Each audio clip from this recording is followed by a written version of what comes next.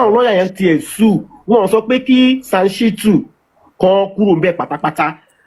It's just like they still wanted to work, and from the look of things, from what I heard, Baba Mohbad has already agreed láti sign kan lè lọ sue gbogbo àwọn tó wà nílé yẹn tó fẹ́ sue tẹ́lẹ̀. Now my point is this: were you aware at any given time one or two people who asked Baba not to sign that document again, Mr. Guresi, sir?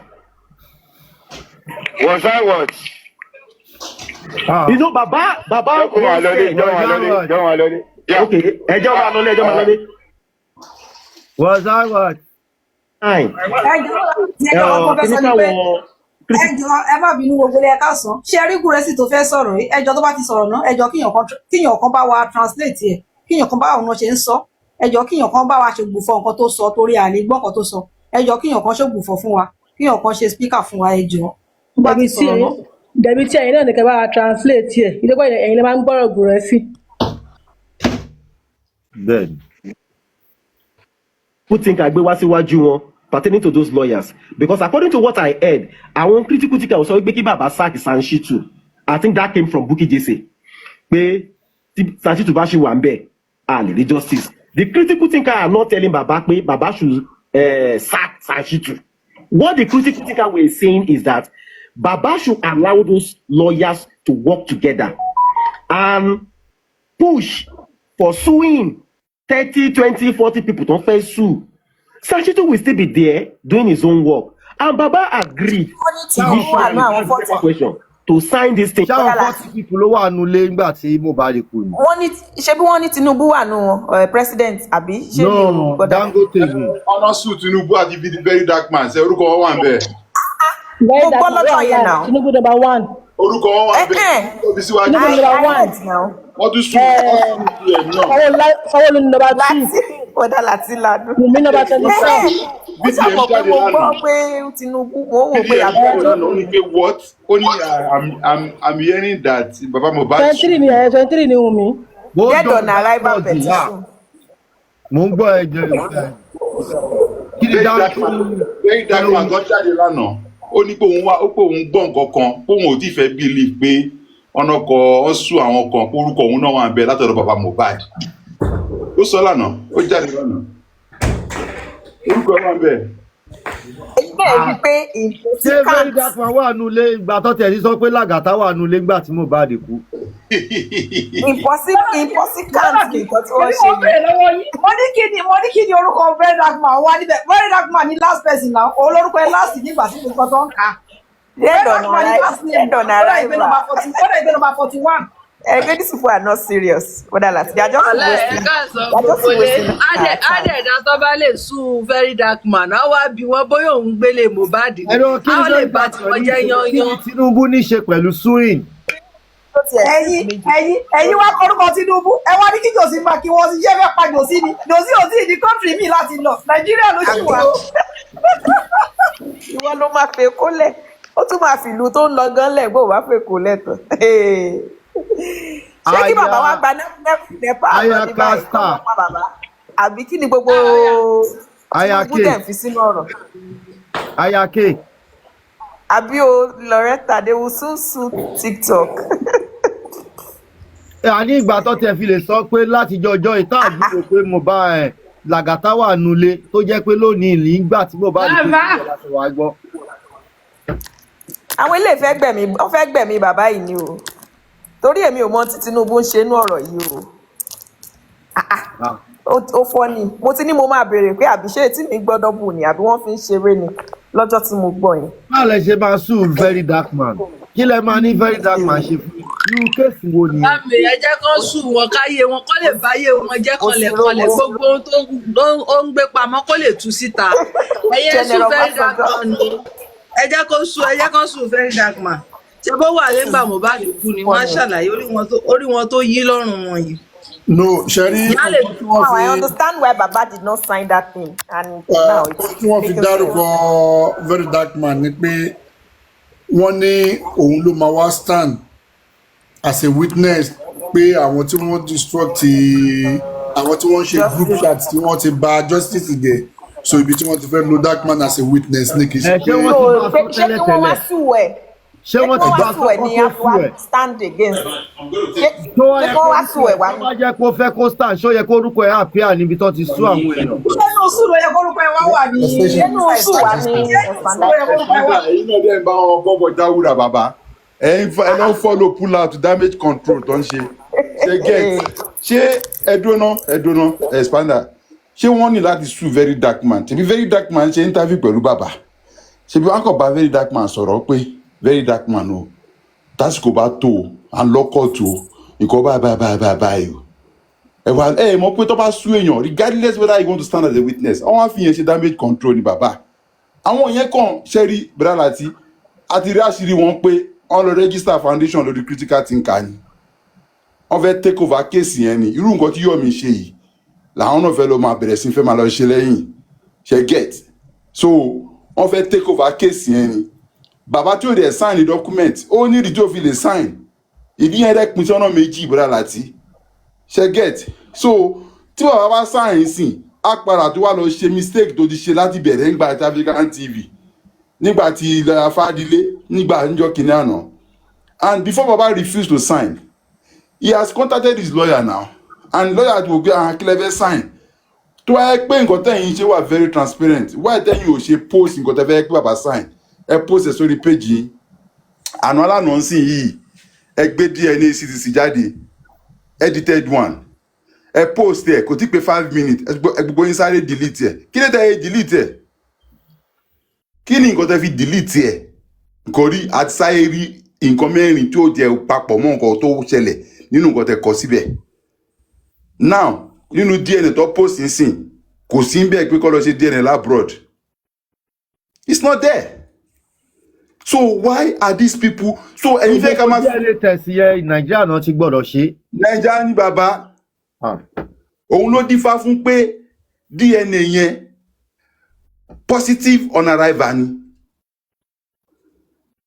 everything has been dealt with wọ́n ti parí gbogbo ẹ̀ kí ni bàbá fẹ́ lọ sáyìn fún ẹ fẹ́ lọ tún nǹkan tó ti dè sẹ́yìn jẹ́ adúlóde olùmọ̀rọ̀ kan mọ̀ nǹkan tó ń ṣẹlẹ̀ ojú yín yóò ṣe ńlá ni ó yìí máa là dáadáa ẹ máa swallow pride yín báyìí tẹ́ bá máa bẹ̀rẹ̀ sí ń tọrọ askara fúláì tẹ́ bá bẹ̀rẹ̀ sí ń tọrọ ìdáríjì ẹ̀ṣẹ̀ ẹ̀sìpádà ẹ̀ má tẹ̀lé pull out yẹn o.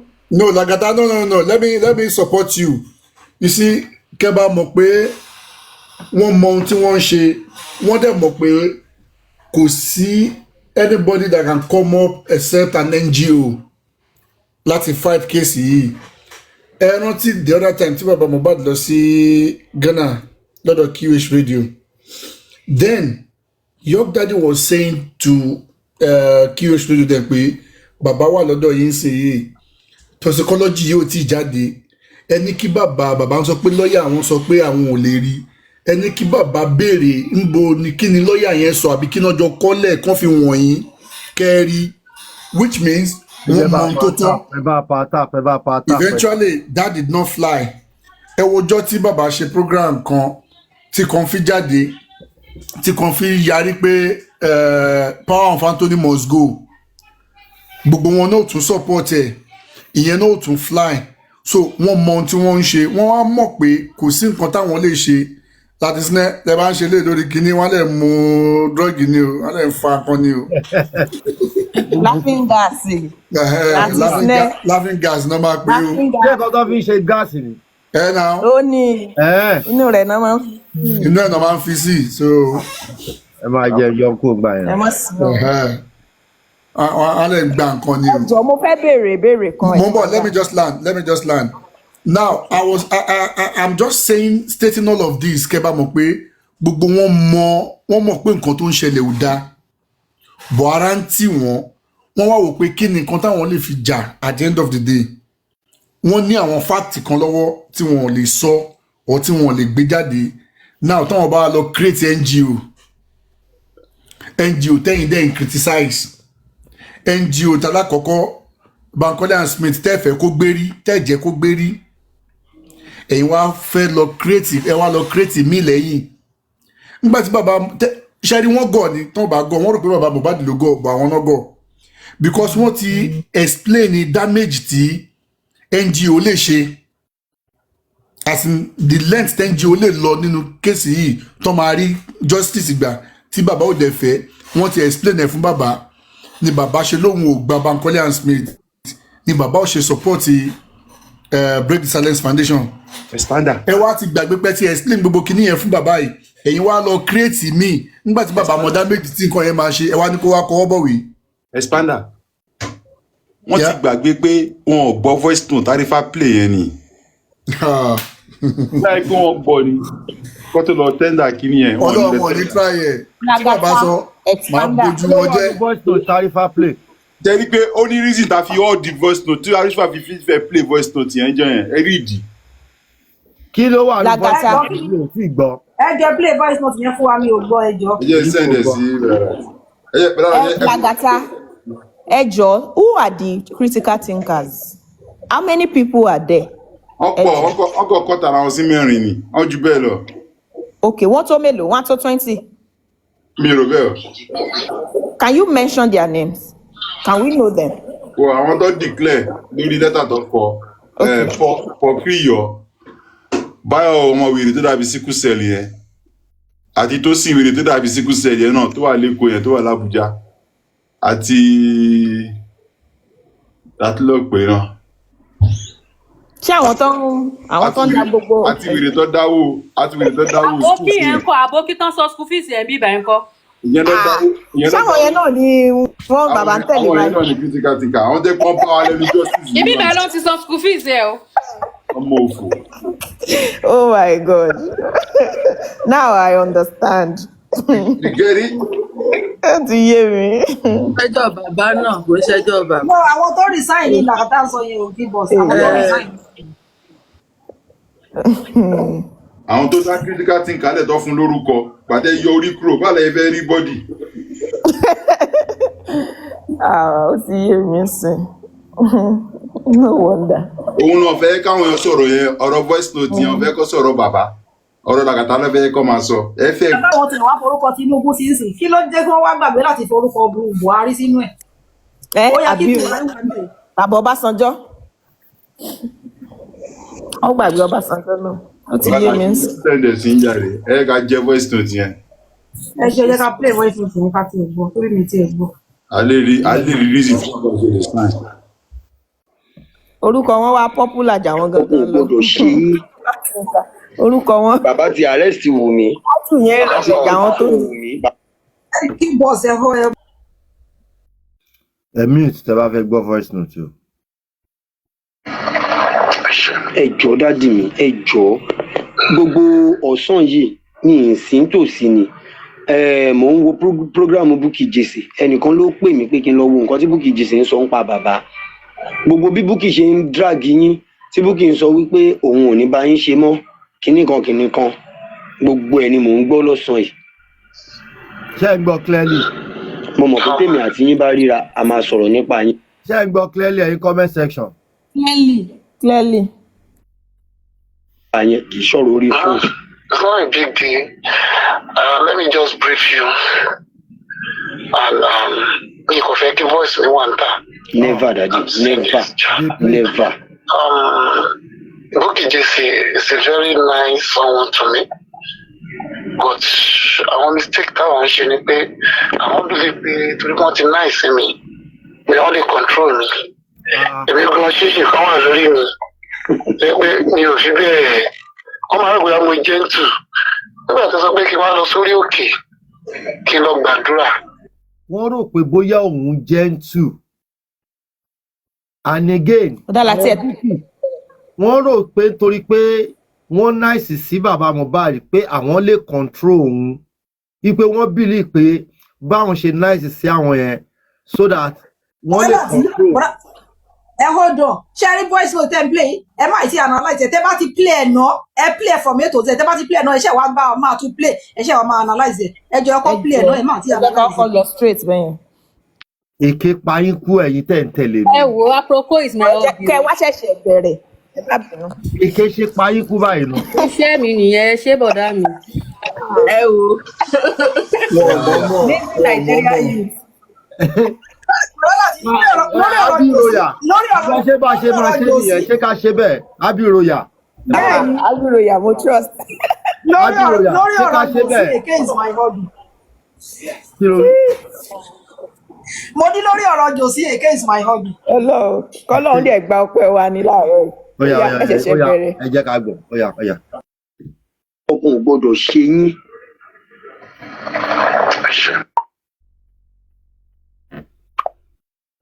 Ẹ jọ̀ọ́ dádì mi ẹ jọ̀ọ́ gbogbo ọ̀sán yìí ní ìsìn tòsí ni mò ń wo program Bukky Jesse ẹnìkan ló pè mí pé kí n lọ wo nǹkan tí Bukky Jesse ń sọ ń pa bàbá gbogbo bí Bukky ṣe ń drag yín tí Bukky ń sọ wípé òun ò ní bá yín ṣe mọ́ kinní kan gbogbo ẹ̀ ni mò ń gbọ́ lọ́sàn-án yìí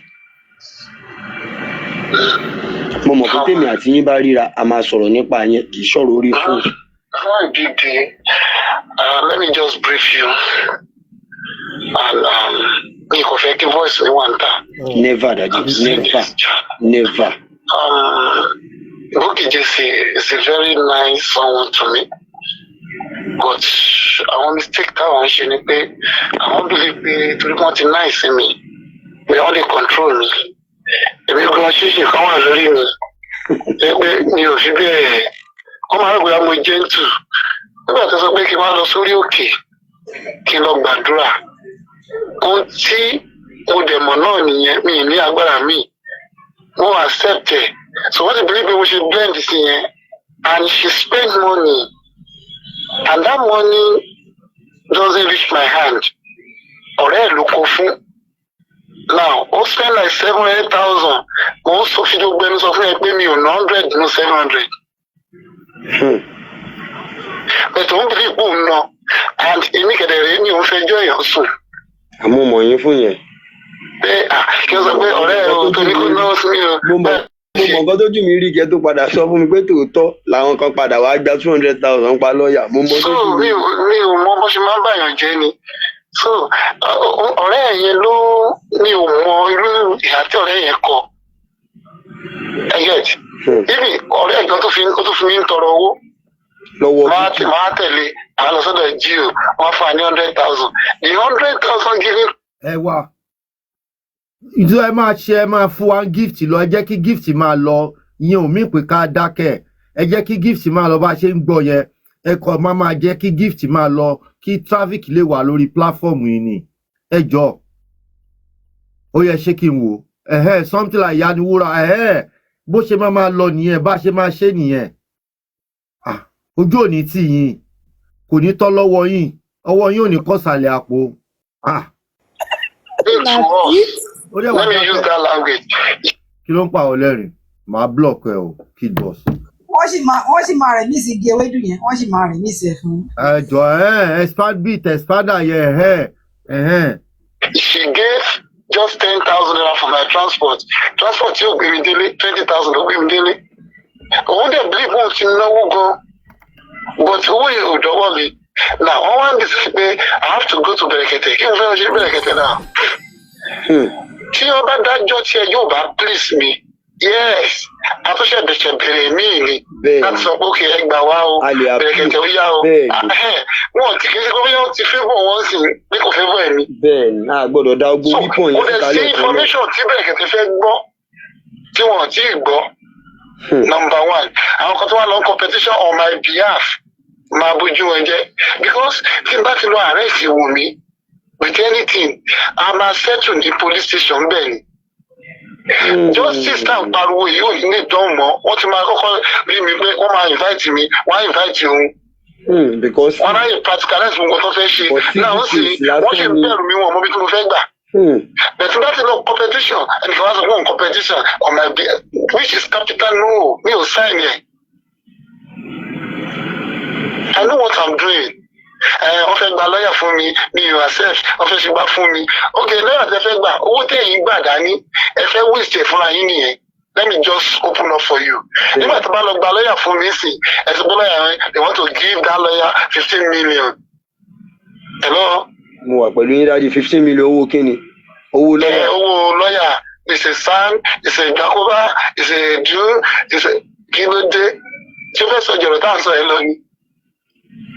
tí ò bá yí pé gbogbo family tó ń pariwo mọ́ mi gan mi ò ní change lọ́ọ̀yà àti tẹ́lẹ̀ yìí mo ti wá change ẹ̀ sí léyìí wọn àti ìjẹ́ kí léyìí ṣiṣẹ́ wọ́n tún sọ fún mi pé it's not active enough wọ́n sì ti ṣọ̀dọ̀ wọn ló ti wá àwọn tó fẹ́ gba lọ́ọ̀yà fún mi lọ bíi 10. ìyẹn ojúmọ́sùn. That's what they are saying and ojúmọ́sùn ò tí ì bẹ̀rẹ̀ iṣẹ́ sí wọ́n ti ń condemn so mo dẹ̀ mọ́ gbogbo tí wọ́n ní sọ́kàn ní pé wọ́n fẹ́ fowó ṣe àbúlálejò fún mi ní owó tó wà lọ́wọ́ yín tẹ̀lé fún èmi kó wà ní àkáǹtì tí ó wà fix sí mi open tí mo lọ́wọ́ sí which is that Access Bank tí mi decide pé I will never touch any money from that I will not do any such thing tó máa di pé ok nígbà tó wá lọ wo wọn lo statement kan ní o ti gbowó ń bẹ̀ no I get so wọn ò follow yẹn èyí tó wà lọ́wọ́ wọn fẹ́ waste fúnra wọn wọ́n fẹ́ gba lọ́ọ̀yà fúnra wọn kọ́ petition fúnra wọn kọ́ máa náwó fúnra wọn. I get ohun tí èmi ò gbà fún gbogbo wọn nìyẹn tó wá dàbí pé bàbá yẹn ní ṣíṣe lórí o àní kó lọ sí kò lọ mi ò ní lọ wọ́n ní kí n má kọrin màá kọrin. So ohun tó wù mí ṣe ẹ̀rọ kí n tákù wọn látàárọ̀ pé nígbà tí ọmọ Barrister kú kò pé a week Bàrí kọrin fún wọn tákù. gbogbo ilé ìtàn tẹ̀ ń sọ yẹn olórin ni mí torí ọmọ yìí ni mi ò ṣe kọrin mọ́ torí pé Ọlọ́run ti gbọ́wọ́ ẹ̀ sókè. tí wàá ní rádàrádà tó ń bá káàkiri. lókè lẹ́tù èmi àti ẹ̀ ti kọrin lórí feed ẹ̀wọ̀n feed tó wà níbi promise wá gbá bọ̀ ń bẹ̀ dáadáa. no a lọ ṣe show èmi àti a ṣe launching of album kan fún yàn kan èmi àti ọmọ mi àti Bless àwọn mẹ́ta yẹn that one stage káàdì kọrin káàdì perform kò síbi tí mo fẹ́ lọ màá mú dání nígbà tó náà ti wá gbọ́wọ́ ẹ̀ sókè tí mi ò mọ̀ ẹ́ bọ́lá lè ṣe tó yẹn kí mo fẹ́ nígbà tí mo tún fẹ́ pàǹdà díẹ̀ ní sọ̀rọ̀ owó tẹ́ fẹ́ ṣe màá fún yín. ó pe Pasuma níjọ́ kan nígbà mo débẹ̀ ọ̀rẹ́ mi Pasuma mi ò rí rí bẹ́ẹ̀tì àjọ jókòó rí onídàájí ṣé Pasuma lè fẹ́ rí ó pè fún lórí fóònù Pasuma tún dọ̀bálẹ̀ fún mi ni wọ́n pe Pasuma age mate ní wà ó ṣe wàá dúró wọn ní onídàájí ní tí Pasuma bá jókòó sí ẹ máa jókòó so ní kí n má bọ́dà so ẹ wo gbogbo àwọn ìlérí yẹn tí ò mú ṣe náà nígbà tó wá lọ ìlú náà wọ́n sọ fún mi pé àsìkò ti tó Ọlọ́run wá ṣí mi níyẹn òun kọ́ lórin nínú orin yẹn pé àsìkò ti tó kó ló wà kó ṣí mi níyẹn so tí wọ́n wá kọrin sẹ́yìn kan sọ pé kí n má kọrin ṣé after 6 months ṣé kí ní ìgbà tí kúrò lẹ̀ àwọn ló máa fún mi lóúnjẹ ṣé mi ní bíṣọ̀ tèmi tí mo fẹ́ rán ni ṣé ìdákọ́ dá mi ṣé kí n máa tọrọ owó ni àbí kí n máa ẹ̀sẹ̀ gbé ẹ wá fún mi lówó mi ò ṣe irú ẹ̀ mo tẹ pámọ́ṣẹ́ kápẹ́ntà mi gidi gan bíkọ́ mi fẹ́ tọrọ jẹ mi ì tẹ̀ láì bí kan máa ẹ lọ káàánú ẹ lọ fún mi ò dúró dè yẹn so ohun tí mi ń tra ìgbà ṣiṣẹ́ ni pé áńtà tí kìíní ìbá jẹ lọ ṣé mo mọ̀ wọ́n rí mi èmi kan fún mi káyọ̀ kò fẹ́ jẹ náà ló fi ń wá mi sọ́gbà pé kó bá kúrò nílẹ̀ tó sùn tá a fẹ́ pín mọ́ tíjọ́ sì ti lọ tán kí mo fẹ́ sinmi lé ṣé kápẹ́ntà yẹn náà máa tó ṣe. ṣe pé bàbá ìgbọ́n. so ìrònú tèmi nìyẹn àwọn ò bá mi rò bẹ́ẹ̀ ẹ síbẹ̀ kẹ̀kẹ́ ẹ jẹ́ ká gba lọ́yà fún yín ẹ jẹ́ ká gba sáà fún yín ṣé sáà yẹn wá dàbí Ọlọ́run ló lè tì wá lẹ́yìn láti gba ìdájọ́ òdodo Ọlọ́run náà mo tẹ̀ gbẹ́kẹ̀lé bí wọ́n ti wọlé sí náà nìyẹn kálù gbàdúrà lórí mọ́ǹtè wọ́n á lọ sórí mọ́ǹtè ẹ wá ń dà mí rígo ìró mi ò dẹ̀ nígbà mo bá mú ìyàwó mi dání bí tí mo ti fọ́gbà yán gan fún wèrè nìyẹn. Nígbà tí mò ń lọ wọ́n mi pé mo bá mú ìyàwó mi dání pé ẹ lè máa wọ́ mi wọ́n ti mọ̀ pé ohun tí mo like pàtàkì like obìnrin lè fobìnrin sẹ́ẹ̀tì mi àwọn tí mo ti mọ̀ tipẹ́ ni máa fọ́ sí tí wọ́n lè ti rí pé bí ẹni kókókó máa yẹra fún ẹ. so gbogbo ilé tí wọ́n ń ṣe kinní kan ń sọ tara ẹ̀ ni owó tó ná ọ̀rẹ́ ló ná fún owó. inú mi ti ẹ̀ dùn dáàdi mi I'm happy I heard this mi ì lè ṣe program mọ́ lálẹ́ láti ìgbà tí mo ti gbọ́ information yẹn mi ò wá òkè mo ní láti sá kúrò níbi tí mo wà mò ń sáré bọ̀ nílé mi bọ̀ bí mo ṣe ń tẹ́lẹ̀ mi ò pé mi ò fẹ́ gbọ́ owó tí bá gbọ́ ó máa bí mi nú mi ò dẹ̀ lè fẹ́ nú bá tiẹ̀ jẹ́ torí pé mo ti jẹ nínú owó ẹ̀. dádì ọ̀rẹ́ ẹ̀ tó fún ní information ló fún ní wrong information. ẹ jẹ́ ká fi sẹ́gbẹ́ kan. yìí ṣe gẹ́yìn náà. ẹ jẹ́ ká fi ti Bukky sẹ́gbẹ́ kan òun ti ṣe tiẹ̀ atẹ́gùn ti gbé yẹn lọ ẹni tí ó bá gbọ́ ti Bukky tó bá ní ìbéèrè kó wá bí àwa àwọn ọmọ báwa ṣe fẹ́ bá wọn sọ̀rọ̀. simple. mi ì fẹ́ kẹ́ni kankan tiẹ̀ máa pe dádì anyhow mi ì fẹ́ kán máa pè yín anyhow. so ẹ̀yin tèmi náà mo lè dá lóhùn bẹ́ẹ̀. mi ì fẹ́ kán máa pè yín anyhow mọ́. àwọn wèrè kan jẹ táwọn ń kóra wọn jọ wọn láwọn máa gbéra látọ̀dọ̀ àwọn fẹ́ tó bíi 10 àwọn ń bọ̀ sílé ọba àkòròdú táwọn bá dọ̀dọ̀ àyàngbọ́n rẹ̀ àwọn fẹ́ kán bá wọn pe dádì wọn á pe mọ́mì Mohbad kán bá wọn yanjú ìjà. èmi wá fẹ́ sọ fún wọn pé kán má wulẹ̀ lọ́dọ̀ ọba kán wá bá dádì ilé direct sódà tán bá ti ń dé àfọlọ́pàá kó gbogbo wọn. àrà sán pa wọn ni nínú ìwọ̀n lè fi mí kọ́bọ̀ nítorí ọmọ yẹn kí n gbà á. wọ́n ṣe pé ẹ má bínú owó tó máa tán iyì wá ń kọ́. dádì mi bí mo fẹ́ kó kíyèsí náà mi ni pé nígbà tí mo parí. nígbà tí ìgbà sákàǹtì mi mi ò gbà mi ò lójú kòkòrò rẹ̀. ọlọ́run ní kí n má gbowó yẹn ṣé kó mo gbà á ni èmi nìbá ló ra pọ́ sí. àṣà àwọn wèrè ní wọ́n ní death certificate lọ́wọ́ wọn ò filẹ̀ gbà mú kiri. wọn ò filẹ̀ ni. now mo tún ṣe wàá gẹ̀ẹ́tì àwọn fáàtì kan ní ìgbà tí ìyá Mohbad pè mí ní nǹkan bíi 3:34 now mo rò pé ìgbà tó ti pé ìyá àbúrò ìyá Wùmí tó ti jọ pàdé kọjú sí sáàdì kejì ṣé pé mọ́tò mi àwọn ẹ̀dẹ̀ máa rí lóògùn mọ́tò mi wọn ò wo ibi tí mo wà wọ́n ti gun orí omi tán ọlọ́run lórí kiri ta tíkẹ́ẹ̀tì kan pàdé sáyé lọ bá wọn lọ́ fi gbé mi lọ́wọ́ wọn ò fẹ́ ìfọ́ọ̀mù mi mọ́ gbogbo ohun tó lọ ẹni mo ṣe ń rí kọ́lẹ́ẹ̀tì kan nìyẹn o ní ìgbà tó ti pè mí ṣé àwọn méjèèjì yẹn ti ríra wọn wọ́n gbójú sẹ́gbẹ́ kan at least mo wà ní akárì náà mo wà nínú mọ́tò náà tó yẹ ká lè rí mọ́tò mi gbà dájú o ó ti yá o wọn ò fẹ́ ìfọ́ọ̀mù mi wọ́n ìfọ́ọ̀mù mi ní gbogbo àṣírí ìfi ń tú ṣùgbọ́n mi ni mò ń ka gbogbo àwọn tí mo bá lórí stage pé àwọn tí mo bá rè é o mo bá lọ́ọ̀yà o ṣé lọ́ọ̀yà ló yẹ kán pè síbẹ̀ yẹn jẹ́ kí ṣe dókítà mo yẹ kí n bá ń bẹ̀. ṣe bálaga tá ń bẹ̀. àwọn máa lè wọ́n á ní ọmọ 26 years ń ṣe wíìlì wọ́n ra lè lórí ọmọ oṣù 5 ṣé mo ṣe láti mí nìyẹn ṣé orúkọ Mohbad mo fi láti mí èmi gan ò tí ì ṣe wíìlì.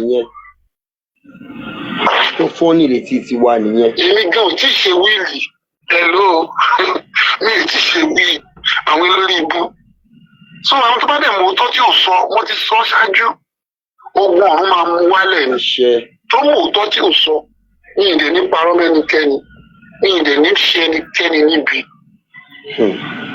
that's my principle so àwọn tó bá gbà wọ́n sọ̀rọ̀ ẹ̀yọ́ yẹ kémi náà go online kí n sọ̀rọ̀ I will never do that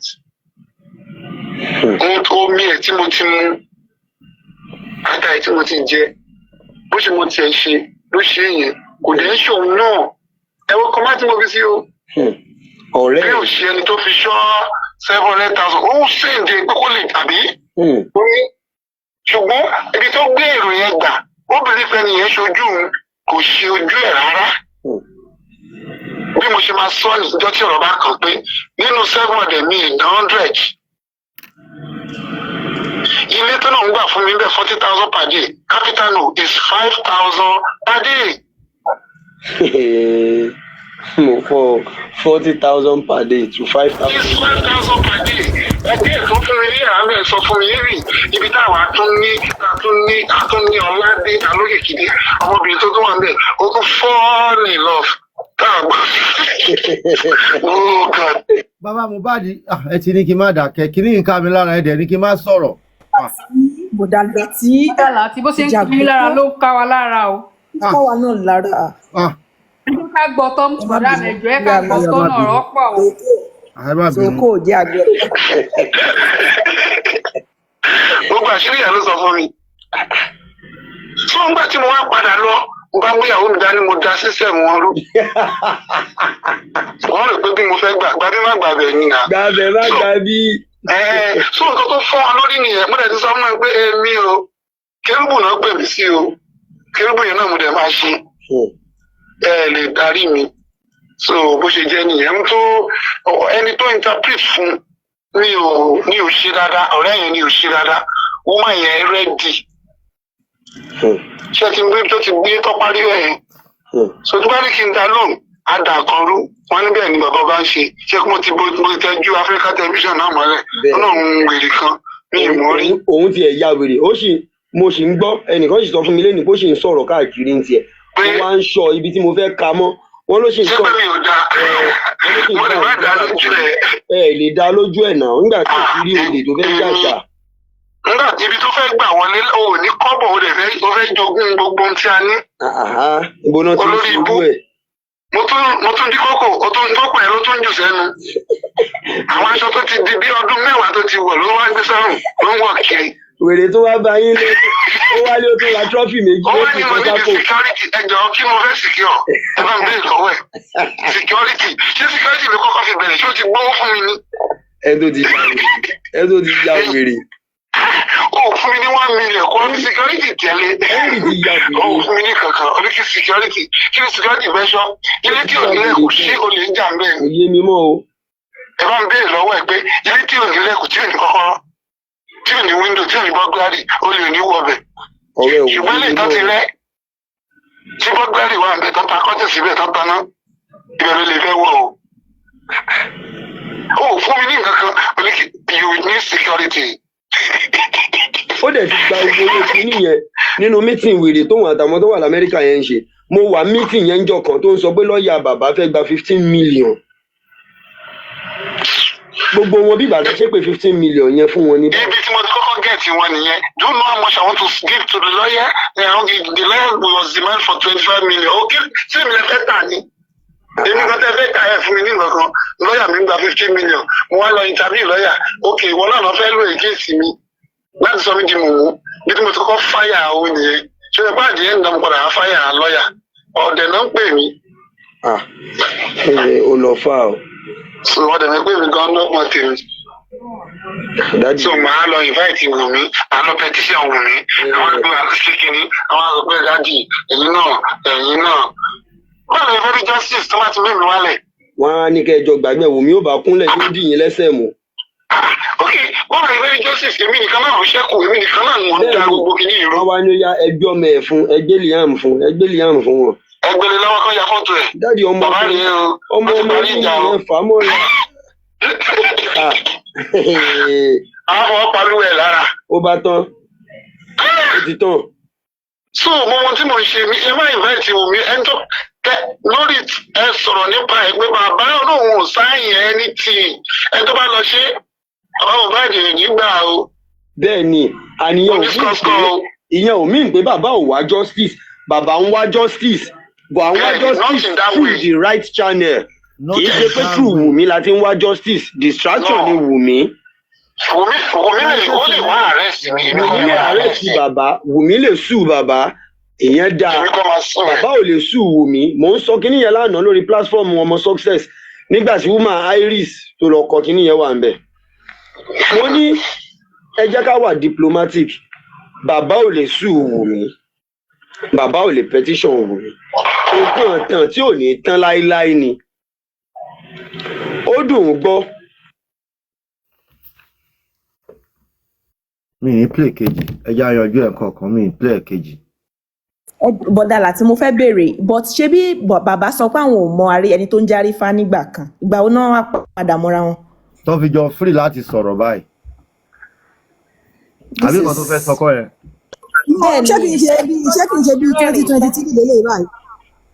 no Sister Debbie ó jẹ́ 2023 ó jẹ́ 2024 gbogbo nǹkan tí bàbá sọ ló padà ṣẹlẹ̀ ń sìn yìí o gbogbo nǹkan tó fẹ́ ṣe ń gbà yẹn náà ló padà ṣẹlẹ̀ ń sìn Josi ìwọ wá use wa ó wá drop wá sílẹ̀ àbí tálálẹ́ bá ní sọ́kà fẹ́ aláàrò ń jẹ́ kó sàn ẹ́. ọmọ ẹ ní sùúrù ẹ jọ̀ọ́ ẹ má bínú ṣé voice note yìí ti pẹ́ ni. ó ti lè pẹ́ mi rò pé recent one ni. Lagata. But not that much. This voice note was that period when Bukky took Baba to that church, that Logbadra. So it was 2023. Tí bàbá tí Bukky Jesse ní kí wọ́n lọ sórí òkè tí wọ́n fi lọ tó lóhùn tí Bukky Jesse fi jáde fún bàbá. Tó fi jáde fún wọn tó fi drag bàbá ń gbà yẹn. Ṣé ìgbà yẹn náà wọ́n tún ní nǹkan kan tán ní consign. Ẹ náà wọ́n ní consign document kan gbà kan náà yẹn lawyer the same thing náà ni. Same okay. Now. So o ti understand gbàtí bàbá wa sign yẹn gbà yẹn àwọn ènìyàn náà dẹ̀ mọ̀ gbàtí bàbá wa sign àwọn eléyìí sìn wọ́n wá ń pariwo wọ́n wá ń jà lórí ẹ̀. Oh, now I get.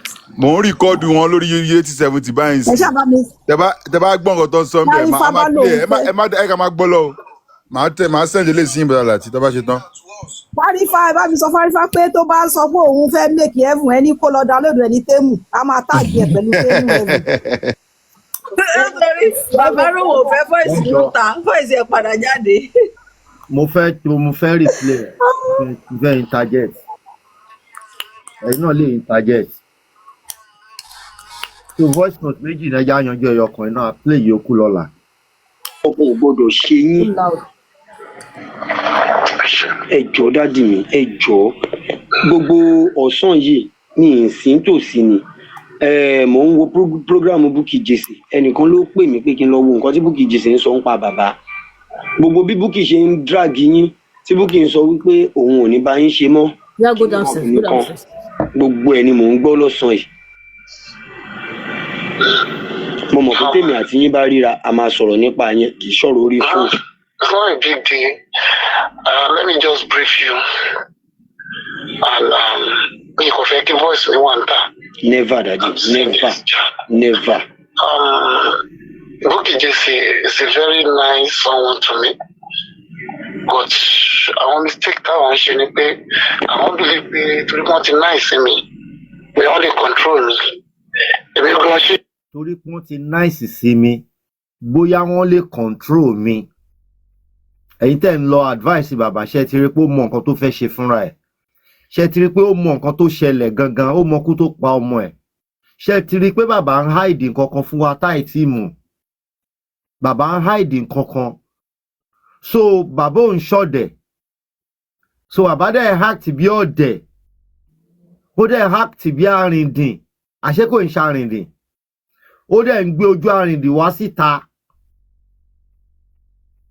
Ṣíṣe kan wà lórí mi pé mi ò fi bẹ́ẹ̀ wọ́n máa ń gbé ọmọ jẹ́. Pé ṣínṣìn wà lórí òun náà èmi mọ̀ pé ṣínṣìn wà lórí bàbá Mohbad inú mi dẹ̀ dùn bó ṣe fi hàn ń sìn tó fi hàn public pé ṣínṣìn wà lórí òun. Gentle. Ó lóun fi bẹ́ẹ̀ gbádùn. Kí n lọ gbàdúrà ohun tí mo dẹ̀ mọ̀ náà nìyẹn mi ní agbára mi mo accept ẹ̀ so wọ́n ti believe pé mo ṣe blend sí yẹn and she spend money and that money doesn't reach my hand ọ̀rẹ́ ẹ̀ ló kó fún now ó spend like 700,000 mo ń sọ fídíò gbẹnu sọ fún ẹ pé mi ò ná 100 mo 700. So ṣe ti rí pé anything nǹkan tó ṣe àwọn critical thinker mistake tán ṣe nìyẹn lọ́dọ̀ bàbá Mohbad owó tí wọ́n dá yẹn ó yẹ kí wọ́n dá bàbá Mohbad yẹn expect pé kán dá owó yẹn sínú àkáǹtì òun. bọ́lá láti á dá fún yín ọlọ́run nípa làákàyè yín lórí wọn ò fún bàbá lówó yẹn. torí pé wọn ò dá owó yẹn sí kí a bàbá ló ṣe go against nǹkan tó ń ṣe tó bá pé gbogbo owó tó ń dá yẹn owó yẹn ò ní jẹ́ kó lè rántí béèrè nǹkan tó ń béèrè yẹn bẹ́ẹ̀ torí pé wọn ò dá owó yẹn sí kí a bàbá ìtorí ẹ̀ ni ò ṣe sign nǹkan tó ní kan sign ẹni owó tí ò bá ti wà ní ìkí àbàbà kò lọ́wọ́ sí kò fẹ́ lọ́wọ́ sí. ètò ń bí ipò ń lọ and èmi kẹ̀dẹ̀rẹ́ ni òun fẹjọ́ èèyàn sùn. àmọ́ mọ̀ yín fún yẹn. pé kí n sọ pé ọ̀rẹ́ ẹ̀ ò tó ní kó náà sí mi o. mo mọ̀ nǹkan tójú mi rí kẹ́ tó padà sọ fún mi pé tòótọ́ làwọn kan padà wá gba 200,000 pa lọ́ọ̀yà mo mọ̀ tójú mi. mi ò mọ bó ṣe máa ń bàyàn jẹ́ ni so ọ̀rẹ́ ẹ̀ yẹn ló mi ò mọ irú ìhà tí ọ̀rẹ́ yẹn kọ ẹgẹt ibi ọ̀rẹ́ ẹ̀gbọ́n tó fi mí ń tọrọ owó máa tẹ̀lé àwọn lọ́sọ̀dọ̀ jíò wọ́n fún wa ní 100,000 the 100,000 given to us let me use that language she gave just 10,000 naira for my transport tí ó gbé mi délé 20,000 ó gbé mi délé òun dẹ̀ believe wọn ti náwó gan but owó yẹn ò dọ́wọ́ mi now wọ́n wá ń bí sí pé I have to go to bẹ̀rẹ̀kẹ̀tẹ̀ kí n fẹ́ ṣe bẹ̀rẹ̀kẹ̀tẹ̀ náà. gbogbo ìgbà yẹn ni mo ń bẹ bàbá Mohbad pé kán lọ sí bẹ̀rẹ̀kẹ̀tẹ̀ gbogbo ìgbà tó fẹ́ lọ sí bẹ̀rẹ̀kẹ̀tẹ̀ yẹn ni voice note ti wà gbogbo ìgbà yẹn ni à ń bẹ bàbá Mohbad Kúdí ló kọ́kọ́ bẹ bàbá Mohbad ní ògbà kémi tó bá bàbá Mohbad sọ̀rọ̀ èmi ni mo ṣẹ̀ bá bàbá Mohbad sọ̀rọ̀ nígbà yẹn kó tó di pé lọ sí bẹ̀rẹ̀kẹ̀tẹ̀. tí wọ́n bá dájọ́ tí ẹjọ́ ò bá please mi yes àtúnṣe bẹ̀rẹ̀ míì ni Bẹ́ẹ̀ni. láti sọ pé òkè ẹgbà wá o A lè approve. bẹ̀rẹ̀kẹ̀tẹ̀ ó yá o Bẹ́ẹ̀ni. wọn ti kì í ṣe pé wọ́n ti favour wọn sí pé kò favour ẹ̀mí. Bẹ́ẹ̀ni, a gbọ́dọ̀ dá ogbó wípọ̀ ó yẹn dẹ̀ síta sí lẹ́ẹ̀kan náà. information tí bẹ̀rẹ̀kẹ̀tẹ̀ fẹ́ gbọ́ tí wọ́n ti gbọ́ number one àwọn kan tó wà lọ competition on my behalf máa bójú wọn jẹ́ because tí n bá ti lọ arrest Wùmí. ṣe gbọ́ àwọn kan tún ti lọ competition on my behalf máa bójú wọn jẹ́ ó ní máa bà ojú wọn jẹ́. Uncle Lati, láti 2023 máa yìí ti ní irú èrò báyìí sí Bukky ó dẹ̀ ṣe ń bá Bukky ṣe ẹ ti understand ó yé mi. ṣebí 2023 ní kíní ó ti nírú máìdì àbí ẹ bó ṣe ń sọ̀rọ̀ bó ṣe ń bá Bukky yìí bó ṣe ń sọ̀rọ̀ Bukky yìí ó dẹ̀ tún ṣì ń bá Bukky yìí ṣe ẹni tó bá rí bàbá yìí tí ò bá sá ẹja máa gbọ́ lọ. 2024 ni kì í ṣe 23 24. Àwọn tó lòun máa bójú ẹ̀jẹ̀ yẹn Bukky kọ́ ló ń bá wí o àwọn gbọ́tìjà ló ń bá wí gbà yẹn náà lọ gbé. no expander no. àwọn Bukky kọ́ ló ń bá Bukky ló ní kóbìnrin ẹdúró náà ló kọ́ kínní gbà yẹn. irọ́ ìyẹn kọ́ ti sàn yẹn kọjá wọ́n gbóbìnrin fún bàbá pé kó lọ fi mọ́nítọ̀ bàbá tó gba yàrá tó ní kó lọ sun yàrá kan náà. yà Bukky ṣe yẹn ẹ na ó bójú wọn jẹ́ ó dẹ̀ lóun gbé girlfriend òun dání lọ. ẹ understand nǹkan tó ń sọ nípa Bukky yìí ní expander ẹ tí ì gẹ mo fi pé ń gbàdọ̀ pa àwọn tó lòun máa bójú ẹ̀jẹ̀ pé wọ́n lọ ń competition. no not even that agbègbè bó ṣe ń sọ pé ó rò pé òun gbọ́n ó rò pé òun ṣe of course òun náà sọ ó ní wọ́n mọ ohun tóun like wọ́n wá fẹ́ fi set òun up. wọ́n fẹ́ fi set òun. obìnrin tóun dání yá. ó yá.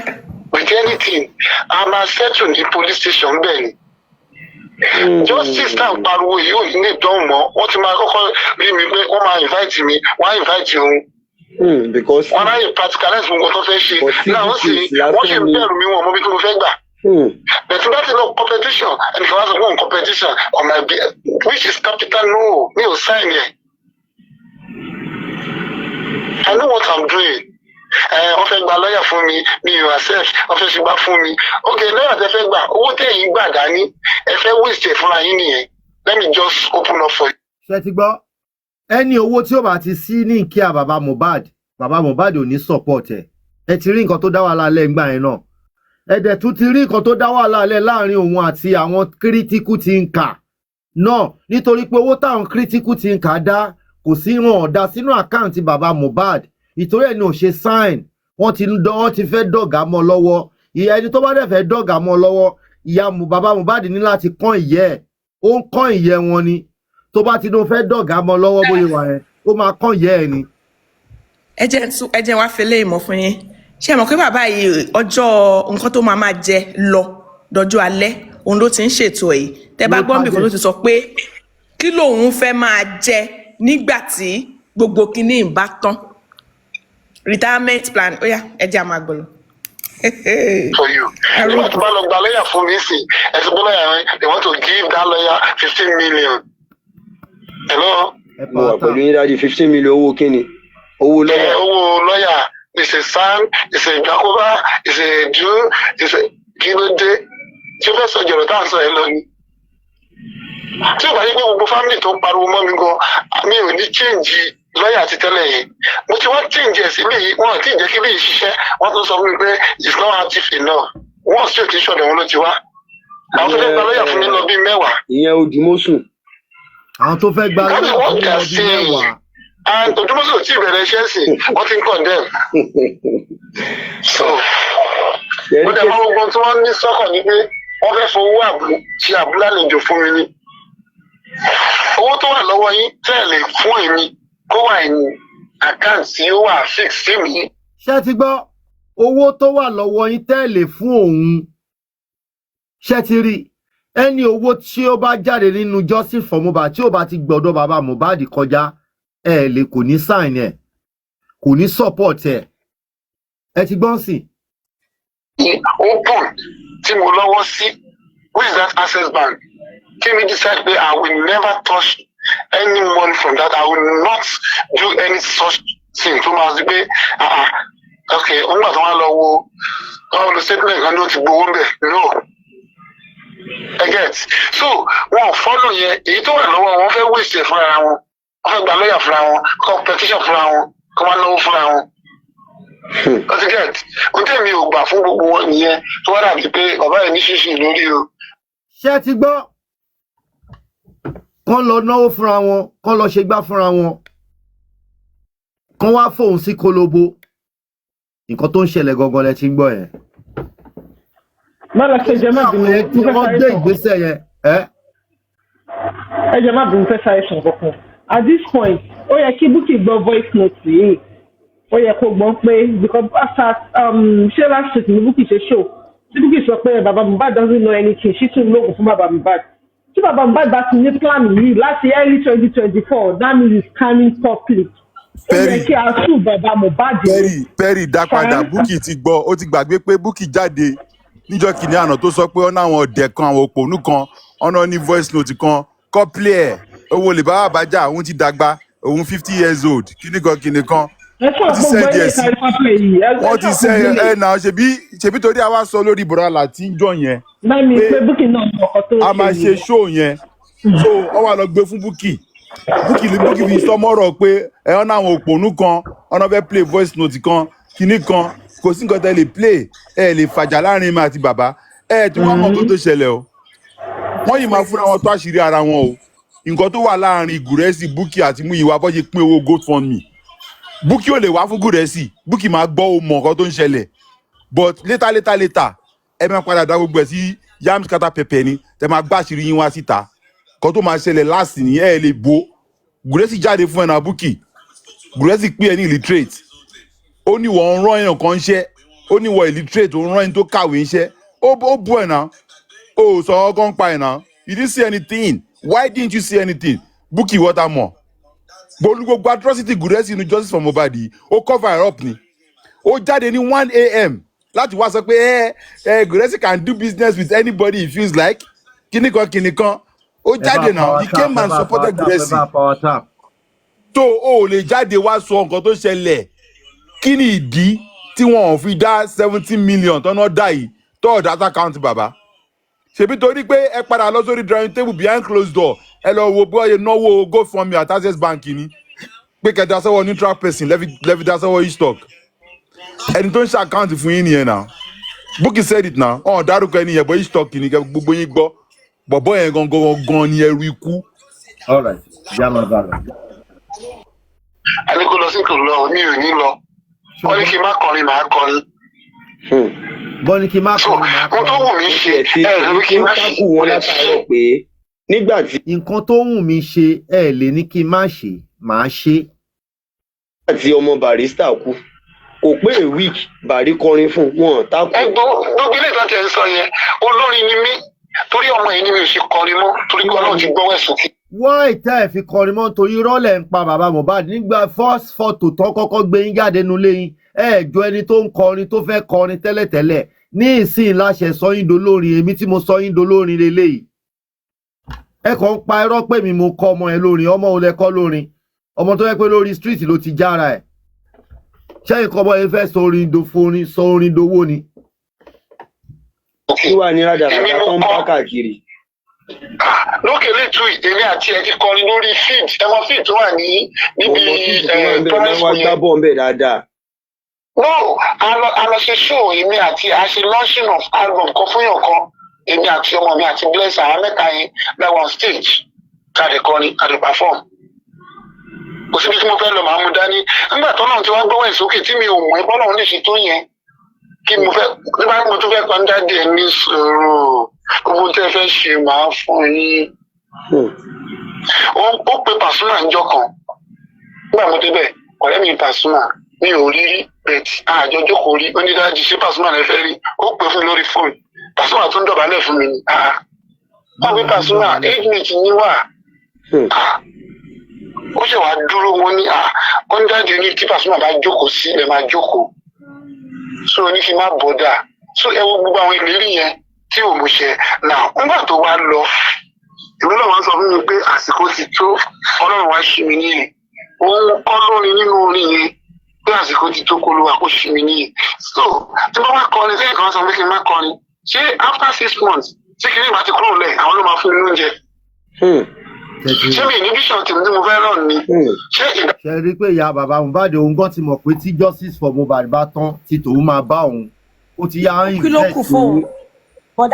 invest owó sílẹ̀ kò dẹ̀ wá yẹ kó jẹ́rú owó yìí irú owó kan fi tán máa fi gba justice ló yẹ kí bàbá máa kó lóun fẹ́ plan lé lórí o bàbá kò ní í dalẹ̀ o honestly because tó bá yẹ pé ṣe writing ni ẹ máa lọ́lá láyé ẹ wò àwọn ọ̀run á mọ̀ ọlọ́run ẹ jẹ́ àmà gbọ́ lọ. ìdákọ́ dá mi ṣé kí n máa tọrọ owó ni àbí kí n máa ẹ̀sẹ̀ pé ẹ wá fún mi lówó mi ò ṣe irú ẹ̀ mo tẹ bá mọ́ṣẹ́ kápẹ́ntà mi gidi gan ìkọ́ mi fẹ́ tọrọ jẹ mi ì tẹ̀ láì bí kan máa ẹ lọ káàánú ẹ lọ fún mi ò dúró dè yẹn. so ohun tí mi ń tra ìgbàdí ṣe ni pé áfítà tí kinní yìí bá jẹ lọ ṣé mo wọ́n rí mi èmi kan fún mi káyọ̀ kò fẹ́ jẹ náà ló fi ń wá mi sọgbà pé kó bá kúrò lẹ̀ tí ó sùn tá a fẹ́ pín mọ́ tíjọ́ sì ti lọ tán kí mo fẹ́ sinmi lé ṣé kápẹ́ntà. ṣé ẹ ti gbọ́. ó ní ohun tó ní ká bẹ́ẹ̀ ni. ó ní kí ni. ó ní nǹkan tó fẹ́ ó ní nǹkan tí wọ́n fẹ́ jẹ ni wọ́n fi ń wá òun kiri ó ní nígbà tí ò bá sí nǹkan tí wọ́n fẹ́ pín mọ́. mọ́dà láti. ọjà yẹn náà máa tó ṣe.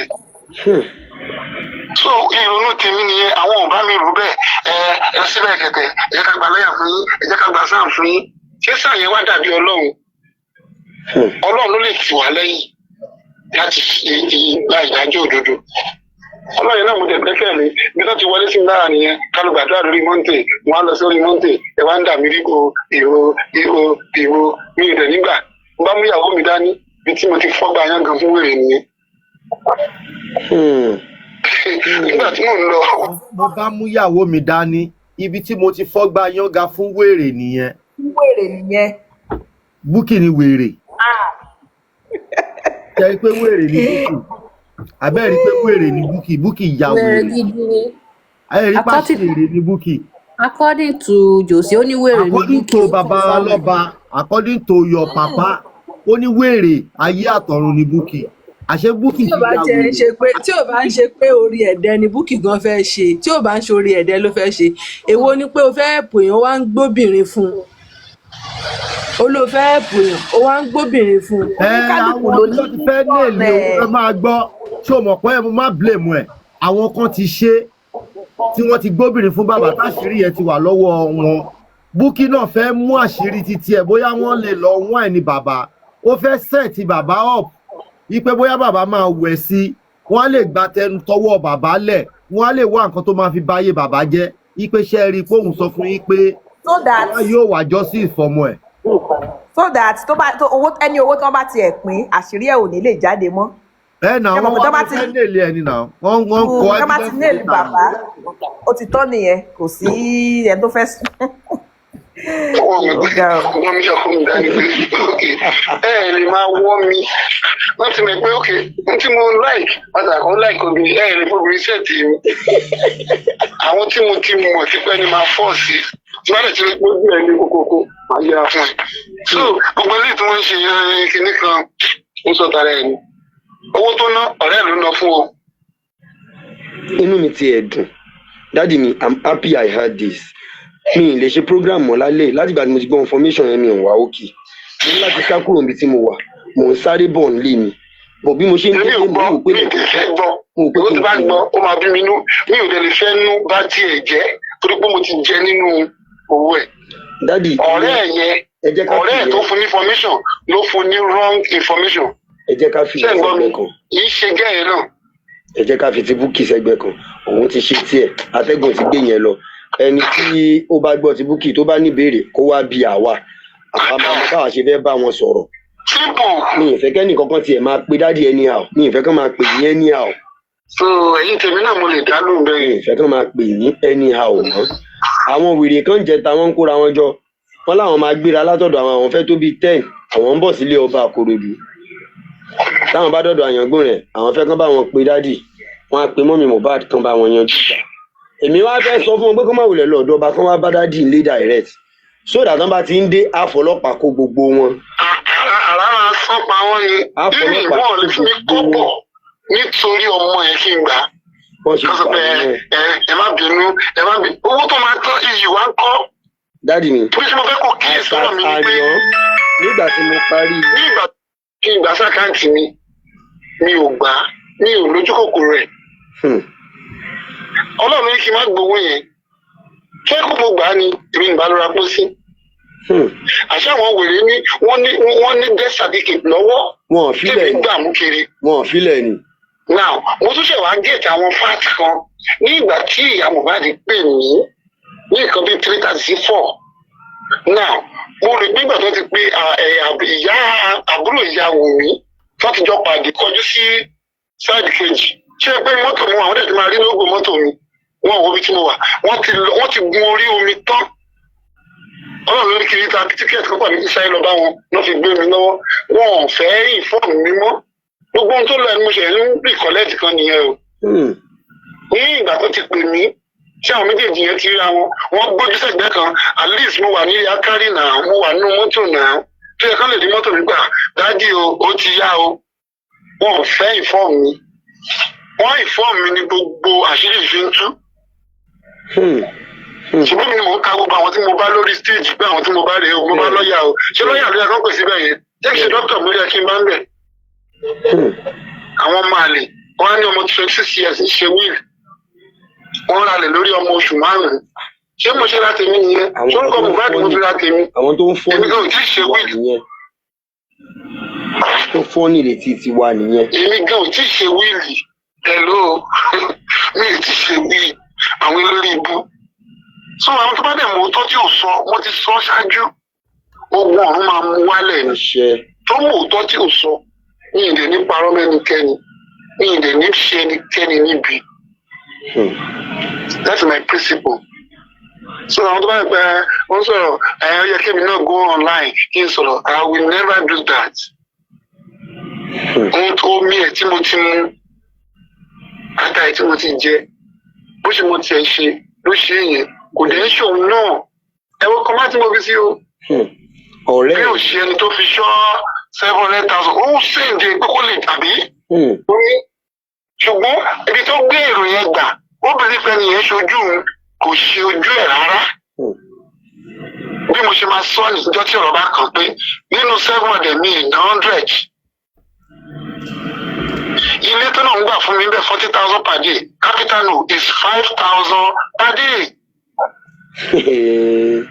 Mo fọ 40,000 per day to 5,000. It's 5,000 per day.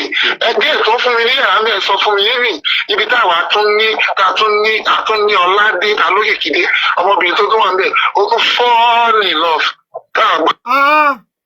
Òdòbòdòbò òdòyàndòyàn òdòmọdòyà òdòkọdòyà.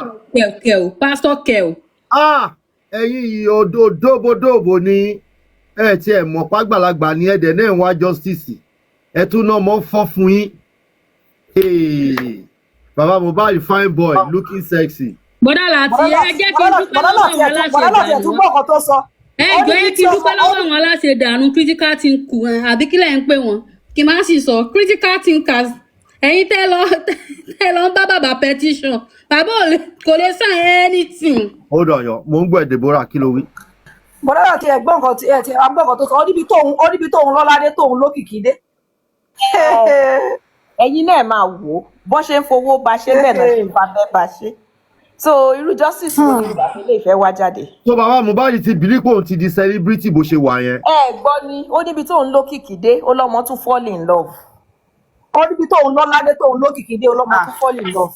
Ẹ sọ pé pọ̀ mo ń bọ̀ lẹ́sẹ̀. Tó mú òótọ́ tí ò sọ ní ìdè ní parọ́ mẹ́nikẹ́ni ní ìdè ní ṣe ẹnikẹ́ni níbi. That's my principle. So àwọn tó bá yẹ pé wọ́n sọ̀rọ̀ ó yẹ kí èmi náà go online kí n sọ̀rọ̀ I will never do that. Omi ẹ̀ tí mo ti mu ata ẹ̀ tí mo ti jẹ bó ṣe mo tiẹ̀ ṣe ló ṣe yẹn kò dẹ̀ ń ṣòun náà ẹ̀wọ̀n kan má tí mo fi sí o. Ọ̀rẹ́ bí ò ṣe ẹni tó fi ṣọ́ 700,000 ó ń ṣèǹde pé kó lè tàbí. Ṣùgbọ́n ibi tó gbé èrò yẹn gbà obìnrin fẹ́ni yẹn ṣojú òun kò ṣe ojú ẹ̀ rárá. Bí mo ṣe máa sọ níjọ́ tí ọ̀rọ̀ bá kàn pé nínú 700 mi ìná 100. Ilé tó náà ń gbà fún mi bẹ́ẹ̀ 40,000 per day. Capital no is 5,000 per day. Mo fọ 40,000 per day to 5,000. It's 5,000 per day. Ẹgbẹ́ tó fún mi ní àmì ẹ̀ sọ fún mi yé mi. Ibi táwa tún ní Ọládé Alóyèkìdé ọmọbìnrin tó tún wà ń bẹ̀ ó tún fall in love. Ibi táwọn ní Ọládé táwọn tún lókìkí dé ọmọbìnrin tó wà ń bẹ̀ ó tún fall in love. Ṣé ti rí pé àwọn àyàmí ká tàbújá wọ́n ní fídíò Àbújá lọ́wọ́ ṣé rí pé wọn ò parọ́ pé wọ́n ní fídíò Àbújá lọ́wọ́. Wọ́n parọ́. Ṣé bá ní wọ́n ṣe threesome ṣé rí pé wọn ò parọ́ pé bàbá Mohbad ṣe threesome. Níbi tó ti ń wá justice ọmọ ẹ tó lóun wá justice tó dẹ̀ ń dó wọn káàkiri. Bóyá o ti dó t'Amẹ́ríkà yìí náà ni kí ló kọ àǹtí yìí kí ló kọ àǹtí tọ́ṣẹ̀ ń ba ayé ẹ̀jẹ̀ lọ́wọ́ ẹ̀ tó ṣọmú ọ̀rọ̀ Détọ́lá Aládùkẹ́ bóyá o ti dó tó Détọ́lá báyìí ni ibi tẹ́ ẹ nọ́ládé tẹ́ lókìkí dé ọmọ tó wá fall in love ẹ máa wọ ẹni tó náà tẹ́ ló ń wá justice ẹ máa wọ ẹni tó náà ń wá justice. Oh God. Gbogbo àṣírí ìyá ló sọ fún mi. Tí wọ́n gbà tí mo wá padà lọ, mo bá mú ìyàwó mi dání mo da sísẹ̀mù wọn rú. Wọ́n rò pé bí mo fẹ́ gbà bí má gbà bẹ̀ ni nà. Gbàbẹ̀ má gbà bí. Sọ nǹkan tó fọ́ wọn lórí nìyẹn, mo dẹ̀ ti sọ fún mi pé èmi o, kérúbù náà pè mí sí o, kérúbù yẹn náà mo dẹ̀ máa ṣe. Ẹ lè darí mi. So bó ṣe jẹ́ nìyẹn tó ẹni tó interpret fún ní ò ṣe dáadáa ọ̀rẹ́ yẹn ní ò ṣe dáadáa woman yẹn rẹ́dì ṣé ti gbé tó ti gbé tó parí ẹ̀ so tó bá ní kí n dá lóhùn á dà kan rú wọn níbẹ̀ ni bàbá bá ń ṣe ṣé kí mo ti tẹ́jú Africa television náà mọ́lẹ̀ ọlọ́run wèrè kan ní ìmọ̀ rí. Òun ti ẹ̀ ya wèrè mo sì ń gbọ́ ẹnìkan sì sọ fún mi lẹ́nu bó ṣe ń sọ̀rọ̀ káàkiri ní tiẹ̀ mo wá ń sọ ibi tí mo fẹ́ ka mọ́ wọn ló ṣe ń sọ mo lè má dá lójú ẹ lè dá lójú ẹ náà nígbà tí o ti rí olè tó fẹ́ jàjà. nígbà tí ibi tó fẹ́ gbà wọlé o ò ní kọ́bọ̀ o fẹ́ jogún gbogbo ohun tí a ní. Ibo náà ti ń fi ojú ẹ. mo tún dí kókò o tún kókò ẹ ló tún jù sẹ́nu. àwọn aṣọ tó ti di bí ọdún mẹ́wàá tó ti wọ̀ ló wá gbé sọ́run ló ń wọ̀ kiri. Wèrè tó wá bá yín lé ó wá lé ó tún ra trọ́fì méjì ó wá ní mo níbi security ẹjọ́ kí mo fẹ́ secure ẹ bá mi bẹ́ẹ̀ kọ́wé security ló kọ́kọ́ fi bẹ̀rẹ̀ tó ti gbówó fún mi ní. ẹ tó ti ya wèrè.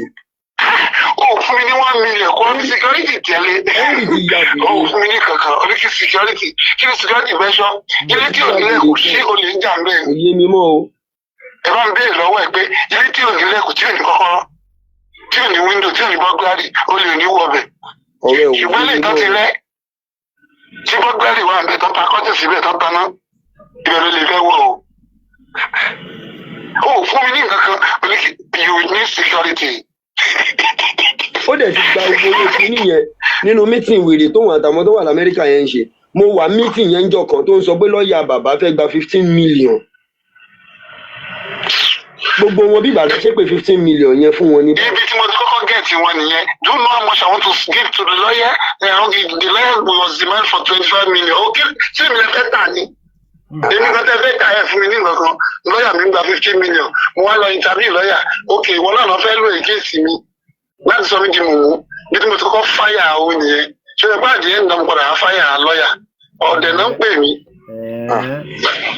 Ó lọ fà o. Wọ́n dẹ̀ pé mi gan lọ́pọ̀ tèmi. So màá lọ invite Wùmí, màá lọ petition Wùmí, àwọn àgbẹ̀ àlùsíkì ní àwọn àgbẹ̀ dájì, ẹ̀yin náà. Báwo ni very justice tó máa ti mímu wálẹ̀? Wọ́n á ní kẹjọ gbàgbé Wùmí ó bá kúnlẹ̀ yóò dì yín lẹ́sẹ̀ mú. Ok, báwo ni very justice èmi nìkan náà ló ṣẹ́kù, èmi nìkan náà ni mo ń da gbogbo kìíní ìró. Wọ́n wá ní ó yá ẹgbẹ́ ọmọ ẹ̀ fún ẹgbẹ́ Liam fún wọn. Ẹgbẹ́ni lọ́wọ́ kan ya fọ́tò ẹ̀. Dáàdi ọmọ ọmọ yẹn fà á mọ́ ẹ̀. Àwọn ọmọ pariwo ẹ̀ lára. Ó bá tán. Ó ti tán. So mo mọ tí mo ń ṣe mi ẹ má invite omi ẹni tó lórí ẹ sọ̀rọ̀ nípa ẹ pé bàbá olóhùn ò sáyìn ẹni tí ẹni tó bá lọ ṣe Mohbad ò ní gbà o. bẹ́ẹ̀ ni àníyàn ìyẹn ò mean pé bàbá ò wá justice bàbá ń wá justice but àwọn wá justice through the right channel kì í ṣe pé through Wùmí la ti ń wá justice distraction ni Wùmí. ṣé ti rí i pé selective justice ni bàbá Mohbad ń wá ṣé ti rí i pé ẹ lè rí original justice bẹ́ẹ̀ ṣe tẹ̀lé bàbá Mohbad because selective justice ló ń wá justice tó máa mú Wùmí nìkan tí ó dẹ̀ mọ̀ wípé àwọn tó involve nínú ikú ọmọ ẹ̀ wọ́n pọ̀ kò ṣe yan nìkan ṣé ti rí i pé selective justice ni bàbá Mohbad ń wá ẹ ti gbọ́ ó ní kì í ṣe irú justice táwọn yẹn ń wá lòun ń wá ipò tọ̀ ní justice tó ń wá justice tó máa má dúrà ẹ lè rí lọ́dọ̀ ẹ̀ justice tó máa mú ya Mohbad ẹ lè rí justice tó máa mú blessing ẹ lè rí so kí lẹ wá ń dá ara yín láàmú fún.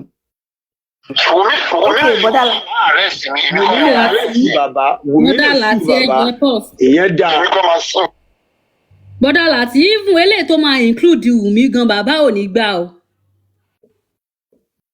ó gbọ́ nǹkan tó sọ ń bì báyìí ni gbọ́ nǹkan tó sọ ń bì báyìí.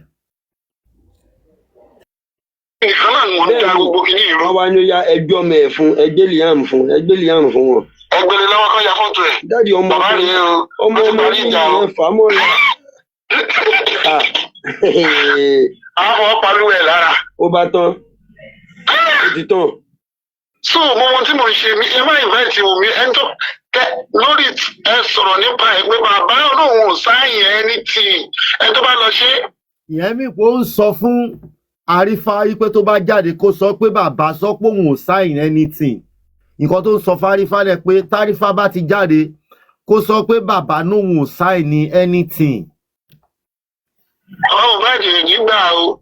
bẹ́ẹ̀ ni àníyàn ìyẹn ò mean pé bàbá ò wá justice bàbá ń wá justice but àwọn wá justice through the right channel kì í ṣe pé through Wùmí la ti ń wá justice distraction ni Wùmí. Wùmí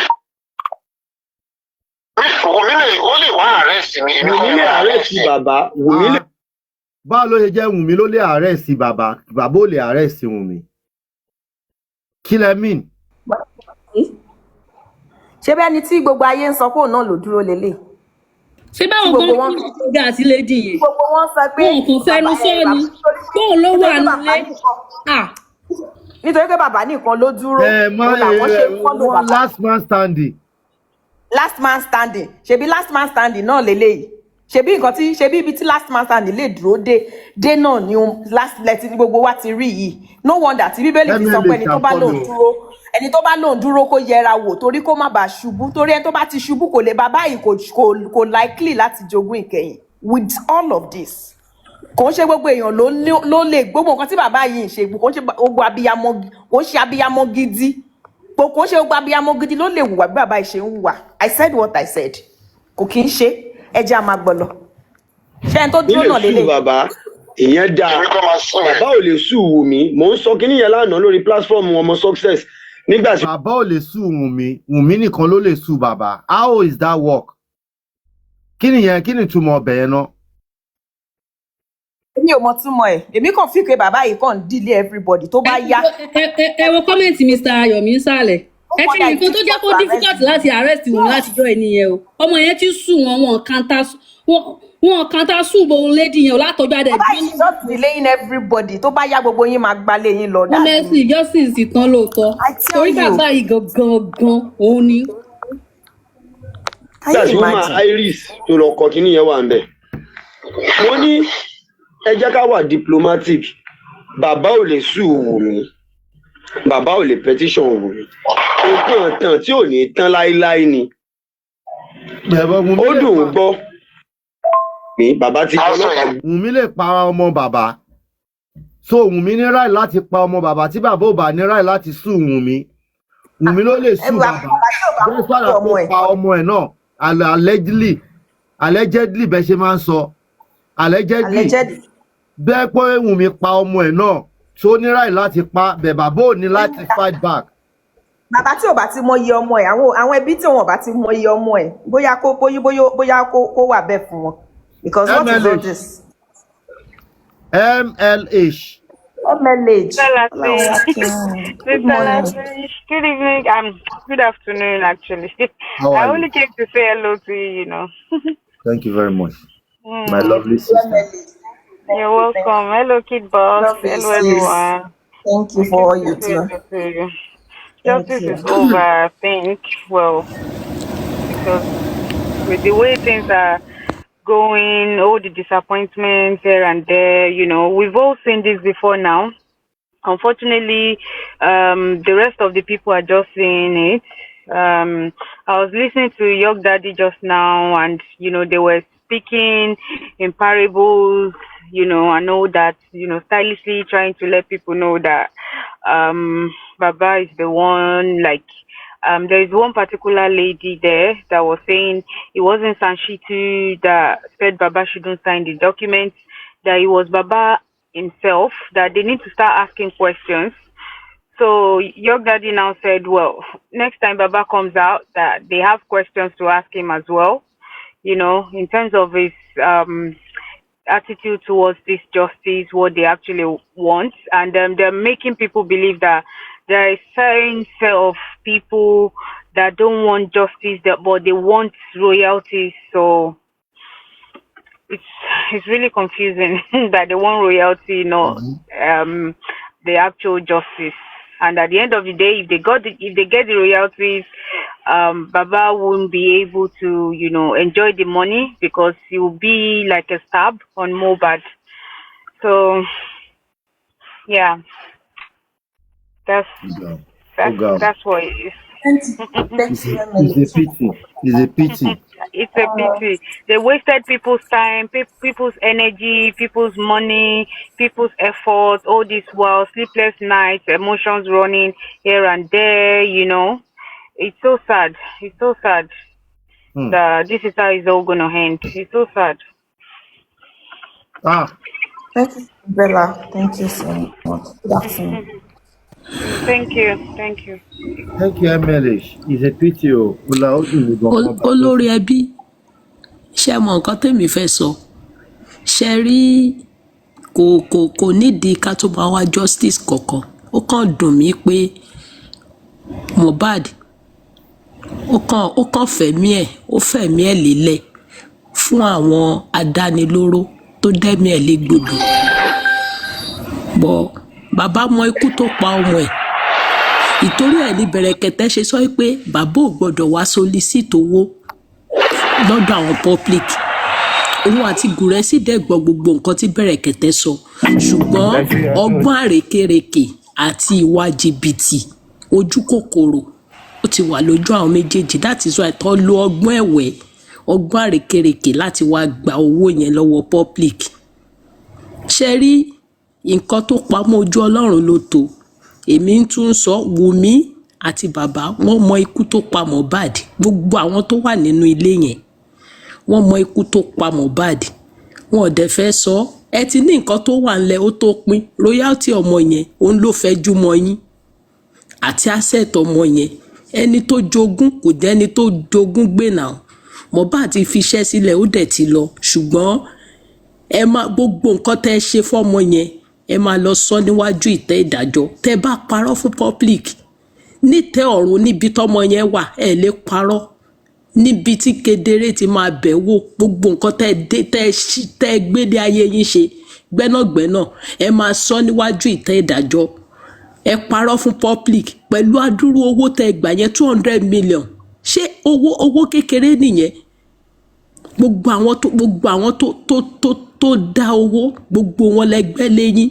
Ẹ tutọ́ sí wọn lára, ẹ ṣe ṣòfò wọn, ẹ bú wọn, àtọmọdé àtàgbà àti àwọn ìyá tó ní ewu lórí gbogbo wọn lẹ ṣe ṣòfò.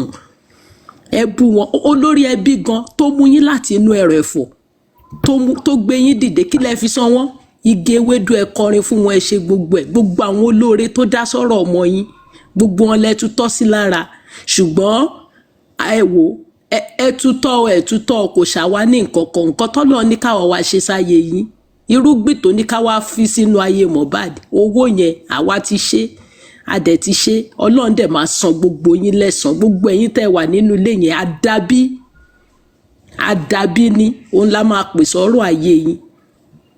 àdàbí òun ló máa tú gbogbo àárín àtẹ̀yìn àti Wùmí àti gbogbo yín ó máa tú àárín yín ká ni kò sí nǹkan tẹ́ ẹ ṣe ní kọ̀kọ̀ tí kò ní wú síta àṣegbé kan kò sí àṣepamọ́ ló wà ẹ̀sán yẹn igbá ńlá dogi yín kò kàn wá ẹ̀ bá má san ẹ̀ bá san ẹ̀ ṣùgbọ́n gbogbo àwọn tó dá owó sí GoFundMe yẹn gbogbo wọn orí wọn ó máa mú yín ní kọ̀ọ̀kan ẹlẹ́dàá wọn àìsùn àìwo lórí TikTok gbogbo àwọn tó ra dátà 10,000 50,000 100,000 gbogbo wọn orí gbogbo wa máa mú yín gbẹ́nàgbẹ́nà bàbá lọ́ba ní kọ̀ọ̀kan gbogbo àwọn tó dáwó yẹn ìṣẹ̀dá yín ìṣẹ̀dá àwọn ẹni yẹn orí wọn ẹlẹ́dàá wọn ó máa dáa fún yín.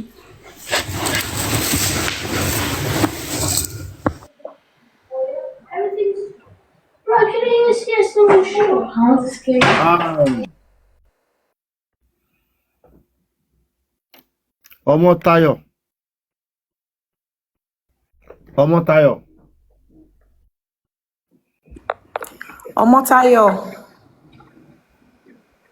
If you are not there, let's bring somebody else. Afusat. Network yẹn ò tiẹ̀ dá. Ó dá láti orí wa ló máa fìyà jẹ Jossy o Jossy ti mọ̀kọ́ tó fẹ́ ṣe láti 2023 pé òun ò ní the justice àwa wá síta á máa fẹ̀mọ́ sàn síbẹ̀ ẹni tó ń wá justice àsówó ló wá orí gbogbo wa orí àìsùn àìwo àìnífọ̀kànbalẹ̀ orí wa ló máa fìyà jẹ o gbogbo owó tó dẹ̀ gbọ́ ẹlẹ́dàá Kórèdé yẹn àti Bọ̀dáyọ̀mí ó máa mú Jossy. gbogbo owó tó rò pé òun wá cash out ní public gbogbo owó yẹn kò ní mọ lọ́wọ́ o torí lágbára Ọlọ́run kò ní mọ lọ́wọ́ o torí ó ti mọ̀ ibi tó ń lọ láti 2023 àwa la kọ̀ wá síta táwa ń pariwo rọ́. kò sí ọmọ kò sí ẹni tó ta ọjà erùpẹ̀ owó òkúta òun ló máa gbà. ó di dandan. kò dẹ̀ sí ẹni tó fi irọ́ tẹ́ fi kó ọ̀rọ̀ jọ yẹn gbogbo ẹ̀ máa túká mọ́ yín lọ́wọ́ ni because ẹ parọ́ fún ẹ mọ nǹkan tó ṣe Mohbad ẹ parọ́ láti wá gba owó yẹn lọ́wọ́ public ni ìdájọ́ òdodo ẹ̀ẹ́dẹ̀ wá fọ́mọ yẹn ó sì wà nínú mọ́ tó ń ráre ń bẹ̀ bóyá ẹ̀dẹ̀ ti lọ ṣe lóko òru ẹ ti sin ọmọ yín kẹ́ ẹ kígbe fáyé kan gbọ́ kẹ́ ẹ jẹ́ kẹ́ gbogbo á máa lọ mẹ́ńtà ẹ̀ tó ní kálukú ó ṣe pàtàkì àwọn ẹlòmíì wọ́n ti lose iṣẹ́ wọn lórí ọ̀rọ̀ justice for Mohbad yìí kí wàá là ń sọ ẹ gbàdúró owó tó yẹn ẹ tún parọ́ ẹ tún ṣagídí tí ó já mọ́ anything tí ó já mọ́ nǹkan kan ṣùgbọ́n bó ti lè wù kó pẹ́ tó àṣírí gbogbo yín ò ní bó ó máa tú ìkọ̀kan.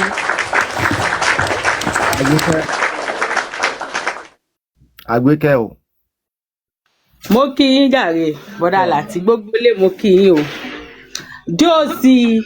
Jossy alọ́ba Jossy ayé ẹ̀ máa padà ta torí wíṣẹ́ ẹ̀ ni o ó gbé wa ń gógó òjá sùn òjá wo èmi mọ̀ ṣọmọ pé wọ́n ló lọ dé Mohbad mò ń sọ fún ẹ wọ́n ló lọ dé Mohbad mọ́lẹ̀ lọ tú Mohbad lẹ̀ Jossy alọ́ba àti àpadà ta sórí wíṣẹ́ ẹ̀ ni máa jẹ lọ o wàá ròbó jẹ lọ ó lè jẹ lọ àpapọ̀ ẹlẹ́yẹ àpapọ̀ oṣó àtàjẹ́ àtẹ̀mẹ̀rì gbogbo wọn máa padà bá ẹ̀jà Jossy alọ́ba wọn á padà bá ẹ̀jà torí ó lè jẹ lọ ó ròbó gbọ́n lójú ara ẹ̀ wá sórí live wàá máa fi handkerchief wàá máa fi nojú bí ẹ tó ti sunkún yó má wọrí ó fi pamọ́ ni ó lè jẹ lọ ọkọ̀ ròbó jẹ lọ ni ó lè jẹ lọ wọ́n bẹ́ẹ̀ fi pamọ́ ni wọ́n bẹ́ẹ̀ tọ́jú ẹ̀ wàá ròbó gbọ́n ó mú wa ló mú gọ̀ o gbogbo wa pátápátá la gbọ́n ìwọ gangan la gọ̀ because ìwọ nìkan ò lè ṣe oúnjẹ fún gbogbo ayé ìwọ nìkan ò lè ṣe oúnjẹ fún gbogbo ayé tí gbogbo ayé bá ṣe oúnjẹ fún ẹ Jossy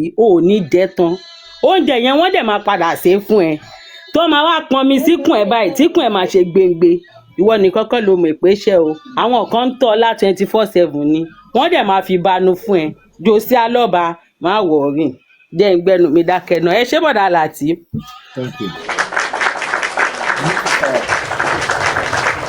olórí ẹbí ẹ bá wa sọ fún gbẹ́nàgbẹ́nà ibi tó de Mohbad sí kó bá wa tú sílẹ̀ kó jẹ́ kọ́mọ yẹn rìnrìn ẹ̀ ibi tán dé sí kó tú sílẹ̀ kó jẹ́ kọ́mọ yẹn rìnrìn ẹ̀ ó ti tó gé alùbàtà ìdárin ẹ jẹ́ kó ṣiṣẹ́ ọwọ́ ẹ̀. All right. Aniki Shaya. Ẹ káàárọ̀ mo kí gbogbo ilé o. Ẹ Káàárọ̀. káàárọ̀ Mohbad. Ẹ̀yà jáde lẹ́nu. Bọ́lá láti ẹ máa pa màálù. Àmọ́ èmi jáde, àwa jáde, ó kọ́ ẹ pé a máa ń wà silent ni. Because gbogbo ìgbà tá a bá sọ̀rọ̀ tó ti di pé ọ̀rọ̀ lépèdè yẹn, èèyàn máa forí ẹ̀ pamọ́. Ṣé gbogbo èpè làwọn èèyàn ti gbà sórí torí jossy báyìí and everything is coming out. Mo kàn fẹ́ sọ kankan ni pé ẹ má jẹ́ ká conclude pé jossy ti jẹ lọ. Jossy ò jẹ lọ. If we are not getting justice for Mohbad, we are going to get justice for the public. Ẹ gbà bẹ́ẹ̀ yẹn. Ṣé ẹ rí akànrọ̀ pa àwọn ọlọ́pàá wọn ò ṣe iṣẹ́ wọ́n ń wò wá o wọ́n wo ibi tó máa darí sí but èmi mọ̀ pé tí ọlọ́pàá bá fún wa ní justice lórí ti Mohbad máa gba justice fúnra rẹ̀ bó ṣe máa jáde la ò mọ̀ but ní ti jossy ní ti towó tó gbà because ó wà nínú òfin owó tó gbà ó lè jáde wá parọ́ gba owó kó o má sọ bó o ṣe lo owó yẹn so ní ti owó yẹn jossy ò lè lọ scot-free EFCC máa gbé jossy ẹ sì máa wo ibi tí jossy máa láǹdì sí kò lè lọ ṣé gbogbo ọ̀rọ̀ tó ń bá rí fà sọ ẹ wo nǹkan tó ń jáde lẹ́nu èèyàn táwọn èèyàn ò mọ̀ rí gbogbo àwa táwọn àbíbáyà àmọ́ rí àgbóhùn ẹ̀ rí everybody jáde torí ìtara ọmọ wípé bí wọ́n ṣe rí ọmọ yẹn wọ́n ṣe kọ́ ọrùn ẹ̀ sínú pósí now you now think that you can come out to deceive the public ṣe rí mú ìwà tí ó lè jáde ní ibi báyìí tí ó lè kúrò tí ó lè wá Nàìjíríà tí ò ní ìwé tó máa fi kúrò yẹn tó dá ó mọ bí fraud ṣe rí l'Amẹ́ríkà òun náà máa fara gbá ẹ jẹ́ kí EFCC yẹ àwọn èèyàn ti kọ lẹ́tà sí EFCC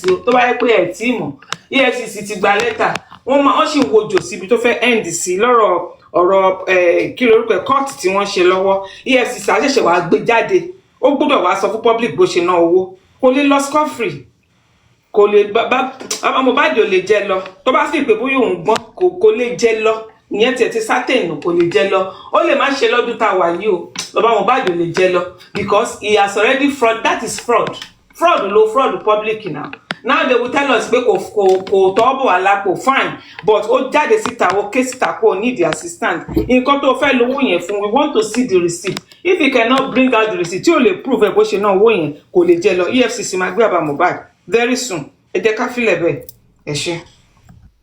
Thank you mama. bó bá fẹ́ gba justice fún ọmọ wọn àwọn public á gba justice fún owó wọn látọwọ́ bàbá ó ti lọ báyẹn. Thank you Ọlá Glory first lady ló kù. first lady ẹ káàárọ̀ àbí ẹ káàsán. Ẹ káàárọ̀ ẹ káàsán Bọ́lá láti àǹtí Aniki Shaya kid boss ọ̀rẹ́ mi ọmọ gbogbo èèyàn Àgbékẹ́ everybody mo kí yín Bọ́lá láti ẹ kúṣẹ́ takuntakun ẹ jẹ́ nǹkan ni tí bàbá kọ fún wọn jọ yẹn tó kọ fún wa ń gbà yẹn akọ́ríkọ́dá ọ̀dàlẹ̀ ohun ẹ̀rí ẹ̀dá ẹ bá dọmọláké a ó fi yín kẹ́rù lọ sóyìnbó kò yẹ kí ọ̀rọ̀ bàbá Mohbad kó dùn àwa ní táìmù yìí because ìkan tó ṣe fún wa ń gbà yẹn àwọn yẹn wọ́n fi wá ṣeré pa ni wọ́n ló dùn wá so kò dùn wá tí bàbá Mohbad náà bá ṣe tiẹ̀ fún wọn ẹni tó bá fi lè ṣerú kan tó ṣe fún Hamzat Ghana mélòó wá náà eléyìí tí ò lè ṣerú ẹ̀ fún mélòó lára kan fi akọ́ríkọ́dá ọ̀dàlẹ̀ ohun ẹ̀rí ẹ̀dá nǹkan tó bá ń wọ̀n kan dà ìyẹn ò kàn wá títí wá kàn ní pé wọ́n bá gbé fraud paternity dé ibẹ̀ náà ti máa jẹ́ tán fraud paternity tí wọ́n bá lọ gbé wá mọ̀ ń pé ó pọ̀ ńlẹ̀ o gbogbo èyí tí wọ́n kàn ṣe yìí wọ́n kàn ṣe gbogbo tán gbà lọ ni o òun àti lọ́ọ̀yẹ̀ Ọlọ́run jẹ́ kó jẹ́ pé orí ọ̀rọ̀ yìí tẹ́ bá wò dáadáa orí ọ̀rọ̀ Mohbad yìí ní kinní ti tẹ́ o agbẹjọ́rò àgbà orí ọ̀rọ̀ Mohbad ló ti tẹ́ o táṣìírí ẹ̀ ti tú lórí ọ̀rọ̀ Bobrisky o mélòó wá ní ti sáǹtàn lè táṣìírí ẹ̀ síta but the only thing tèmi kàn mọ̀ ni pé lálá àwọn tó lọ sókè ilẹ̀ ló sì ń padà bọ̀ àwọn àtìyábọ̀ bí Kújẹ náà máa gbé wọn lọ ni o bí kíní bíbà bí kirikiri ni o bálágbọ́n ni àti àmọ̀ kankan pé ìkànnù wọn ṣà lọ síbi kankan nù méjèèjì because lè máa ṣerú nǹkan bẹ́ẹ̀ yẹn mo kàn wò ó Bọ́lá Láti mo wò ó dáadáa normal human being cannot do what this man is doing ní ìwọ tó yẹ pé ò jẹ́ kankan wọ́n gbẹ́ ẹ léyìn tán wàá ṣe bó ṣe wọ̀n ẹ́ èmi ò blame ẹ tó bá ṣe bẹ́ẹ̀ sáwọn yẹn o mi ì tiẹ̀ blame ẹ o the only thing tẹ́mi máa blame ẹ fún ni pé tó bá obstruct justice ni pé kọ́mọ yẹn má gba justice that is where I'm having a problem with him mo ti ní problem pẹ̀lú ẹ̀ ńgbà tó ti kọ́kọ́ bú àwọn bọ̀dà Láti àti Yomi and I dey ti get over it but this one tó bá gbé paternity fraud wá ibẹ̀ gangan ni problem ti ń bọ̀ and for them tó ń pariwo kí bàbá sign kó sign à ń sọ àmọ́ content of that letter ẹ kàn lè ní pé kó sign àmọ́ content letter yín ẹ ní gbogbo èèyàn 46 ẹ fẹ́ sùn Tinubu ṣé Tinubu ló lọ bá yín lu ọmọ pa ni àbí Fáṣọlá ló lọ lu ọmọ pa ẹ nǹkan tẹ bá fẹ́ ẹ specify lé lórí bọ̀tí pé kí wọ́n máa lọ sọ pé wọ́n fẹ́ sùn kínní VDM tó tún jáde sí yín tó tún náà fẹ́ bá yín gbẹ́jọ́ síta ẹ tún náà fẹ́ sùn òun náà wípé kó gbé kínní wá ẹ̀yin ò ṣe investigation yín tipẹ́tipẹ́ ṣe wí gbogbo kan táwa sọ pa fẹ́ ṣe ń bìbà òun lẹ́yìn padà lọ́ ṣe lẹ́yìn ọ̀dàlẹ̀ yín ní náà ẹ dalẹ̀ ni kò dẹ̀ sẹ́ni tó dalẹ̀ láyé yìí tí ò kí ń gbèrè tìjú ọ̀dàlẹ̀ máa bálẹ̀ lọ ni ẹ dalẹ̀ ni náà ṣe bí gbogbo alájọ́ ń wa tẹ́lẹ̀ ẹ wá ní ẹ̀yin nìkan lẹ lè dá ṣe ṣé ti wá ṣe é sìn ẹ̀yin tó sọ pé fẹ́ ṣe ẹ̀yin tẹ́ fẹ́ gba justice ṣé ti ṣe ẹlẹ́nu bélébélébélébélé ṣé ti ṣe àǹtí Tóyìn ṣé ti ṣe ẹ ti gba justice dé àbọ́kùnrin ni mo rí ní ọkùnrin kan ṣoṣo láyé yìí tí máa rí láyé mi tó máa wọ black underwear ṣọ́n ti gbà á wọ́n máa sọ ń gbà yẹn àwọn tálákà níà àwọn illiterate so illiterate gan tẹ̀ tí wá bẹ́tà yín ẹ wá rí pé kò tẹ ẹ ní level illiterate ti mọ̀ bí tí ọ̀rọ̀ máa bọ́ sí tó ti mọ̀ pé ẹni tẹ́ ń tẹ̀lé gold digger ni owó kékeré ló ń jọ wọ́n lójú tówó kékeré ò bá jọ wọ́n lójú ni Wùmí á máa divide àdúrú owó rẹpẹtẹ yẹn sínú àkáǹtì yẹ tiẹ̀ mọ́mọ́ yín látijọ́ yẹn kọ́kọ́ lọ fọlọ́pàá gbé ń pé ó ń kọrin ẹ̀rọ owó tó fi ń kọrin rí ibi tó ń kọrin sí ẹ̀rí ikọ̀ tó ń gbà àwọn àti ìsìta pé ẹ lọ máa mú Naira Marley a dẹ̀ ń sọ fún yín pé bàbá agbẹjọ́rò àgbà tẹ̀ ń rú kiri yìí oníbàárà Ìyábọ̀ ni ẹni rárá ó tẹ́ yín lọ́rùn ó lè tẹ́ yín lọ́rùn o but the only thing is that ẹ má gbé paternity fraud wá ìyẹn gangan lẹ ti máa jẹ́ tán ibẹ̀ yẹn lẹ ti máa jẹ́ tán ìkọ́tẹ̀yìn àti Ṣítù jọ ń pò àmọ́ o but bàbá Ṣítù ò ní bá yín rìn lójú títí nígbà tí gbogbo ẹ bá máa dé wá bá yín ẹ rí kò ní bá yín rìn lójú títì the best thing ni pé tẹ́ bá tẹ̀ ní carry àwọn people here along doesn't mean that pé kẹ́ máa bọ́ síta kẹ́ máa kọrin fáwọn èèyàn kẹ́ máa bú àwọn èèyàn ṣọ́ fi ṣe yín ni àgbàlagbà kì í ṣe lágbàlagbà náà ẹ kàn déédéé bọ́ sí orí stage tí ó bá ṣe pé iṣẹ́ ìbí wà lọ́wọ́ ẹ̀yin àti mánéjà yín ẹ bọ́ sórí stage ẹ máa kọrin wọ́n sọ ọjọ́ kìíní àná bó ṣe yẹ kó rí fún wọn nìyẹn Bọ̀dá Láti bó ṣe yẹ kó rí fún àwọn pípù yìí nìyẹn nígbà tí wọ́n sọ fún yín pé wọ́n sọ fún wọn pé gúrẹ́sì instrument wọn ní instrument àwọn ará bí ni ó ní rárá ẹ béèrè lọ́wọ́ gúrẹ́sì pé bo ló ti ń bọ̀ ìjọ́ tó ní accident ẹ bí pé bo ló ti ń bọ̀ ìjọ́ tó ní accident kò ń ṣe nǹkan tó lọ pòpọ̀ ló padà dà lé lórí ni ṣèbí kan tó ń lọ ṣe ló dà lé lórí ẹ wo àwọn tí bàbá jẹ ju ẹ kàn fi para o kàn fi ṣoṣù èmi ò pity wọn o but nǹkan tó ń dùn èmi ni pé that man is an ingrate he doesn't know how to appreciate tó bá fi lè ṣerú kan tó ṣe fún Bọ̀dá Láti ìwọ tó ń kọrin lé ní Bọ̀dá Láti ló gbé ẹ síta orí tó mọ̀ ọ́ kọrin ẹ lé ní Bọ̀dá Láti ló sì gbé ẹ síta torí àmọ́ bó ṣe ń sáré kiri pé ó fẹ́ lọ kọrin Bọ̀dá Láti ló sì gbé ẹ síta anything tẹ́ bá dẹ̀ wá ń ṣe wàhálà ti yín nìyẹn ingrate ní mórè kíní wọ́n ti mọ̀ pé ṣé mọ̀ pé nǹkan tó ń ṣe lè dúró Bẹ̀rẹ̀kẹ̀tẹ̀ ní pé Bẹ̀rẹ̀kẹ̀tẹ̀ ò ní gba nonsense kò ní gba nonsense lọ́wọ́ wọn náà fi lè dúró pé ok táwọn bá lọ síbẹ̀ táwọn bá gbowó ń bẹ̀ ìyẹn máa kí fáwọn nìyẹn dẹ̀ ti sọ pé nobody should donate for money I will donate the money myself wọn ò lè dúró gbà yẹn because gúrẹ́sì náà ló máa pa yín bàbá tẹ́ bá ṣọ́ra yín gúrẹ́sì tẹ́ ń gbé kiri yẹn òun ló sì máa ṣekú pa yín a ní ká gbà yín ká gbàdílé yín kúrò lọ́wọ́ àwọn alágbára Nàìjíríà ni àmọ́ pẹ́yìn gan kìnìún ẹ̀yà Ìkòròdú lẹ́yìn gan fún ara yín Ọlọ́run á gbà yín Ọlọ́run á tú yín sílẹ̀ o but tí ẹ bá fi lè jẹ́ kí ọmọ yẹn kó lọ sí láì ṣe the right thing wáyú àlà tẹ́ bá ń gbọ́ wáyú àlà chiga uku bàbá that's what thing tí mo lè sọ fún yín ẹrù ọ́n tó bá kọjú wájú sí ẹ kò ta tó bá kẹ̀yìn sí ẹ kò ta tó bá kù wọ nìkan kò tẹ́rù ara ẹ̀ pa ẹ tó rọra yín pa kì í ṣèbú náà fi ń tẹ́rù ara èèyàn pa ẹ lè máa bọ́ síta kẹ́ máa bọ́ àwọn èèyàn kẹ́ máa sọ̀rọ̀ sáwọn èèyàn bẹ́ẹ̀ ni pé ẹ̀yin lẹ̀ ń bọ́ wọn owó wọn lẹ gbà so you have to keep your mouth quiet or shut forever kẹ́ keep it short forever ẹ lè gbowó lówó kẹ èmi gan máa ń lọ bá yín sáìn nìkan máa ń lọ bá yín sáìn kíní yín ní EFCC kẹ wá sọ bẹ ṣe náwó ẹ̀yin àti arúgbẹjọ́rò àgbà kẹ wá sọ that's only thing tí màá sọ àwa to me èmi ò mi ò ní bá wọn bú bàbá torí pé ó jojú wọn torí nígbà tó jojú títí wa wọ́n fi wá pa á ni so ó yẹ káà náà ká máa fi wọ́n pa á ni kò sí kíní bẹ̀ máa fi wọ́n pa á ni ó ti lọ nìyẹn. fẹ́ sáré sẹ́lẹ̀ ẹjọ́ gbogbo àwọn tó jáde lánàá Mr. Yomi, that is Break the Silence Foundation for the 2 years remembrance of Mohbad. Thank you so much. All the true justice seeker, thank you. We really appreciate you. Àti àwọn tí wọ́n support wọn, àti àwọn tó jáde lọ. I saw Perkins as well, who staged his own at Ikorodu, Lagos. Thank you so much for all that you do. It shall be counted for you. Ojo Nitin, Nikonjuko, Mommy Monjola, Mommy Yeye Nikki, Mama T, all of you guys, you did well. That candle night was, you know, thank you so much. We love and appreciate you. Ola Glory, you can talk. Mo ní kí n sọ fún yín pé rookie text wà ládùúgbò àwọn ti gbé sales wá sádùúgbò wa wọ́n ní gbọ́dọ̀ láti á ti fẹ́ bá yín patronize client yín o. ẹ yà sọ fún ọ pé látọ̀dọ̀ mi lẹ ti wá o wọ́n máa fún yín discount. No problem. All right. Ẹ ká sọ ẹ kú àtàárọ̀ everybody.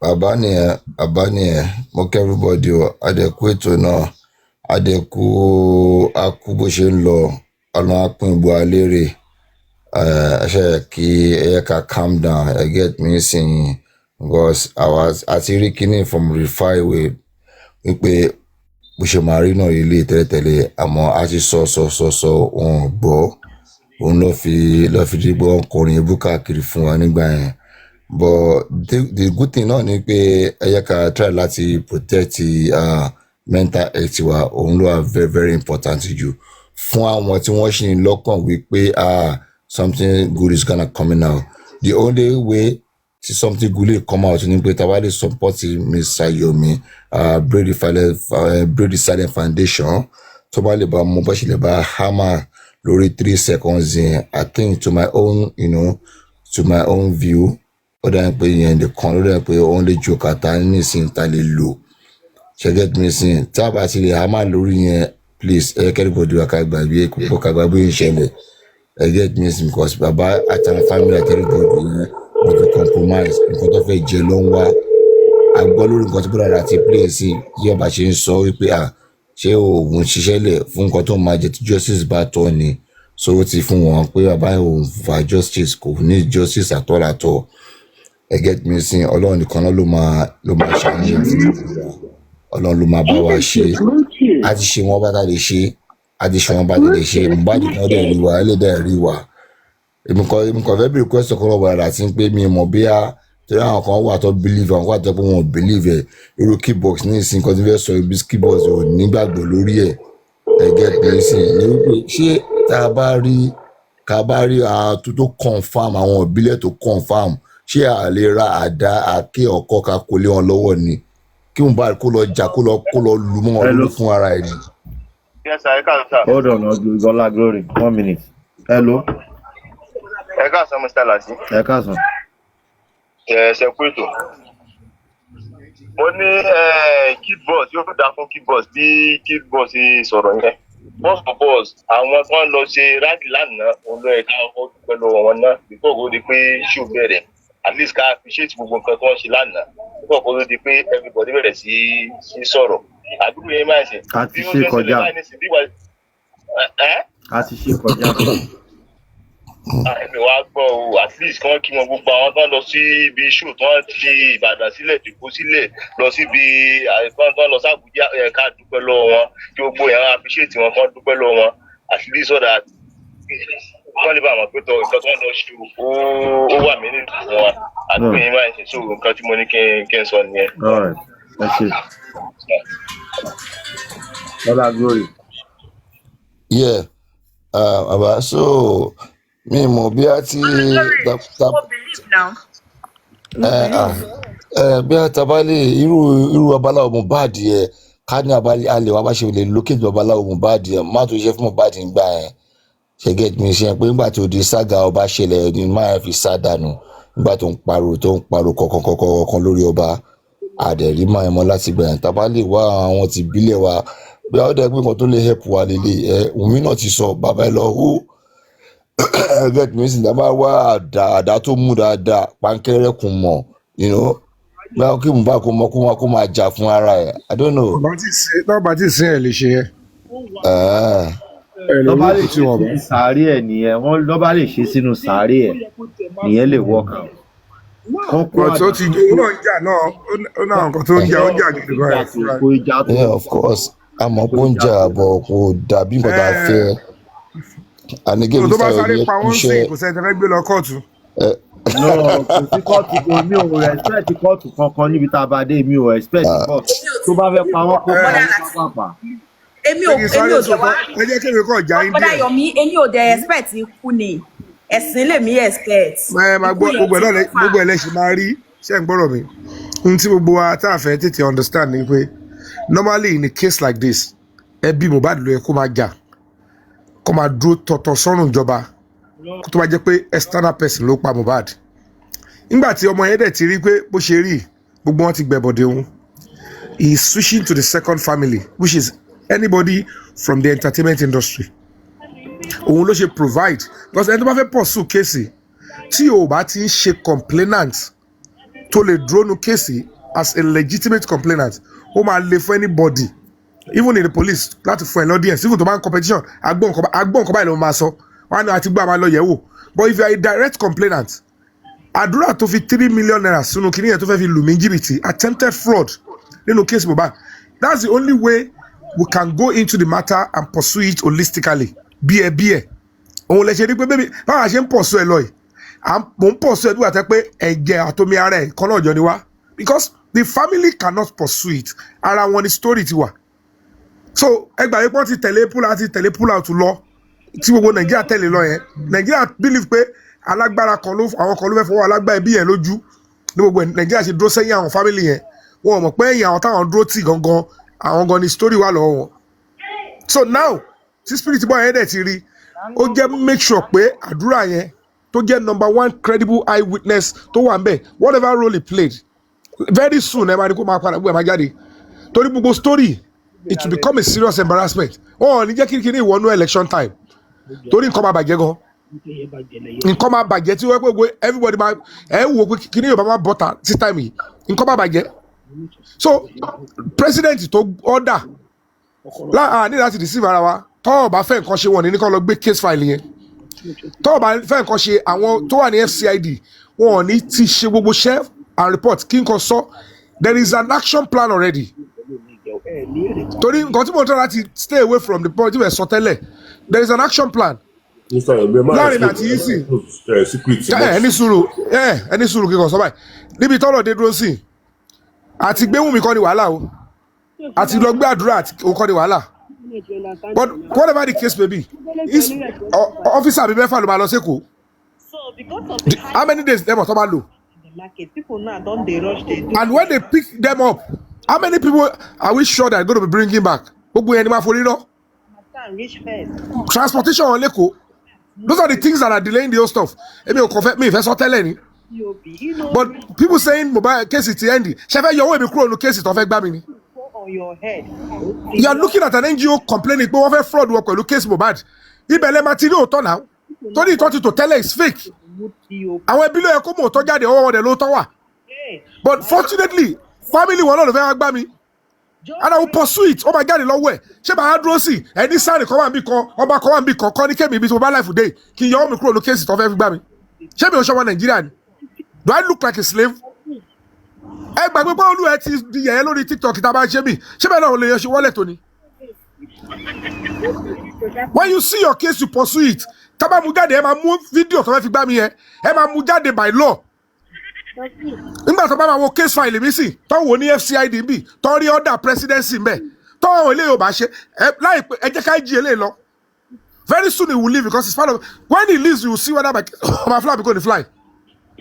Nǹkan tó yàn forí lọ́kọ̀ọ̀rọ̀ yàtọ̀ sí gbogbo tá à ń ṣe yìí. Lack of information ló jẹ́ gbogbo máa rò pé justice ò sí wọn, and because any information tó bá bọ́ta wọ́n ṣe máa lọ block ẹ̀ lẹ́mọ̀ wá who is who láàrin wá ń bì. So that is the problem tó wà. Ní sọ pé wọ́n ní ṣe case mi now. I lodge a complaint and they activated it. There is an action plan already. Wọ́n ti ṣe gbogbo report wọn tán. It is just for me. Protest ẹni pé mo ṣe ẹ̀rù bí mo ṣe lásán ni. Even the police like sanction it, go and do. You need to make some noise. Bóyá kò tẹ́ fẹ́ gbọ́ nìyẹn. Gbogbo ìdájí tí mo ṣe yẹn because our powerful people wà lẹ́yìn àwọn people tẹ́lẹ̀ kò sí ọ̀kan side one be. And it is the family we want to contend with. Whatever to road to go back, Baba you only pursue, am I expected? But a mini member of Mohbad's family, fẹ́ gbà pẹ̀lú case, big Johnny wa lórí case, Mohbad is my colleague. What if fẹ́ gbà mi? Am I anyone in that case tèmi ni? They must all go petition me. They must attend to it. Ibi tó ti mo ti ṣe mistake tẹ́lẹ̀ ní zone 2. Mi ní ṣe lélẹ̀. Ó ní mo ṣe lọ́tìkọ̀, mo lọ́tìkọ̀. Because coming to public to be saying, come on, so come on, it's a business by la fake owó náà ni wàhálà tó wà mẹ́. So that is just the whole problem. Clue to my feeling here. Ẹ kàn wo picture, ẹ kàn wo pé how much will it cost? 6 police officers going. Lára àwọn ọ̀gá lápá wà bẹ́ẹ̀ o. Ẹ wo accommodation. Ẹ wo mọ́tò tí máa gbélé fún wọn lẹ́kọ̀ọ́. Because they must speak all of them. How many days there operation am I take? Ṣé mo action plan ẹ máa àwọn tó ti pencil ẹ̀ pọ̀ fẹ́ arrest ni. Nǹkan tó ti ṣe gbogbo àwọn tó wà lẹ̀ report ti lọ sí presidency. But tí president bá dá mi lóhùn, a ní jọ àti bẹ́ẹ̀ gbé kéèsì ẹ̀ àti bẹ́ẹ̀ dáhùn sí alọ́gbélé kò fúnra wa. Tọ́lọ́pàá bá wà lọ́bẹ̀ yẹn so wọ́n NGO ẹ̀ ní nǹkan tẹ́yìn fẹ́ ṣe. Because ebi ni complainant. And ibi tí spirit bọ̀ yẹn wá nìyẹn pé ẹbí òun ti dàrún ẹni ló máa help mi. Ebi ni kíkọ̀ tagídì bọ̀ kí face gbogbo risk yẹn ẹ bá máa pa mí kẹ́ pa mí. Báwọn ṣe lẹ́nu tó sọ pé wọ́n ń block ẹni tó pa Mohbad lèmi náà máa dúró àjọ lẹ́nu Nàìjíríà ni. Wọ́n lọ máa fowó kẹ́yìn lọ́rọ̀ wa. So all this talk on bad justice based on the old lies táwọn ẹbí yẹn ṣe ẹ kúrò lórí gbogbo pátápátá wọn yẹn. Let's get something straight. Táwọn bá fẹ́ ṣe let's everybody go back. Bí Ọlá Glory ṣe sọ, we should go and sleep. Ẹgbẹ́ akọ̀lẹ́ máa sọ lórí kan wá way forward kankan máa tẹ̀lé àwọn tọkàn dí síra wọn. Àwọn tó yìí pé bàbá wọn ní kí bàbá sign. Ṣé bàbá ló máa competition? Ṣé àwọn critical thinker ló máa competition ni? Àbí SAN tó jẹ́ lawyer tó bá yẹ kó bàbá yẹn any reason láti sue gbogbo wọn yẹn? Why are they lying to you? Wọ́n ní bàbá kí bàbá sign kí ni? If critical thinkers have anything, wọ́n fẹ́ bàbá yẹn action tó fẹ́ bàbá yẹn take. They have a senior advocate tó wà ń bẹ̀. Senior advocate to write on behalf of the baba. So kò ní di bàbá kó sign anything. Sign kí ni signature báwo kí ó yọ wọn kàn ní. The lawyer will sign on over competition on behalf of Baba. I send the wallet. And he will only keep the Baba as a complainant. You know Baba sọ fún mi pé òun ò lè lọ complain against Wunmi. Tóun bá lọ complain against ẹ̀, tó bá dọ́dọ̀ ọlọ́pàá máa ní kó máa bẹ òun. Kọ́ ṣe normal thing, ó fẹ́ kẹ́lò òun ò dẹ̀ fẹ́ ṣe. But tí Wunmi bá gbé àwọn lọ kóòtù, àbí tó bá sún àwọn ó ti kọjá ìyá rẹ̀ nìyẹn, àwọn á lè tẹ̀sójú ẹ̀ bọ̀ káwọn lọ máa ṣe kó tó gbé kéèsì lọ kóòtù. Wọ́n ṣàpàdé police station wọ́n máa ní kó bẹ́ẹ̀ ó bẹ̀rẹ̀ sí bẹ́ẹ̀ bàbá ọkọ ẹni ó yà kúnlẹ̀ kó bẹ̀ wọ́n ẹ jọ̀ọ́ ẹ má bínú kí lẹ wá fẹ́ ṣe báyìí kàn yanjú ẹ̀ lábẹ́ indirectly bàbá yẹn sọ fún yín pé tó bá bẹ́ òun á tẹ sójú ẹ̀ but tóun bá ṣe fúnra òun lòun pè lẹ́jọ́ wá kó wá síwájú òun kóun máa takú ó yẹ ẹran lọ ẹ̀wọ̀n sorry ẹ̀rẹ̀ evidence síwájú òun so somebody neutral must be able to do it ọlọ́dẹ ti mú wọn wọ́n ti kàgbákò yẹn nìyẹn wọ́n ti fi fídíò tàn èmi wọ́n dẹ̀ fẹ́ attempt láti fraud mi. Because my body that began here now. That was why it led me to the presidency. Oshie Mama Tommy at this stage. Commissioner Meji Beyes in Tommy, Modebi, I want to show video. Get here on also the TV station. Tí beat mo ti bẹ̀rẹ̀ sí ṣe fíìmù mo ti ń gbìyànjú. Ó ń bọ̀ tàn sọ pé wọ́n ní kébì wá sí command o, kébì wá wo video, kébì wá wo èmi ò lọ́bẹ̀. And I went there. At the end of the day, mo lọ́bẹ̀ ṣọ́múlẹ̀. These are serious, terrible criminals. What more to ṣẹlẹ̀ now? Bàbá yẹn mọ rúùlù tí Wunmi yẹn play ó kàn dìbò fún ògbó yìí ni. N tó fẹ́ ni pé kò fẹ́ yìí tó máa kọ́ ọmọ tiẹ̀ tó máa kọ́ dàróṣà. And they are all them tọ́ra wọn ni. The truth to be established and justice will come to that boy. Àwọn òun ṣe bí ẹ̀mọ́ báyìí. He is my colleague. He is my family. I will pursue it. That's what we want in this country. Thank you.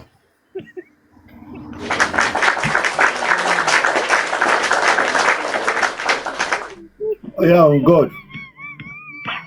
Yeah. Ẹ káàárọ̀ olórí ẹbí. Ẹ káàárọ̀ everybody. Ibi tí mo tẹ̀sí fẹ́ bẹ̀rẹ̀ ọ̀rọ̀ láàárọ̀ yìí is it? I'm coming. I will attend to you later, please. Ibi tí mo tẹ̀sí fẹ́ bẹ̀rẹ̀ ọ̀rọ̀ láàárọ̀ yìí is thank God for one thing wípé Mr. Yomi was roped into this case. And that is the only option. And Mr. Yomi, I really want to appreciate you for that yesterday protests in Abuja, and I pray that God will bring a very, very good fruit from it. And all I to feel that out of you shoot out of it catapult the NGO to a greater level. Number one thing tí mo fẹ́ ká mọ̀ is nǹkan tó jẹ́ kíkíní kó dé level yìí tí bàbá fi ń ṣe gbogbo nǹkan tó ń ṣe was because they were able to make people to lose their focus using misunderstanding misunderstanding and that ego táwọn èèyàn tún ní. Number one, like we keep saying on this platform, Baba cannot bring us any justice. Baba was, from the onset, Baba was after the boys' property. And now that we have Mr. Yomi on ground with the 3 seconds video, that is the only thing that can bring justice back for Mohbad, not for his family. Because the family will always be interested in what they will gain at the end of the day. In fact, I was telling somebody, whether I'm right or not, àbúrò mama Mohbad tó ń sọ̀rọ̀. Nǹkan tó ń dùn tẹ́ bá wo àwọn ọ̀rọ̀ tó sọ gbà yẹn ó ní pé ọmọ tó máa gbórúkọ ẹbí ga ni wọ́n ti pa yẹn. Nǹkan tó ń dùn gangan ni kì í pé gbogbo wà after justice. Now at this point, what we really need to do more is let's come together, work on the 3 seconds, push and support the 3 seconds video. Wow, look at So that will bring us the result of what we want. Sherry, but because there's no direct person that is pressing forward, and thank God Mr. Yomi is now in the case. And I don't know the reason why talking beat about the bush. Maybe because one feel Mr. Yomi is now coming to the limelight of the whole thing. And they were interested in taking the trophy before. But this man is not interested in the trophy. He is interested in the results. And I don't know. I think maybe we really need to keep telling people they should be much more interested in the results, not the trophy, because results here must stop this type of evil in our society, not because it's my NGO that brought the result out. And Jerry, because Jerry, another thing, like Baba saw, I may be wrong. Most people are much more interested in the publicity, the publicity they are giving themselves on TikTok because of this. I mean, on the using this Mohbad issue. That again, because to me, a number of people that we are seeing, we just talk, we discuss, we do all these things on social media without taking steps. And the person that is taking steps will refuse to support him. I don't know me about Ronu. And okay, because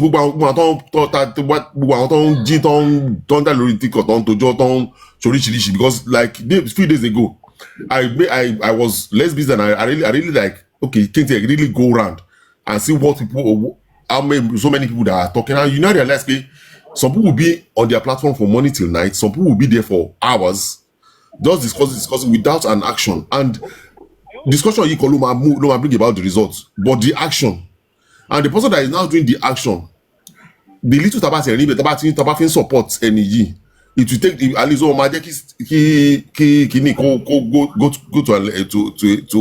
go to a length. I don't know. I don't know how we can speak with our people.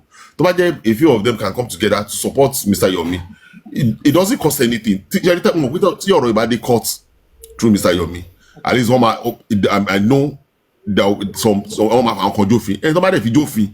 Kò ní sọ pé ó náà máa fẹ́ tún di tí gbogbo ọ̀rọ̀ tó wà, at least the two people they were on Mr. Yomi's kini complaint were present when Mohbad died, and they know what really happened to him. And once those people are being brought to book, gbogbo àṣírí àwọn others too. Exactly, sir. I don't just know how our people think, but kákan máa jókòó sórí TikTok ká máa tó jọ látàárọ̀ dalẹ́. Kò lè take one to any length. That's for us to support who is already pursuing the case very well, and we achieve what we want to achieve. The sharing number 2, ọ̀rọ̀ bàbá. Wọ́n ní ìyẹn ogún ọdún ni ó máa ń jó èèyàn lọ́wọ́. Bàbá believe pé ó kọ́rọ̀ jọ. Ṣé èèyàn kọ́rọ̀ jọ sí ibi tí ò sí, tí security ò sí? Àbó ojoojúmọ́ kàlà ń gbọ́ pé wọ́n kidnap èèyàn, wọ́n gba ransom. Àbò ojoojúmọ́ kàlà gbọ́ pé wọ́n attack èèyàn, wọ́n fún wọ́n ṣe jungle justice and all those things. And I don't know how èèyàn kan máa sọ pé ẹnìkan gbogbo ló ń pè ẹ́ olóńgbàgbọ̀ ya etí ẹ̀, because you do so many people in order to acquire wealth for yourself, and you want to stay within the people to enjoy that riches tó fi àjáwó yan. Look at the number of people. Me calling Sositani, I lost my job during the process. But thank God, at least after it, at least I was able to get a better job and few other, and Allah bless me more. Do you think I'll be so happy with a man who engineered my losing my job, Maderi and you and Adom Mashiri? Abi to lose so much fortune. With the at least it can bring a result. And many other people, and what the levels Baba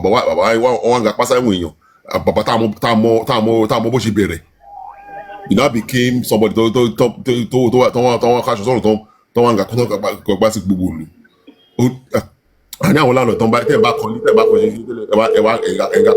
you think this will continue forever? He should just he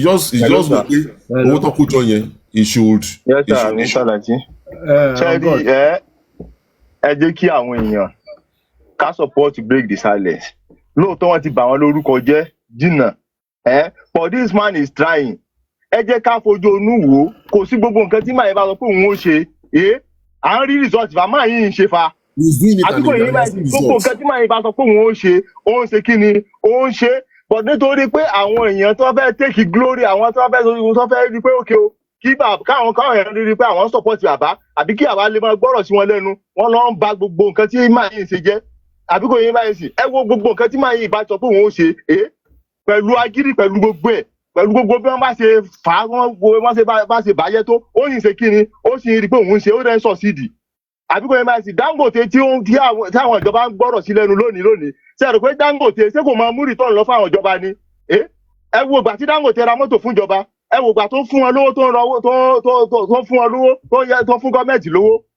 Àbíkò yẹn máa ń sìn, ṣé tí kò wá máa ṣe gbòòrò eléyẹn, ṣé o gba àwọn benefit tí Dangote ń jẹ lónìí ní lọ́wọ́ ìjọba, ṣó ó lè máa rí ni? Ṣó òníkan lólówó Nàìjíríà ni?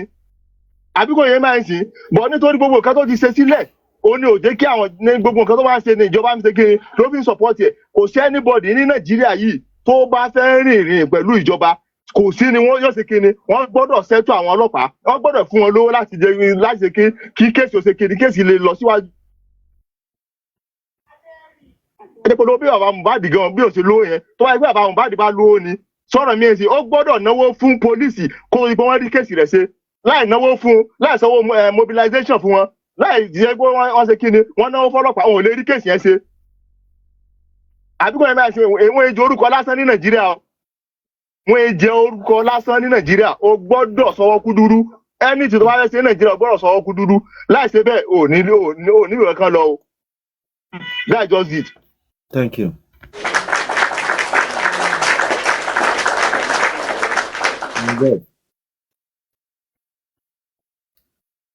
what professor none just the only thing is the only thing that can bring result is supporting Mr. Yomi on this 3 seconds video.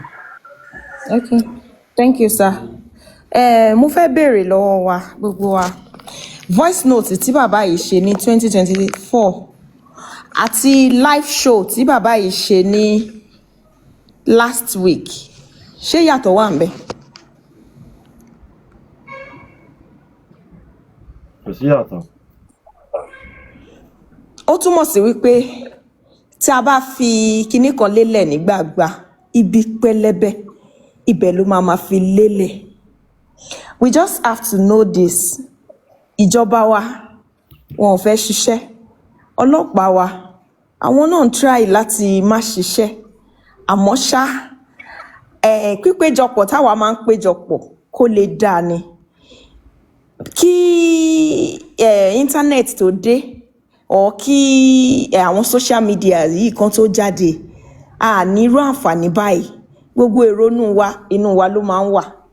Gbogbo àmọ̀ràn wa tàbí bá ṣe fẹ́ kó rí inú ló máa ń wà. But ìgbà tọ́lọ́run máa ṣe Ọlọ́run gbé internet jáde. Ó tún jẹ́ ká ní social media lóríṣiríṣi. We are able to express ourselves. Èmi náà mo máa support àwọn tó ní ká bá break the silence. Àwọn kan wà tẹ́ pé ego wọn lè má jẹ́ kí wọ́n bend, and that is why I always preach against those ones. We don't need to beg them. We don't need to, to convert. We just have to keep our head straight, right? Ego wọn ó ti wà faulty débi pé they cannot bend. They won't want to. Get those ones ẹ jẹ́ ká fi wọ́n lẹ̀. Àwa tá ti gbà wípé bad as a bad, I need orílẹ̀-èdè yìí.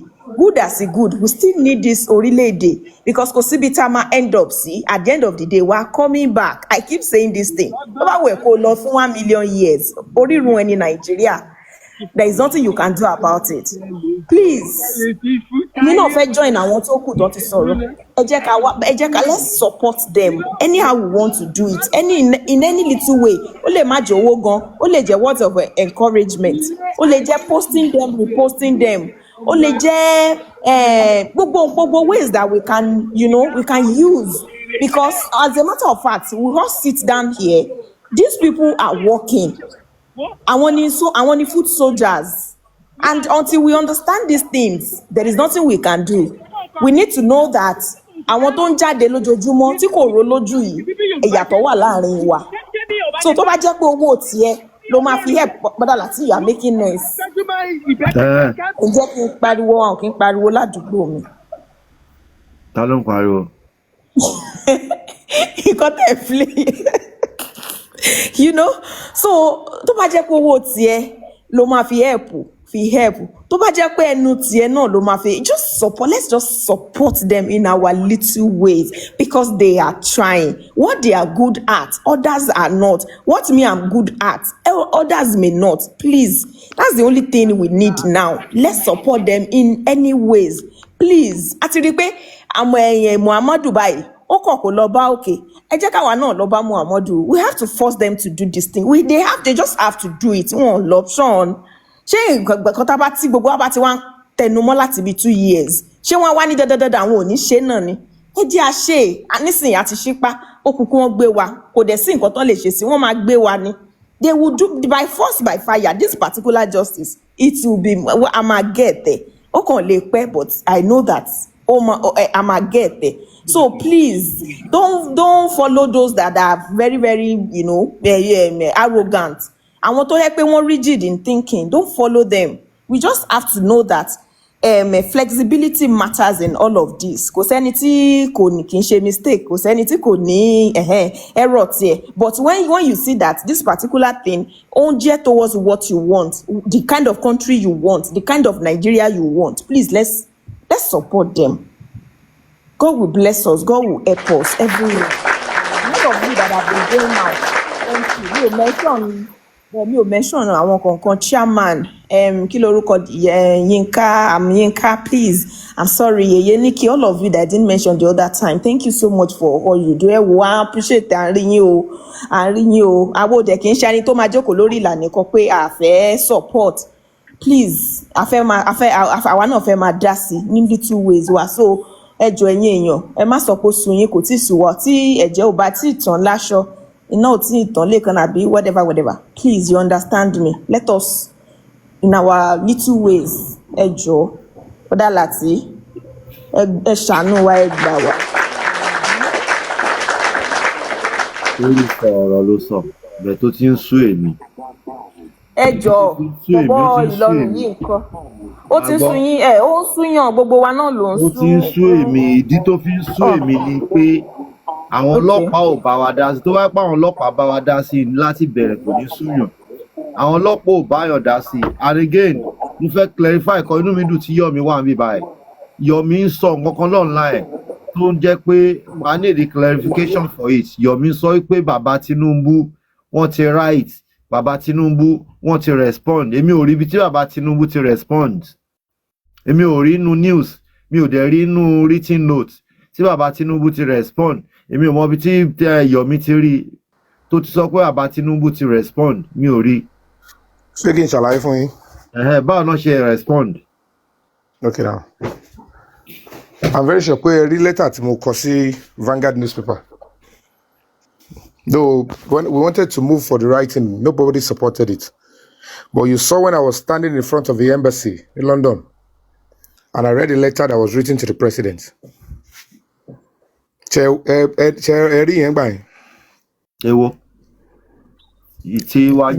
submit letter for president níwájú embassy, and I read the letter in front of the embassy. Yeah. That was a complaint by Break the Silence Foundation on the cover-up of the Lagos State Police Command and the AIG, what we went through. But we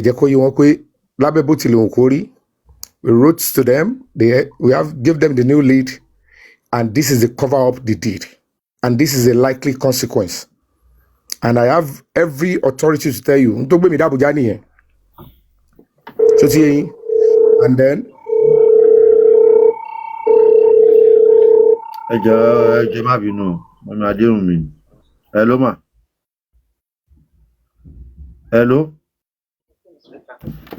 hold on ẹ má sọ̀rọ̀ yín lọ Mr. Yomi. So when as an NGO when we complained about what they did with that new lead, it is important for them to respond to it, and the presidency they ordered that the case should be taken up. And it's because at the end of the day that is a pathway to justice from our own end, because immediately to establish video tí wọ́n fọwọ́ bò ní Lagos State yẹn tí wọ́n bá ti gbà wọ́n rí tọ́wọ́ wọn ti tẹ̀ ní òkè ń bì l'Abuja ń bì gbogbo ohun tó ń rùn tí àwọn original people tó ń ṣe kéèsì Mohbad yẹn ohun tí wọ́n ń claim pa àwọn òrò evidence tó ń fi lé nail ẹni tó pa Mohbad gangan wọ́n máa bá ń bẹ̀. So they responded, the presidency responded to our own petition as an NGO that this particular stuff, video, at the content, at our suspect here, they are being shielded. And that is the action plan. So expecting that the president will talk on our own case on social media or Kokosita, that's not it. And I've told you I've been to the FCID. I don't want to go into unnecessary details of Yomi. Níbo ni Baba Tinubu ti respond ni mo sọ. When you write a petition, the presidency wrote to the IG, they should go and take my case file and listen to what my complaints are. And the complaint is already activated at the FCID. So simple. Let somebody to go there. If you need the contact of the IPO, call investigate for you, so that you can see whether the presidency wrote to them to go and listen to us. Petition la color. Sorry, lórí ọ̀rọ̀ justice for Mohbad, èmi mo sọ fún yín, ó ti sú èmi personally. I'm not going to be asking anybody to rubbish down the efforts of whatever I said the president did. But this is what is on ground. This is our own I am only saying this on your platform to some people that are pursuing justice for Mohbad.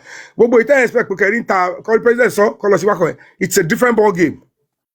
This is the status now. Mr. Yomi, what is now gbogbo ètò ìṣe ìfọ̀mọ́ ìdípolú ẹ̀ ń bọ́ta that's why I don't want to speak don't mo ìfẹ́ bọ́ta sọ̀rọ̀ èmi ń ṣe tèmi mo ń ṣe lọ ni because everybody all this we have to understand that putting pessimism to things like this at this stage kò lè help and coming to feed the public with every step gbogbo nǹkan tó wà ń kọ̀rọ̀ kò lè make any sense.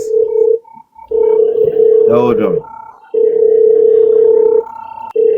Because èmi gan mọ nǹkan tí mò ń sọ I know what I'm talking about bí ilé máa gbowó lọ́wọ́ àwọn èèyàn kọ́ máa dá èmi ò anybody kò gbowó mi ò sọ kò gbowó. yóò yẹ kọ́ ni mò ń sọ ọ̀rọ̀ tí kò ní sọ kí là bá máa rọrùn. èmi ò gbé anybody kò gbowó everybody want to support the foundation they should. mo ń bọ̀ mi ì tí gbọ́ tẹ́lẹ̀ ẹ má sọ̀rọ̀ yín lọ mo ń bọ̀ hold on. Babs okay ẹni sùn. Yeah, Babs. Ṣé ẹ fẹ́ sọ̀rọ̀ àbí kan ṣe tán? Prince Labi. Nígbà tá a fẹ́ lọ arrest àwọn àdúrà ń gbà yẹn. Tá a fẹ́ arrest àdúrà àti Dàmọ́lá. Tó bá yẹ pé abọ́ta wa béèrè lọ́wọ́ public. That's why a lot of people say kò possible. IGO kan báyà IGO support kankan. Ọ̀n ti gbà tó gbé wọn lọ́sẹ̀ rí. And at the end of the day, wọ́n ní kọ́kọ́ arrest àwọn tó wà nulẹ̀. Àdúrà wà nulẹ̀ ńgbà yẹn. Gbogbo yẹn mọ̀ pé Dàmọ́lá wà ń bẹ̀. Nǹkan tí mò ń sọ ni pé níbo ni Tinubu ti respond mi ò tí ì rí evidence yẹn sí. Ẹ tí ì rí evidence? No, mi ò tí ì rí. Anyway, kò sí wàhálà. Òun náà ni mò ń sọ náà. Ó ti rẹ̀ mí gan, ó ti sú èmi gan, ó ti rẹ̀ mí.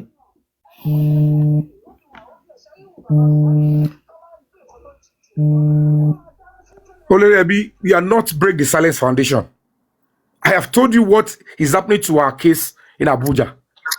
LFF, ṣẹ́yìn ló máa pè tó bá president bá response petition. Kí lẹ sọ? Tí ẹ̀yin kọ́ ni break the silence foundation. Lèbi kọ́.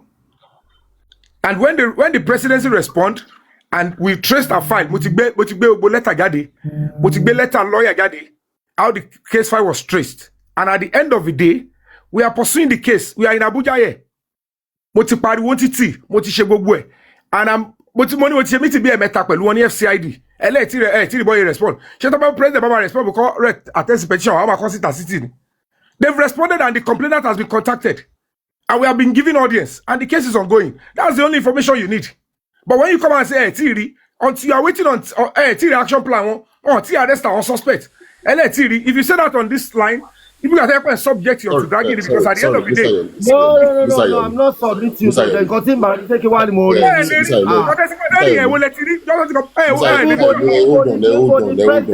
Respond.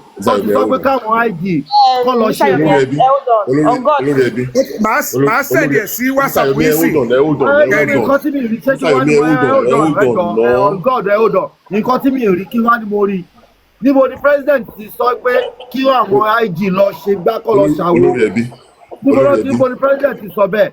Olórí ẹbí, Sherry, there's one thing with investigation. Mo náà ọlọ́pàá ò bá wa dá sí case wọn investigate anything. Sorry, sir. Anyone investigate mo náà ti investigate. Sorry, sir. Ta ló máa fún yín ní information for what ti dá sí? Kẹ́yìn níbi àbí NGO tó fèsì. And I'm coming out to speak. Ẹ fún wa ní níbo ni president ti respond. Olórí ẹbí. Tó bá yẹ kó bẹ̀rẹ̀ kẹtẹ ló sọ pé president ti respond, you give him respect. Okay. Ẹ jọ ẹ hold on one. Olórí ẹbí. Sherry, one thing Sherry, nǹkan tí mo understand pẹ̀lú how police operates is once the presidency has given directive, till the presidency bá fún one directive to go ahead, wọ́n ní invite Baba Mohbad at the first instance. It was position of Mr. Yomi sent ló jẹ́ kó invite Baba Mohbad. Now during that time Mr. Yomi was not around and now he's back. Sherry, nǹkan tí mo fẹ́ ká mọ̀ about investigation is police investigation is not something tó fi èèyàn máa bọ́ síta máa wá so mo ṣe insist pé kí Mr. Yomi máa kọ́ máa expose more thing because the more tó bá ṣe expose one, the police will not like it. Things like this ló máa fà téèyàn máa fi máa expose mo ti dákẹ́ láti jọ yìí. Sherry the more taba ṣe expose the movement yín àti nǹkan táwọn ọlọ́pàá ń ṣe lọ́wọ́ máa contact àwọn èèyàn wọn to block it. And that's why Mr. Yomi taba ti ń sọ̀rọ̀ máa sọ wípé Mr. Yomi ẹ máa disclose some things. Èmi náà mo ti ṣerú nǹkan báyìí rí and I knew when we were talking out I knew what some people do, some steps some people took. And that's why I would Sherry Olokpa want to go to an extreme length.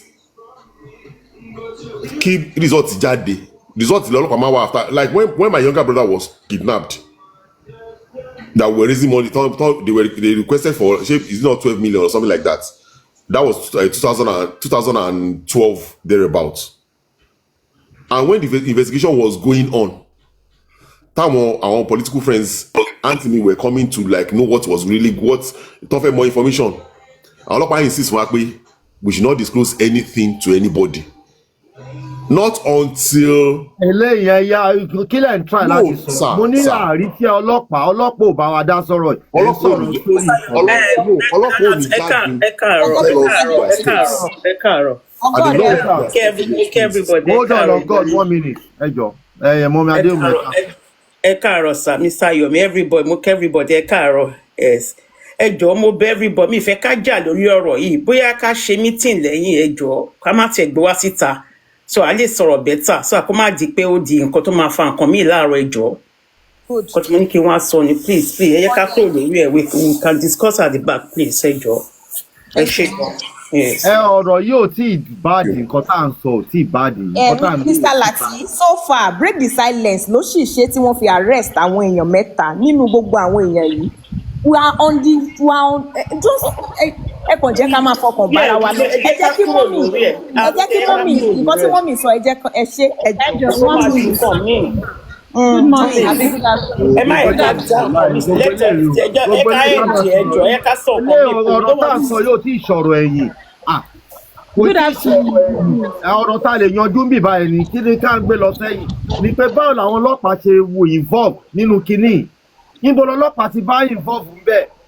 ìyẹn làwọn I have given you a report now. I should go back. If you keep going like this, it's not good. If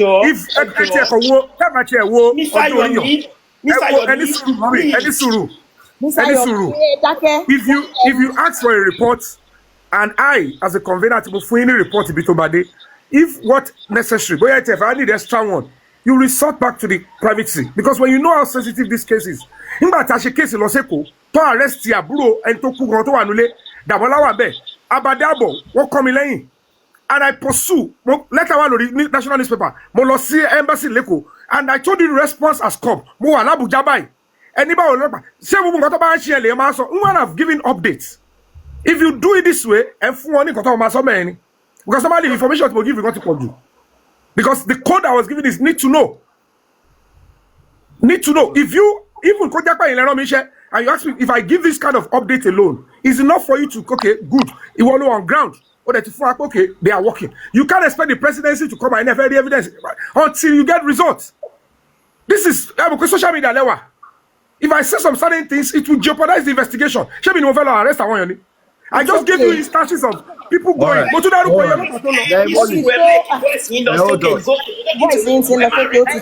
Naimoli, do you want to talk? Please, let's have you. I actually want to talk. That's why I came up.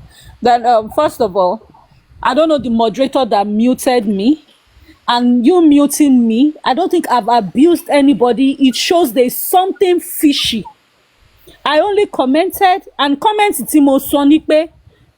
Baba's team Baba àwọn sọ pé àwọn lọ sí Abuja fún ara wọn not based on Mr. Yomi and I still commented here that Mr. Yomi why not send it to Mr. Lati. One thing, let's face reality. Now I got muted for saying Baba's team came out and said it wasn't based on Mr. Yomi. The moderator that muted me, obviously maybe you don't like the truth and you're trying to hide something. I don't get why you're muting people. Now, if you don't listen to I can't move forward, please. Let me move forward, please. Let's move forward. That's bad. Don't do that. Moving forward. I think it's okay.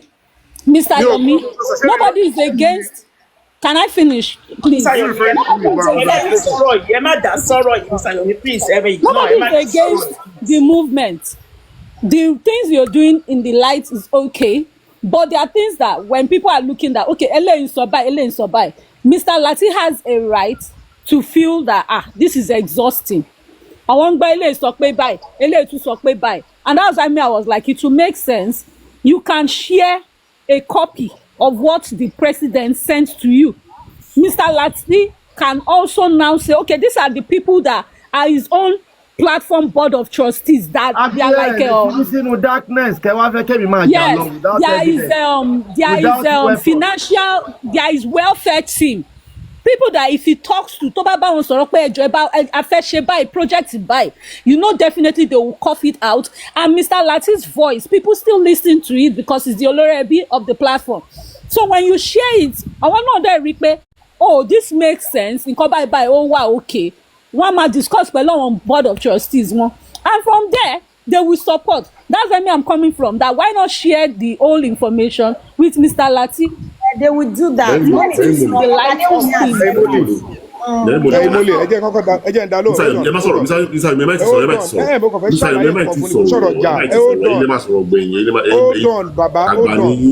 Hold on, please. Naimoli, number one, whatever the presidency sent to the IG Tofilosie Kulogbe case file here is a signal, not a letter. It can't come to me. The consequence of that order, only Mary, which is what informed them calling the Baba Mohbad, doing some investigation activities. I can't be disclosing all that. The only update I can give, and because I am honest and plain, the Moshebota so okay, don't let me give too much. But go for now, but I'm going to buy this man. For him to want to know, I'm the complainer is my case. If I give unnecessary information because money is coming, any reasonable person will know at this stage. You saw me live in Abuja. I have shown video, picture of me in front of the SID. Motidaru DIG, Motidaru everything. What is big case file? Even there is one engineer wrote me all those things I've said it. And that is the limited information that can be shared on social media. This is social media for heaven's sake. To buy a private it might go further. And I'm not even saying this because of I want you to give me money. No. The fact remains that temporary little information make and they can understand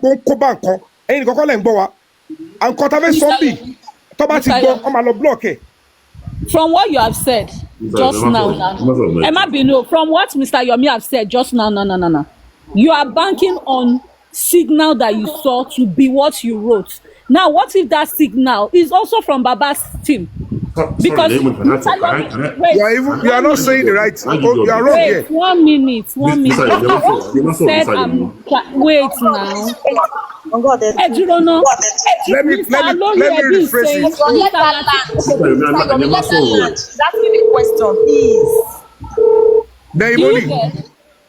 Naimoli, let me remind you again. Yes. Have you asked your question? I've not landed because from what he said. Emma interject now. Let her ask question. And you answer. It's simple now. It's not just for me. It's everyone that are listening and they are having proper understanding of where you are coming from. You understand? If information is not well passed, people will misquote you and misquote things. What you said was that signal, like from the signal. So it's looking more like, okay, you are following signal. But Mr. Latisne said, you said that the presidents have replied you. The other team are saying they were the ones. Wait now, Edroke gets me, Edro, so that we police communication. Wait now. Calm down now. Wait. The other team are claiming that they did it themselves, that they were not contented. They went on their own. Some people even still said that that period they were screaming, it was Naira Marley's case in Abuja that people were saying it was justice for Mohbad. Now, at the moment, people's emotions are at risk and they want justice. We are all craving for justice. But in the quest of justice, right, we should do things rightly, not in emotions and, in conclusion or assumption. We have to take it step by step. Now, maybe the proper question should be, what Mr. Latisne asked you, did the presidents Like, even if a representative of the president, did they reply you that now we have taken your case, we are handling your case, we have collected the file? Because if it's ironed out like that, even the other camp, you can counter them, like Team Baba that are claiming that they did it on their own, not your own. Do you get? It's now two ways. But what you are saying to us is that it's your own petition, your own report that they are using to call that Baba came. But Baba's team are saying no, not your own. They went on their own. So you can say let him answer you. Let me give you Let him answer. Please let him answer you. Nemoli, please mute. Let him answer, please. No. Let him answer. Let Yomi answer. If we are seeing one defender now, Nemoli, I just want to ask a few questions. I want to use question to answer question. Mr. During the period, was there any letter from Baba? Sorry, 1 minute. Can you unmute me? Why are you muting? Why is my comments muted now? Hello, mute here. Hello, mute. After I dropped that comment, I got muted. Down question. No, God, say any question. Down question. Thank you so please, much. nobody should interject Yomi, please. Nemoli, please don't. Nobody should interject him, please. Oh yeah. First and foremost, it's quite evident that if there is anybody that is has ongoing case to involve any new lead, to involve Olopa, to involve arrest, to involve with some person were charged to court, it is Break the Silence Foundation. And if there is anything that anybody would know in this case, if there is anybody to ambush, thought that case here, but the Latisne zone 2, thought that pada sepanti, is Break the Silence Foundation. Afeniti o ba fe bolo nipo e, ni onimo pe it is serious malicious act. Nígbà tí case ba ta report alofejosun ní zone 2. Hello English can tori gbogbo àwọn èèyàn tó ń gbọ́ English. Mute my comments. So it is obvious, everybody knows that if there is anybody that has filed a case, petition that is activated, that involves arrests, that involves charging some persons to court, it still Break the Silence Foundation based on the new lead from Zone 2. Now, when the Zone 2 maliciously returned the case back to Panti, because they were trying to ambush us, you all could see, when they were jubilating that they've deceived us and that we are already losing, that they've returned our case back to Panti. And when we went to Panti, we were updating. Even some of these double agents, they were with us. And I came out to seal updates. And we waited. I don't know whether you expect an NGO, you expect me that as at that time, when they ambushed me at Panti, I should fold my hands. And even at that, I need to come out unilaterally that let's push everything out. We wrote to the president. It's not just a letter that you wouldn't see. You saw a letter on the newspaper. And even if you don't see that, you saw that Break the Silence Foundation went to London. We followed diplomatic route, which of course from the embassy to inside Aso Rock. This our line of action and activity. And when I was in London, you saw me physically present there. I wrote to the president. Embassy First Lady alone that more, Sheyi Tinubu alone that more, President alone that more. Cabinet president, now response now came. Me saw this first week, London, me saw second week. When the response was going to go, I even updated the letter of the lawyer. Now, now response has come. President has written to the IG, and IG has sent a signal. And FCID officers, they went to lift the case file. And you are now juxtaposing and comparing that any other person, clap on it. When on this 30 seconds video, I instituted a press conference. Press conference. Some people quickly started and they did 2 press conferences. They jumped on it. Everything they jump on, yet you will be throwing me under the bus all the time. Every given opportunity. At the end of the day, every trajectory. And I still come out to give updates as a convener myself. I just come to give this update. Would you appreciate that this person is come to give an update? Now, some people that have been deceiving you are now telling you pé àwọn náà làwọn lọ ṣe lọ s'Abuja on what basis? Ṣé mi kọ́ ni èmi ni wọ́n tàn?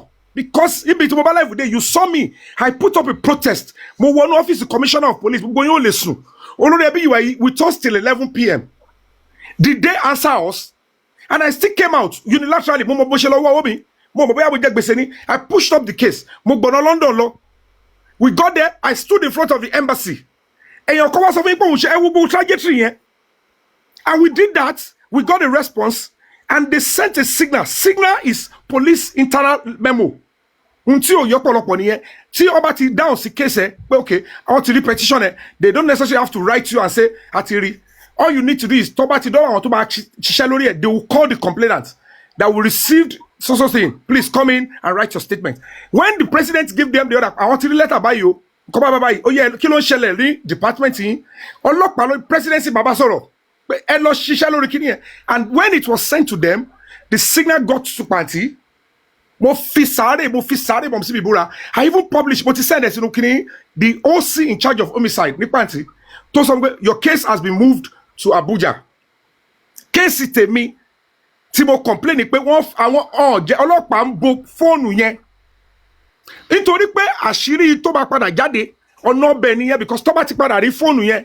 Tó bá ti rí gbá, tó bá ti rámì, gbogbo ohun tó ti ṣẹlẹ̀ nínú kéèsì Mohbad gbogbo ọlọ́pàá ó máa padà jáde. Òun dẹ̀ ni a ti ṣe, ọlọ́pàá dẹ̀ ti gbé, mo ti wà l'Abuja, mi ìwà ṣe exercise l'Abuja. For want of it, I'm in Abuja with my son, I have ọlọ́pàá ti wá ká mọ́bẹ̀ pẹ̀lú ọmọ mi, mo ti ṣe solo protest. We've been the anniversary of his gas stuff. I wrote a letter. Lánàá, look at my speech. You can't do that when DSS. Ọlọ́pàá wà ń bẹ̀ tó ń guide wa tó ń gbọ́ ogbó ẹ̀. The Commissioner of Police FCT gave the approval, and our letter is still based on we are protesting on our petition that is activated as FCID. That is the update I have to give, and that is how it works with police. That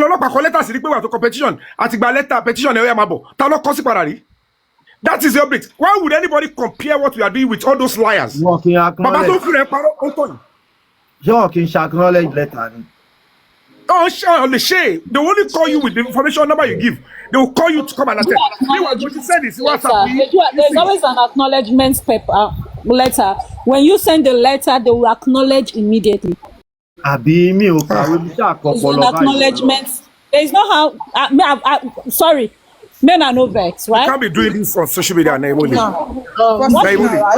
understanding. You sorry. What did I do on social media? Acknowledgement letter for a signal, right? Is it what you're hello, man. It's not making sense. Not signal.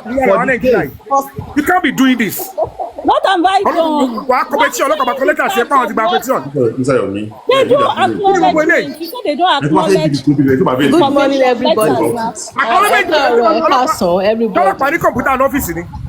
Uncle, you're they do acknowledge. They have a stamp. They acknowledge. They I'm going to come now, reply is in a different direction.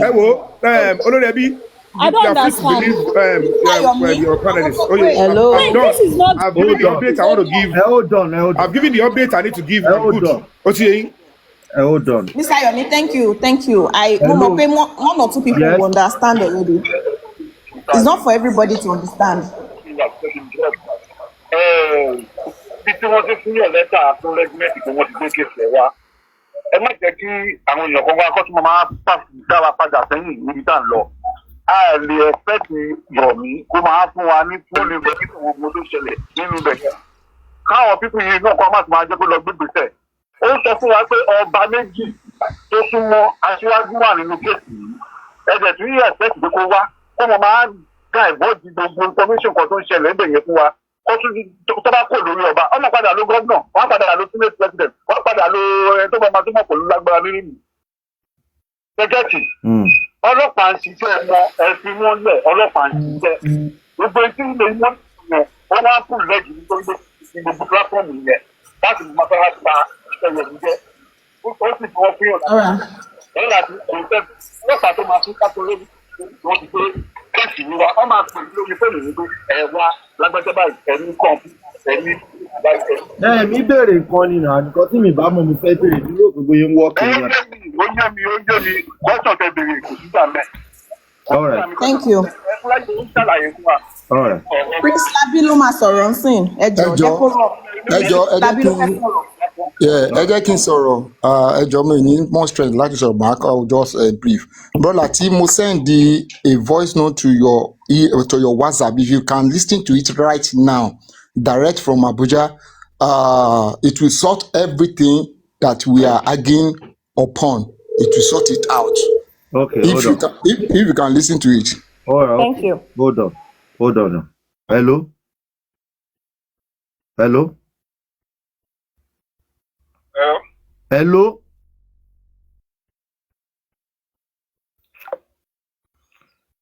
Labi.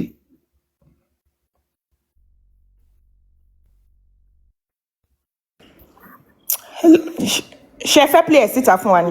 This one wey remember me better day. Ṣé kí n play ẹ̀ síta ni? Play out.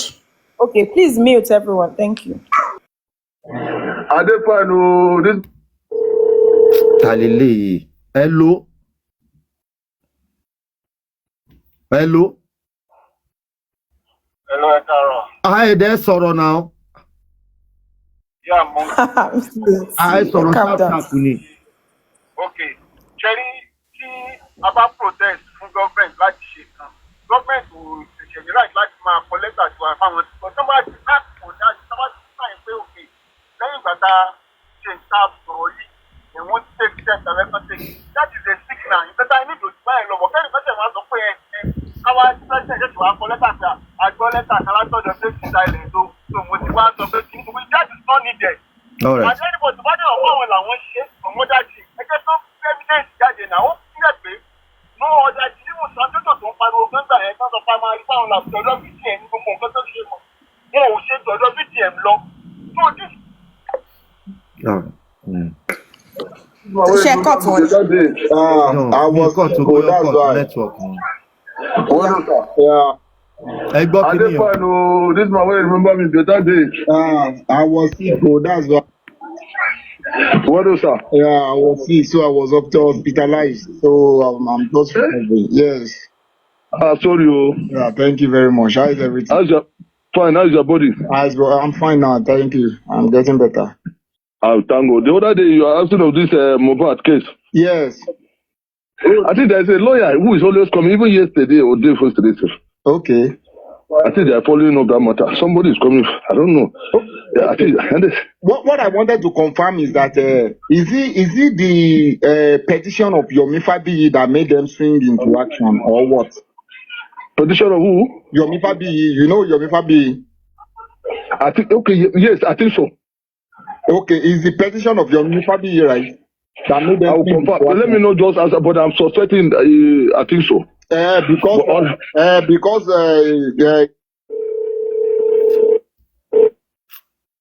ẹ má bínú jàre ta ló ń pè ẹ má pè mí for now ẹ jọ̀ọ́.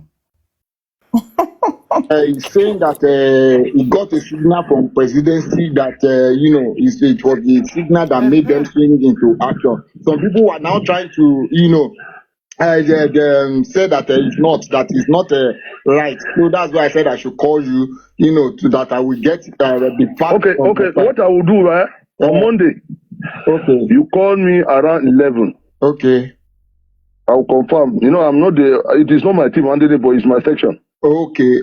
Is it your permission? No, na our AO. Okay.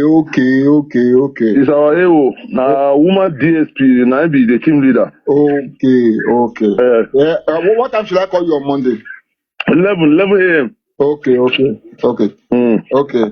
So on our case now. And again, Labi, I want to teach you one thing. Kò yẹ kẹ́ tí gbé kíní síta nígbà yẹn because bá pè níjọ́ Monday tó ní kẹ́ pè kẹ́ pile up gbogbo kíní yẹn because tẹ́ni bá ṣe play kíní síta ẹni lè máa fẹ́ bá yín sọ̀rọ̀ àti play voice ẹ̀ níta ó lè má fẹ́. Ó ẹni tó ti ń sọ obìnrin yẹn ẹ má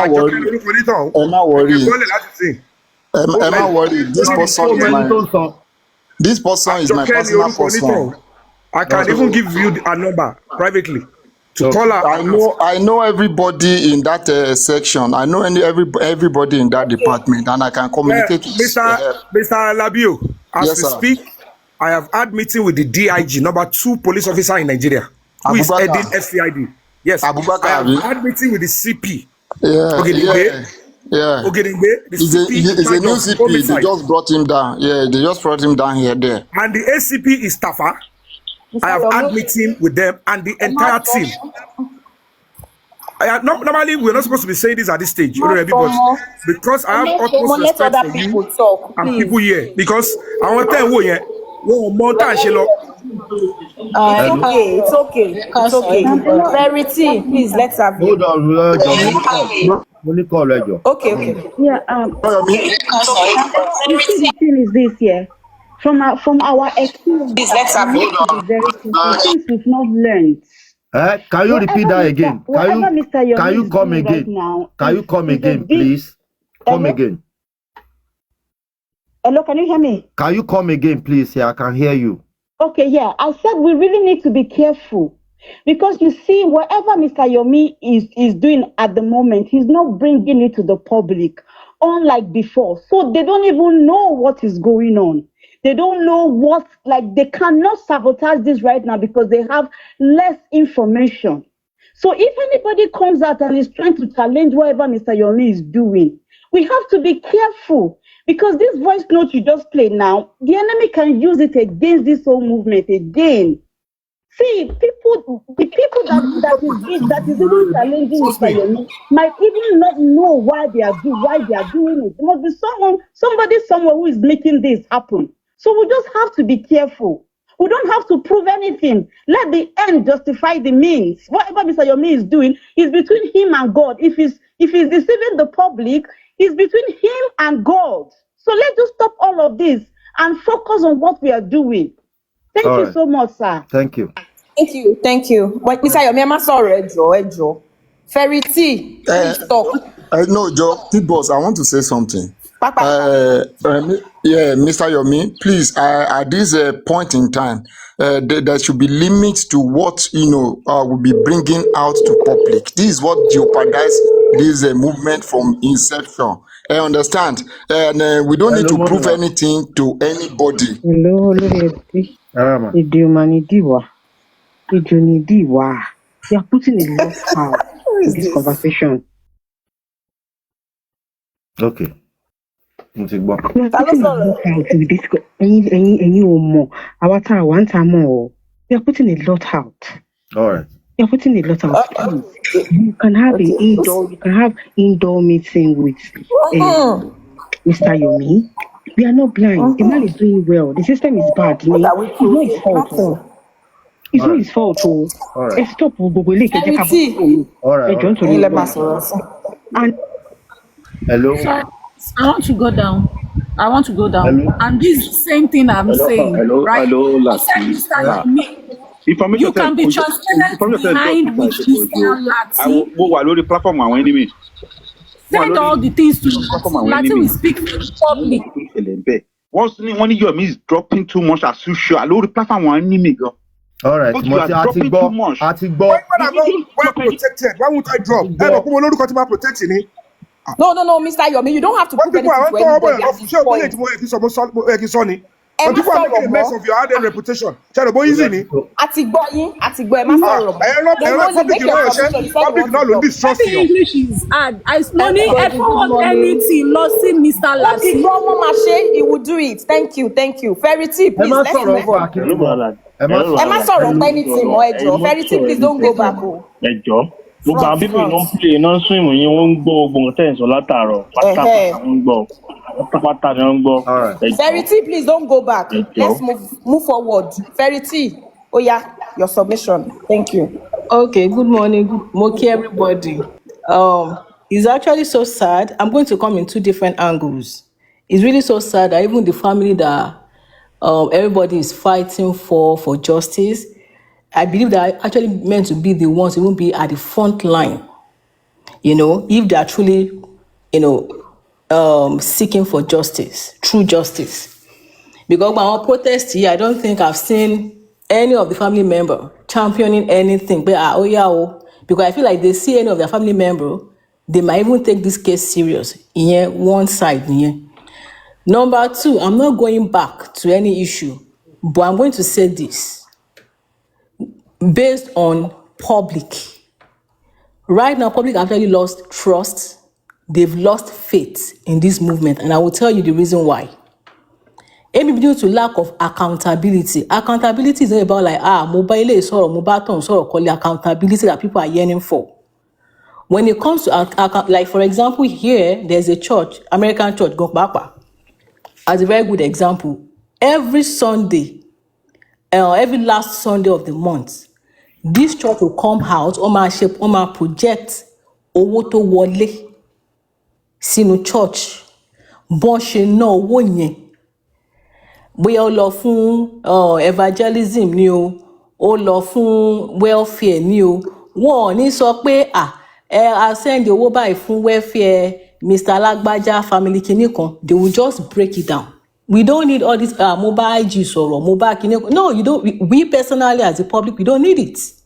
But nǹkan tá a need as accountability, which I feel like nǹkan tó ń jẹ́ kí Bro Yomi ní láti like explain himself over and over is because people felt like àwọn ò tún fẹ́ wọnú gàù bọ́n ṣe wọnú gàù tí Baba Mohbad and co. So and I feel like just for him to actually have àwọn tó máa wà against wọn ó máa wà against wọn out of whatever thing it could be. But you still need to gain the public trust if you really want all this effort not to be in vain. And how can you gain that trust is first of all is accountability. Okay, Madam Feriti. Now, this is where you people always get it wrong. Call on Dawa. When an NGO is established, people that love or appreciate the activity or effort of the NGO, they will support because they know how NGOs operate. Coming here to tell you that, okay, this particular case that concerns everybody, it's not because you're asking for money. Maybe they think get it wrong in here. And when people think your money is enough, it must equate trying to drag out or give people opportunity to ask you to divulge unnecessary information because you want to. It's absurd. Law. It's because you see an NGO, to honest, to free, to read that interface. Normally, to buy fund previously. You can't be asking and you can't be talking about accountability with this kind of information. It's because you are still mixing it up. I appreciate every support the NGO has gotten. We have engaged in so many activities that you all can see. Abosini, you are beginning to see things to evolve. Accountability, but we are getting it close to the family members. We are getting them to station. You are still looking for accountability. Church is it accountable for all other churches? Church is telling me, are they doing the same thing? If you come out like this, we're going to weaponize the fund to ensure that you disrupt a genuine and a legitimate activity. This is an NGO for heaven's sake. Do you think NGO must come out and be telling you this is devil? No. But because you're still thinking that before you can do that, it is okay. Can you just say okay to some questions? You will do it and then we move on. We can't just be Mr. Yomi, like I said, I understand there is a limit to what you should, divulge out to public. Yeah, honestly, èèyàn máa ń fi ọ̀rọ̀ sínú bí olóńgbò ni èèyàn máa dé bí olóńgbò sínú bí àgbà. I understand. Lo olówe tólóńgbò máa ń fọ̀rọ̀ sínú ni. Bí àgbà èèyàn máa fọ̀rọ̀ sínú bí àgbà èèyàn wá dẹmọ bí olóńgbò. You don't understand. Because respect because èèyàn lè dúró tì mí. I don't understand this stress. Platform mélòó lọ́tí lè question by ìṣẹ̀dá olóò. Mr. Yomi, let's move on. Leave this. Momadeshina ti wá sókè wọ́n ti ní pé kán sọ̀rọ̀ lẹ́yìn. Hold on, mute. MLH, what do you have to say? Mr. Lassie, I want to talk to you. First off, you've done a lot in this justice. You know all your efforts, everything that you've done in justice for Mohbad. And you can agree with me that some of the reason why we're here, where we are right now, is because so many information is being divulged on social media. And then at the end of the day, that information is then being used against us. Right now, if you trust Yomi Fabiyi on justice for Mohbad, I feel like you should, like, if you have any doubts or anything like that, please speak to him, okay? So that at least that would I build don't, your confidence. MLA, let me talk. Yeah. I don't have any doubting for Yomi. No, you're asking a good question. Yeah, Don't the get me only wrong. thing I'm concerned, and if people ask me so that I can be able to explain myself, I know. when he was saying president have speak, president have do this, do that, I need to know as well. And was I just asking. understand. Mr. Lati, I understand where you're coming from. You understand. So if you want to ask him any kind of question like that, just because you don't want some certain things to be exposed Yeah. on social media, right? I feel like you should actually speak to him behind camera. Just, at least that will give you even peace of mind, because at the end of the day, you yourself, you don't want to be supporting blindly. You want to be sure that, okay, something is actually happening. So you're asking a good question, but what I'm trying to say is, if we're going about it this way, people you will twist this whole thing, and then we'll go back to where we're coming from. I heard you. Yes. Now. I understand you. Now. They will do the needful. It's okay. Exactly. Thank Don't you. allow people to use you to exactly penetrate you. You understand? Correct. So don't allow people to use you, because this is what they want. Trust me. This is what they want. They want people to start bashing him that, oh, he's only lying, he's collecting No, I'm money, not saying he's Yomi not is doing lying. things. No, I don't get me wrong. know. I'm not So saying please, Yomi is Mr. lying. I'm Yomi, not taking him as Mr. he's lying. Lati, you know the wisdom you've been using before now. Please continue to use that wisdom. You understand? I know you understand what I'm trying to say. Please continue to use that. If you have any question, any doubt at all, call Yomi Fabi, and as you know, he has a name to protect. This is what I'm still holding on till today, because it can't be lying to the whole world. One day that lie will come to light. Ben, And we will then be able to drag him, like we'll drag him to the mud. But I believe he has integrity and he has a name to protect. So please, let's go with that flow. Let's not mess up. Look, this is the final lap. If this one flops, that's the end of it. What I'm saying earlier was, from Baba's side, justice is over. I said this earlier. Justice is over from Baba's side. The only person we're looking up to is Break the Silence Foundation now. Once we mess this last chance up, that's it. Honestly, I don't see no one coming up again. That's it. That's it done. Because we are in Abuja. It's in the Federal Capital Territory now. There is no other capital territory anywhere. So once everything in Abuja is flopped now, that's the end of it. Please, let's use wisdom. I'm begging you, bro. Please. Thank you, Emily. Is it my turn now? No, it's not your turn. No, Yes, Ebalagambi. Yeah, Bọ́dà Láti wo igele yóò da yọ́nà kò sí nǹkan tá a máa fi dáná ọbẹ̀ at the end of the day o ẹ jẹ́ ká rò ó Lagata ẹ sọ̀rọ̀ kí Espanda wá sí ọ̀rọ̀ Espanda máa gbẹ. èmi kò fẹ́ bẹ̀ Mr. Yomi ni anything tó bá ṣẹlẹ̀ ẹ má bínú kò sí nǹkan tẹ́mi fẹ́ sọ jù lọ ẹ má bínú so torí Jésù gan fúnra ẹ̀ gan pẹ̀lú gbogbo nǹkan tó ṣe wọ́n kọ́ pàpọ̀ má gbélé. Yomi ò bínú, ṣé Yomi sọ fẹ́ pé òun bínú ni? Yomi ò bínú, Yomi àti Láti ọ̀rẹ́ ni wọ́n, ẹ̀gbọ́n àtàbúrò ni. Ó kéde sọ tèmi. Ní sùúrù. Okay, Lagata ò sí ní ó yẹ sọ̀rọ̀ gbà. Espanda ó yẹ sọ díẹ̀ kẹgbẹ́nu dákẹ́ máa dúró dé. Thank you my brother. Ṣẹ́rí mo kí gbogbo everybody lápapọ̀.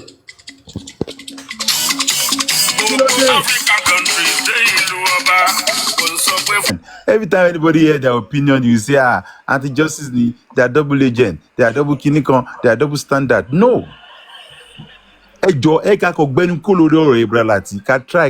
Let us just take it out. Everybody have their own opinion, regardless of how you see yours. My opinion will not be your opinion. Your opinion will not be my opinion. So when I hear my opinion, please respect it. The same way I would respect your opinion. Because anybody come to ask questions or whatnot, it's not every question that we have to answer. Mr. Yomi, if there's any question that's going to put you under the box or whatever, don't answer it. Regardless of your name you want to protect, you know what you're doing. If whatever you're doing it for humanity and everything, bro. Just don't let anybody push out anything from your mouth. Just ignore it. It's easy. You can try. I know it's difficult. I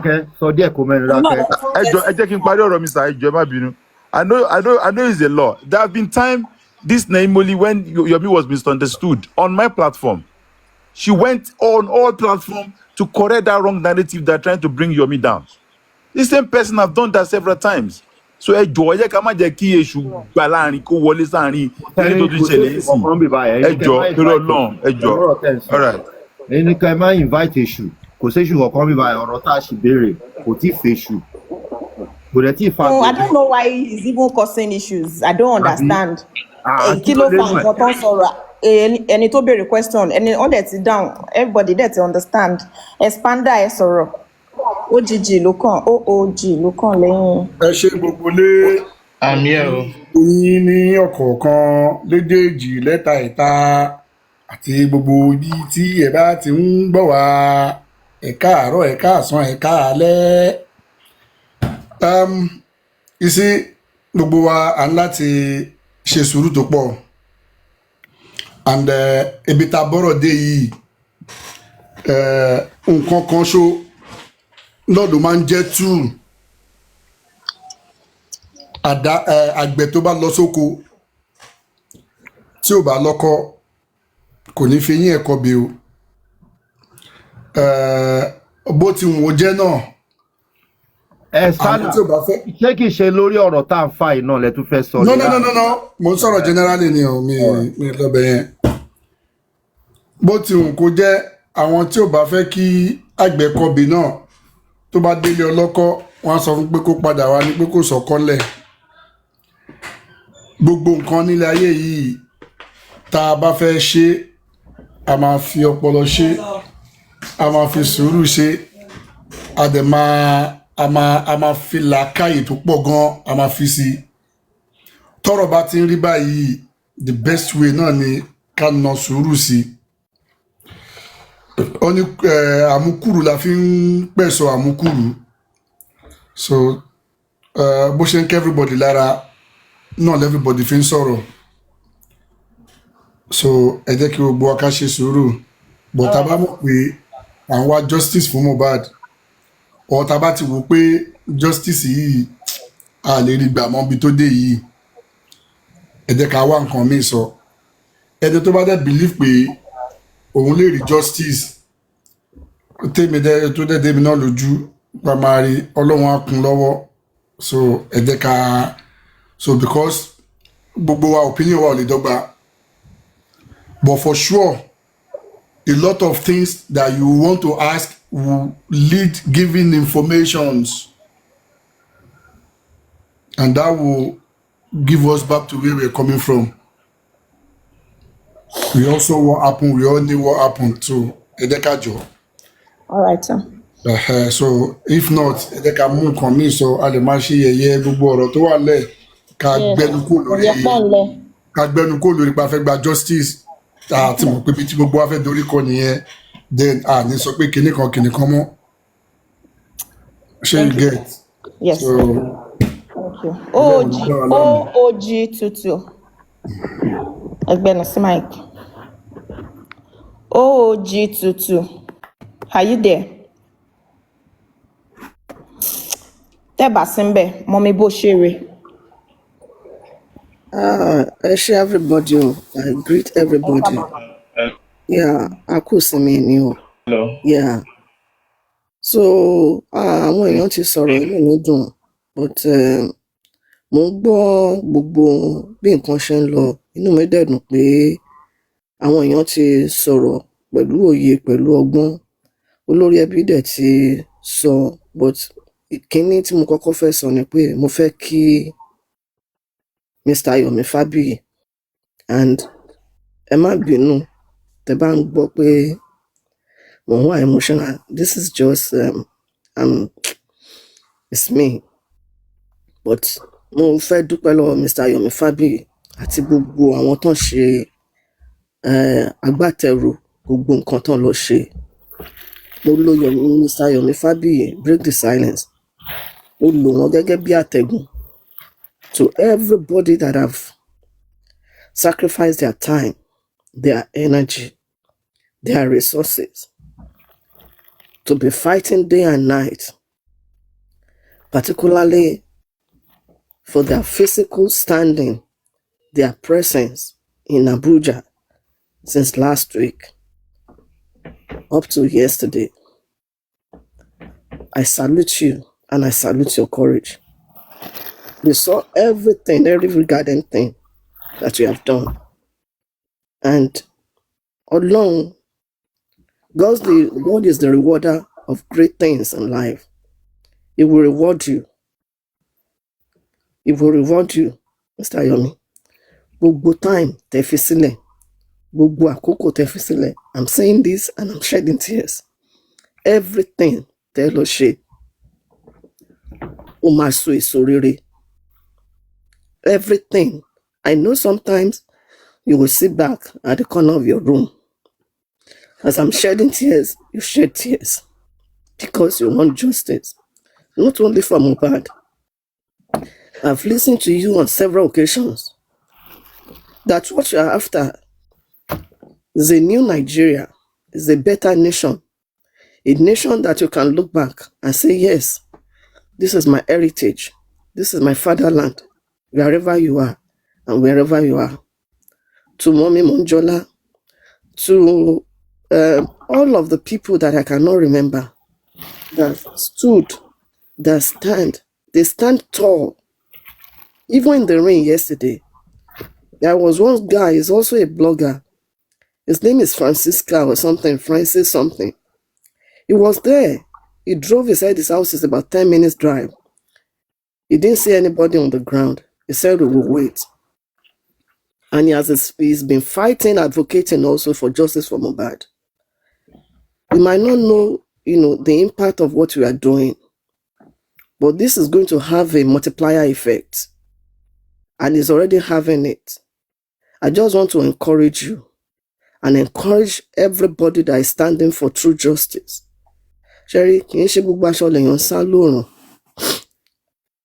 and we've seen on several occasions on this platform and on several platforms, Tonja, from justice, from Mohbad.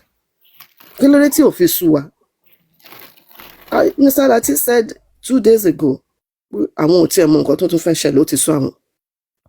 everybody was saying on this platform, even I said it on this platform, that with all the effort of Mr. Yomi, with everything that he has done and is still doing, it's because of it's seeming like there is an inaction from the government.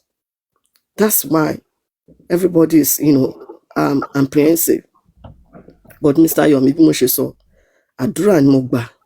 Gbogbo bí tẹ́ lọ́kàn rẹ̀ sí, gbogbo bí tẹ́ lọ́kàn rẹ̀ sí. Ìran yín á rere gbà, ìran yín á ràánú gbà. Mo lò ó bí mo ṣe ń gbà ni mo gbà fún gbogbo àwọn tẹ́jọ lọ sábùjá, tẹ́jọ dúró sórí grass, tẹ́jọ dúró sínú òjò. Àánú ní gúúsù, nílà oòrùn, níwọ̀ oòrùn. God will arise for your cause, for your situation. Destiny helper will locate you in every areas of your life. This is not about money.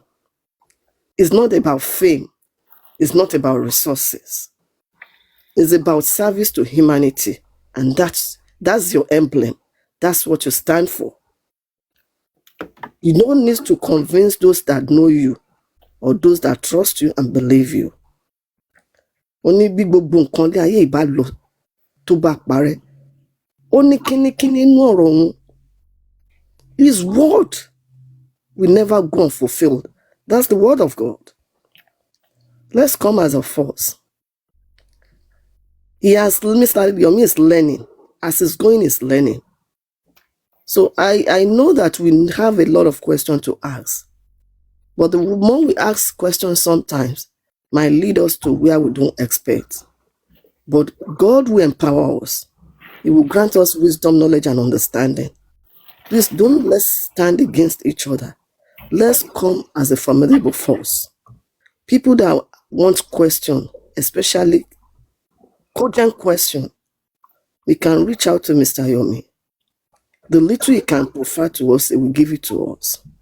Because be everybody ṣe sọ, bí Mr. Latisne ṣe sọ, ojú agbami la wà yìí. Ìbùkún ni fọ́mọ náà tán fọgbọ́n ṣe. We are not here to blame anybody, but let's embrace each other. Let's give kudos to those who are doing it. Anywhere Tabafule encourage them, let's encourage them. And let's keep praying and keep fighting. Ìbẹ̀rẹ̀ ń ṣoníṣẹ́ o, àfẹ́n tó bá ń forí tì dópin.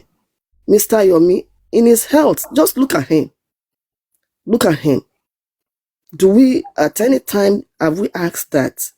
Báwo ni health wọn? Has it gone for his physical? Àwọn nǹkan ẹ̀ tá bá ti ń sọ̀rọ̀ ẹ jẹ́ ká máa béèrè gbogbo àwọn tó ń lọ fi ara wọn lẹ̀ yẹn ẹ jẹ́ ká máa rán wọn létí. Please take good care of yourself. Go and check, do your physical also, please. So mo rọ̀ wá ní eré ìje tá à ń sá yìí àní kú sọ́nà bí èéfín. Olórí ẹbí gbogbo wa tá à ń wá rọ̀gbà yín ká umbrella lẹ jẹ́ ẹ ní fẹ́ dànù ẹ ní fọmọ yín dé ṣe ìkọ̀ọ̀kan wa tá dúró. We will not lose our children. We will not lose our own virtue, treasure, because of this race. At the end of the day, we will come together to celebrate. And let's keep praying for Nigeria. We know it's not easy. We know the government that we have. But please, let's keep praying. Tí ọ̀rọ̀ bá ti dé báyìí, téèyàn ti sa gbogbo apá ẹ̀. Lóòótọ́ àwa lè má rí pé ìdánilójú pé ìrètí ń bọ̀. But Ọlọ́run tó ju gbogbo wa lọ, ó ti rí àníyàn wa. He knows more than we know. N tó fi ń jọ́ lọ́run nìyẹn. Mr. Yomi, ẹ ní follow. You will not fail, you will not falter. Gbogbo àwọn tó tẹ̀lé yín tó dúró tó jẹ́ pé nígbà tẹ́ bá ti pè wọ́n dìde wọ́n down. They will not fall, they will not falter. Àwa tá wà lórí afẹ́fẹ́. Not that we cannot be there with you, but circumstances tá wà. Òun ló fà. We will not fail, we will not falter. Ní fọmọ wa di. Lágbára Ọlọ́run. Ọlọ́run á ràn wá lọ́wọ́. Let's keep fighting. God will encourage us and God will bless us. Oṣiabikesa, thank you so much. Ọ̀yá mo lọ láìpẹ́ mo lọ lé mechanic. OG22. Ṣé OG ló kàn? Ṣé ti padà? OG tẹ́bà sí ń bẹ God's protection. Yes, God's protection. Ẹ káàsán gbogbo ilé. Ẹ káàsán. Ẹ jẹ́ kémi kọ́kọ́ dúró 1 minute silent fún General Mohbad. Ọlọ́run ṣeun. Tó jẹ́ pé 1 minute. Kẹ́rí Bọ̀dálà tí inú mi ti ń kà yòókù ẹ má wọ́rì. Ẹ má wọ́rì Bọ̀dálà tí. Sọ̀rọ̀ ẹ̀dàdúrà. Oríṣiríṣi ọmọ lẹ́kọ̀ọ́ jọ Mr. Láti. So ní nǹkan tẹ̀mí fẹ́ sọ ni wípé ṣẹ́rí expand èmi ò lọ́rọ̀ kankan tí mo fẹ́ sọ torí mi ò mọ mo ti kúrò ní ìdí case ó ti ṣe díẹ̀ kí mi mọ bó ṣe ń lọ. So nǹkan tẹ̀mí fẹ́ sọ ni wípé expander ẹ káàsán sà bí olúwa ti ń bẹ tí ẹ̀mí rẹ̀ ń bẹ bí ògo ti ń jẹ́ ti olúwa àwa má rí dí ọ̀rọ̀ tẹ́ máa sọ tó máa padà jẹ́ kán arrest gbogbo àwọn tó wà nínú ilé ọ̀run á bá mi yọ̀ǹda ẹ̀ fún yín ẹ máa sọ lágbára Ọlọ́run ìlérí olúwa ló máa ṣẹ. Lágàtà ẹ̀yin náà mo tún fẹ́ gbàdúrà fún yín ọ̀rọ̀ tẹ́ bá máa sọ tó máa jẹ́ ká ń kọ̀ fún Wùmí at least ó yẹ kán gbé Wùmí kán máa fi gbé Wùmí Ọlọ́run ẹ̀mí mímọ́ ọba àwọn ọba bá mi yọ̀ǹda ẹ̀ sẹ́nu yín òun lẹ̀ máa sọ lágbára Ọlọ́run. Kid Boss ọ̀rọ̀ tẹ́ ẹ máa sọ kíní tẹ́ ẹ máa gbélẹ̀ kán fi máa kó gbogbo àwọn 15 people kán yín Mohbad lọ́rùn àrùn ayọ̀ǹda ẹ̀ fún yín òun lẹ̀ máa sọ lágbára Ọlọ́run. Àǹtí mi Débì àmì Jésù àmì Jésù àmì Jésù àmì Jésù. Bí ògo ti jẹ́ Deuteronomy tẹ́ ẹ máa kà wọ́n fi iná mọ́ àwọn tó pa Mohbad tí àwọn ọlọ́pàá tí wọ́n fi ṣiṣẹ́ wọn bí iṣẹ́ láti gbé gbogbo wọn ọ̀run á bá mi ṣíjú yín á ṣí ojú inú yín ẹ bá mi rí kà lágbára Ọlọ́run ẹ mọ mi bó ṣe rí lágbára Ọlọ́run submission ti yín náà wọ́n máa fi. Bó ṣe rí kọ́ bí kò ṣe yẹ kó rí. Bó ṣe lọ ni. Mọ mi bó ṣe rí submission tẹ bá máa múlẹ̀ látẹ̀ní lọ eléyìí tó Ìyábọ̀ Òjó fi máa wá sílé padà tí Èkó ò gbọ́dọ̀ bá a lẹ́rù ká fi wálé at least kó wá ṣàlàyé fún wa bí Mohbad pine in his home òun lẹ̀ máa sọ lágbára Ọlọ́run.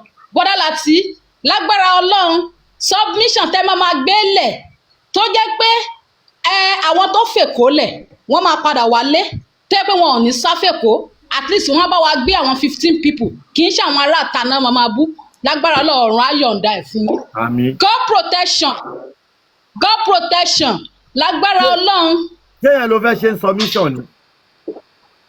Submission mi nìyẹn Bọ̀dá Láti mi ní submission kankan ju àdúrà pé kán pọ̀ ìyẹn náà tó nǹkan Bọ̀dá Láti.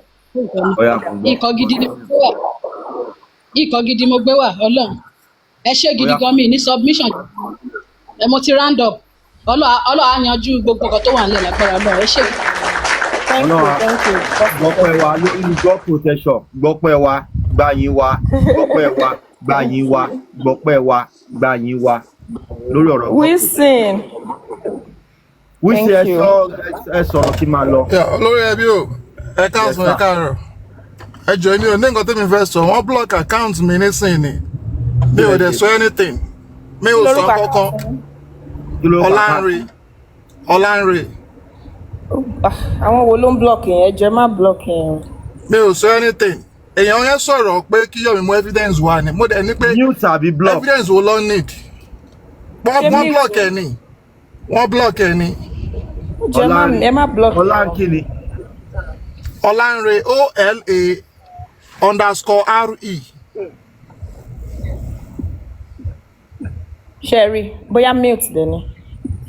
Wọ́n mute wọ́n block ẹ ni because ó yọ mí kúrò ní life yẹn ni. Mo ń bọ̀. Oh God. Ní ìrọ̀ láàrin bí báyìí. Wọ́n block mi. Wọ́n block mi o. Wọ́n block mi, mo lè text ẹ̀ sí ní tàbí kí n text ẹ̀ sí. Ọlánre. OLA. NOLAN. Yeah, N1 be _RE. Bí Ọlánrewájú. Ṣé wọn náà ń bá mi wò? Èmi kò sí bá mi fẹ́ rí. Èmi ò lè rí. Ó lè rí na mo block list ni na ó lè rí. I don't even know how to. Ọlọ́rin kọ̀ọ̀kan ní blocking o. Ọlákàntì yẹn sì gbà bọ̀dé wéré ní kọ́sọ́. Ọlọ́rin kọ̀ọ̀kan ò sí ní blocking o. No, tó bá ẹ lè wo invisible me. Invisible me.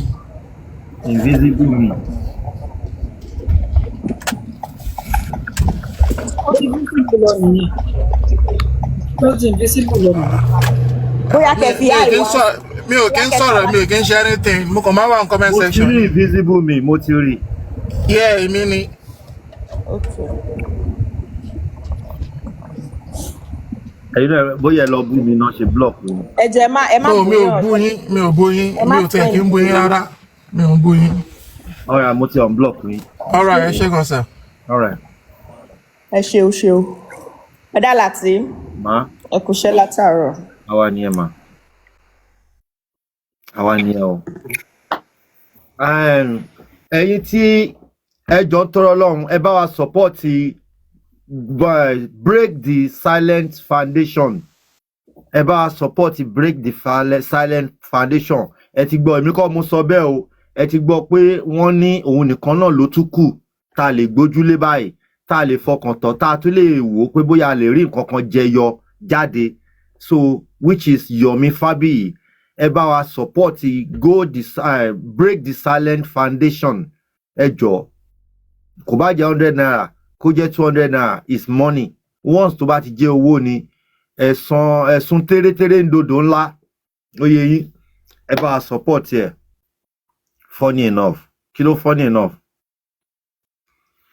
So a ní rí jù báyìí lọ. Yeye Yínká, ẹ sọ̀rọ̀ ká tó máa lọ. Mama tí náà ti sọ̀rọ̀ látàárọ̀. Wọ́n àti ẹ̀ka ẹ̀kọ́ ọ̀lẹ́. Báwo? Ẹ̀kọ́ ọ̀lẹ́ sà, ẹ̀ sì kó ètò. Ẹ pẹ̀lẹ́ kú gbogbo everything. Sorry, Loretta said something. Kí ló ṣẹlẹ̀ now? Debbie T, you muted my sister, Neil Molly. Ẹ̀gbọ́n àti Debbie, did you mute her? Yes. Oh, okay. Okay, Yeye ní kí ẹ máa sọ̀rọ̀ yín lọ. Ẹ kú ètò lágbára Ọlọ́run, ó máa jẹ́ ń ṣe lágbára Ọlọ́run. As if you are only person that stand for this truth. Truth yẹn ojú ẹ̀mí ni wọ́n ṣe máa gbà. Wọn ò dẹ̀ ní gbà ní ẹ̀yìn yín. Gbogbo nǹkan tẹ́ ń ṣe dáadáa fún àwọn èèyàn lágbára Ọlọ́run. Ẹ máa rí bá ti ṣe, ẹ máa rọ́nà gbégbà. Mo kí gbogbo ilé o. You people, you are trying, and then God will continue to bless you people. In Jesus' name I pray, amen. I just have to greet you people, that's all. Ẹ ṣé gan jàre. Mama T. Faboni ni ẹ ká sọ gbogbo lé. Ẹ káàsán àǹtí mama tí. Olórí ẹbí ẹ ká sọ. Èmi ni mo ṣì wà lọ́nà ni so ariwo network mi máa fò ló máa fò pọ̀. Àwọn pé mi ní ó ní network náà lọ. Ẹ ti wà lọ́nà from Abuja to Lagos. Yes. Ọlọ́run á bá wa fìfẹ́ ọ̀tọ̀. It is well. Àmì Ọlọ́run, àmì. Thank you, sir. Yeah, first and foremost, ẹ jẹ́ kí n kọ́kọ́ fi àsìkò yìí dúpẹ́ lọ́wọ́ gbogbo ẹ̀yin tẹ́ ẹ̀ dúró ti platform Olórí Ẹbí. We appreciate you all, oh, God bless you all. Àti ẹ̀yin tẹ́ reach out sí wa nígbà tá a wà l'Abuja with call, financially, on platform, everything based on Olórí Ẹbí platform. I really appreciate everyone. Mommy Tewogbola, Sakuma on the name of Olórí Ẹbí. He personally mentioned your name. Ipe Amamati, you said you want to go, go on the name of Olórí Ẹbí. I really appreciate everyone. Mommy, Adewumi Adeshida, everybody, reach out to wa. Thank you very much. I'm using this opportunity torí mo nílé sọ̀rọ̀ púpọ̀ kó tó di pé network mi máa lọ láti jẹ́ kẹ́ mọ̀ pé break the silence mo gbọ́ gbogbo nǹkan everybody ti sọ látàárọ̀. He is really doing a great job. This information tí Prince Labi mú wá lẹ́ẹ̀kan yẹn, I think I was the first person that break that information to Expander to let them realize pé dragging out pé àwọn kan ló mú petition láti Abuja kìíní kan yẹn. I get it from the direct source pé it was Break the Silence Foundation. So I'm using this medium láti sọ fún everybody pé ẹ jọ̀ọ́, if there is a way we can follow up, we can assist this NGO so that at least àwọn náà gbìyànjú ni. Yomi ò sí nínú ilé, Break the Silence Foundation ò sí nínú ilé nígbà tí Mohbad kú. Àwọn ọ̀dẹ̀ sí láàrin ẹbí kọ́mọ kan tó ti ń go through before kó tó kú, but he's only trying his best and we can easily see it very well that the best is really coming out than máa bójú wọn jẹ́ than ẹni tí mo lọ bá gan ó fall in love pẹ̀lú mi kò sẹ́ni tó ti sọ pé Yomi fall in love pẹ̀lú òun. You understand? So let's use this medium láti support the Break the Silence Foundation and let's see it. Ìbẹ̀rẹ̀ kì í ṣe oníṣẹ́ o, ẹni bá forí tì dópin lágbàlá. Mo ti wà lórí show yìí lọ́jọ́ kan orí tí bọ̀dá láti kọ́kọ́ sọ pé ọ̀rọ̀ yìí ti ń sú mi, ọ̀rọ̀ Mohbad mo ní. I said it that day pé justice in Nigeria kò easy o, kò easy. We cannot think in the next 1-2 years we are going to get there o. No, Nigeria tó bá ní pé ọ̀rọ̀ law or whatever it's not easy. Ẹ lè wà ní court for the next 2 years gan kọ́ máa ti ṣe hearing kó dẹ̀ máa adjourn case eléyìí tá àti ẹ̀ tí dé court rárá yìí. So Nigeria judiciary is not as fast, is not as easy as what everybody is thinking. So it's a slow thing but tá a bá jẹ́ kó sú wa we will get there. But tá a bá ti lọ jẹ́ kó sú wa then that is when we allow the enemy to get into us. So for us not to do this, as far as Break the Silence is still trying his best, let's try and support him so that he will be energizing him láti ṣe the more láti ṣe at least 1 or 2 people especially lọ́dọ̀ Olórí Ẹbí mi báyìí kò sígbà tó ń gbé nǹkan sílẹ̀ anybody gbọ́ tí wọ́n ní turn up, people will turn up. You understand? So for this is my own submission pé ẹ jẹ́ ká support wọn then Olórí Ẹbí kò ní sú yín kò ní rẹ̀ yín o. Gbogbo àwọn tó dẹ̀ ń tẹ̀lé yín náà lórúkọ Jésù Ọlọ́run á máa dúró tì wọ́n. Ààbò Ọlọ́run ò ní fi gbogbo wa sílẹ̀ o. Mọ́mí Múnjọ́lá and every other people yeye níkì gbogbo ẹ̀yin tẹ̀ dìde. Ààbò Ọlọ́run ò ní fi wálẹ̀ àní fi kú ọmọ gbà o. Àdẹ̀ ní fi kú ọmọ lókìkí o. Thank you. Akíndé cut me, kid boss. Why are you cutting me?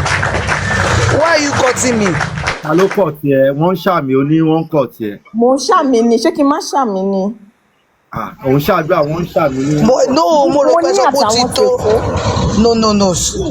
Mo ní àtàwọn òkú àwọn pẹ́sìn. Thank you, Lagata.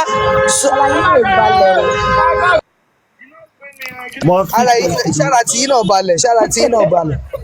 Wọ́n lọ mọ mi lágídí. Ẹ káàárọ̀. Ẹ jẹ́ bá a mute now. I'm always asking. Hello, ṣé mi? Okay. Ṣé sir, thank you for this opportunity. Ẹ̀yin mo address ẹ má bínú sir o. 2 things, ẹ má bínú. Ẹ jọ̀ọ́ next time, if anybody bá send the voice note sí or anything sí, ẹ̀yin ní ká kọ́kọ́ gbọ́. Bá sọ pé play síta, ẹ̀yin ní ká kọ́kọ́ gbọ́. All because bẹ́ẹ̀ ṣe sọ ń sìn yeah ìyẹn mẹ́jọ má go too far then secondly bí mọ́mí Adéwùnmí ṣe wá sókè ó tẹ̀ tó di ariwo ẹ pé ẹ lọ settle ẹ̀ behind closed door not until everybody ṣẹ̀ṣẹ̀ wá ń sọ fún yín pé ẹ má jẹ́ ká gbèsù láyé ìṣúré o kìnìún nǹkan ẹ̀ bá ti dá mọ́mí yẹn lóhùn wọ́n ti mọ ibi tí ọ̀rọ̀ ń lọ ká má bàa put too much outside ẹ ṣé gan mo appreciate yín thank you so much Kid Boss ẹ ṣé standard. Espada ẹ fún wa ní word of encouragement ká tó máa lọ. No, bọ̀dá láti yóò la ẹ bọ̀dá láti word of encouragement. bọ̀dá láti. Kí ló dé? wọ́n ní kí ẹ má kọ́ la àwọn kan wọ́kọ̀ o ẹ má pa ọkọ mọ́ àwọn ẹ má pa ọmọ gbogbo ọkọ àwọn ọlọ́kọ lọ́la. ọ̀rọ̀ yìí ti sún mi dùn lórí platform yìí wà láì. Ṣé wọ́n ń wọkọ̀ ni? lẹ́kùn mi ò mo ní ọkọ tèmi bí ọkọ àwọn kan ń wọ́kọ̀. Ẹ kọ́ wá bá mi private. ẹ jọ̀ọ́ mo fẹ́ lastly ẹ jọ̀ọ́ mo fẹ́ sọ pé ẹ jẹ́ ká mo gbọ́ pé wọ́n ní àti ní àwọn iṣẹ́ NGO náà ní foundations tó yẹ pé àṣetì ni ẹ tiẹ̀ jẹ́ ká mẹ́yọ̀ kan ká tiẹ̀ ṣàṣeyọrí lórí ẹ̀ ká tiẹ̀ wá wo bó ṣe máa ṣẹlẹ̀. Let's even shame the devil for once in our life. Ṣé mọ̀ pé tó bá yẹ pé kò sí ìjọba tó ń ṣe ségesège kò sí reason tí foundation kankan fi máa jáde gbogbo yín ẹ máa ṣe ìyọ̀tọ̀ mi ni but ó ti rí bó ṣe rí bó dẹ̀ ṣe rí náà la ṣe máa ṣe ti bára wa níbi tá a ti máa bára wa. We need to keep supporting them. Thank you so much. Expander, word of encouragement. Ẹ ṣé. Nǹkan tí mo kàn máa sọ fún gbogbo ilé náà ni pé a ti wà ní weekend ẹ rọra ṣọmọ èyí tẹ́ ń ṣọmọ o èyí tẹ́ dẹ̀ lápọ̀nmẹ́ǹtì náà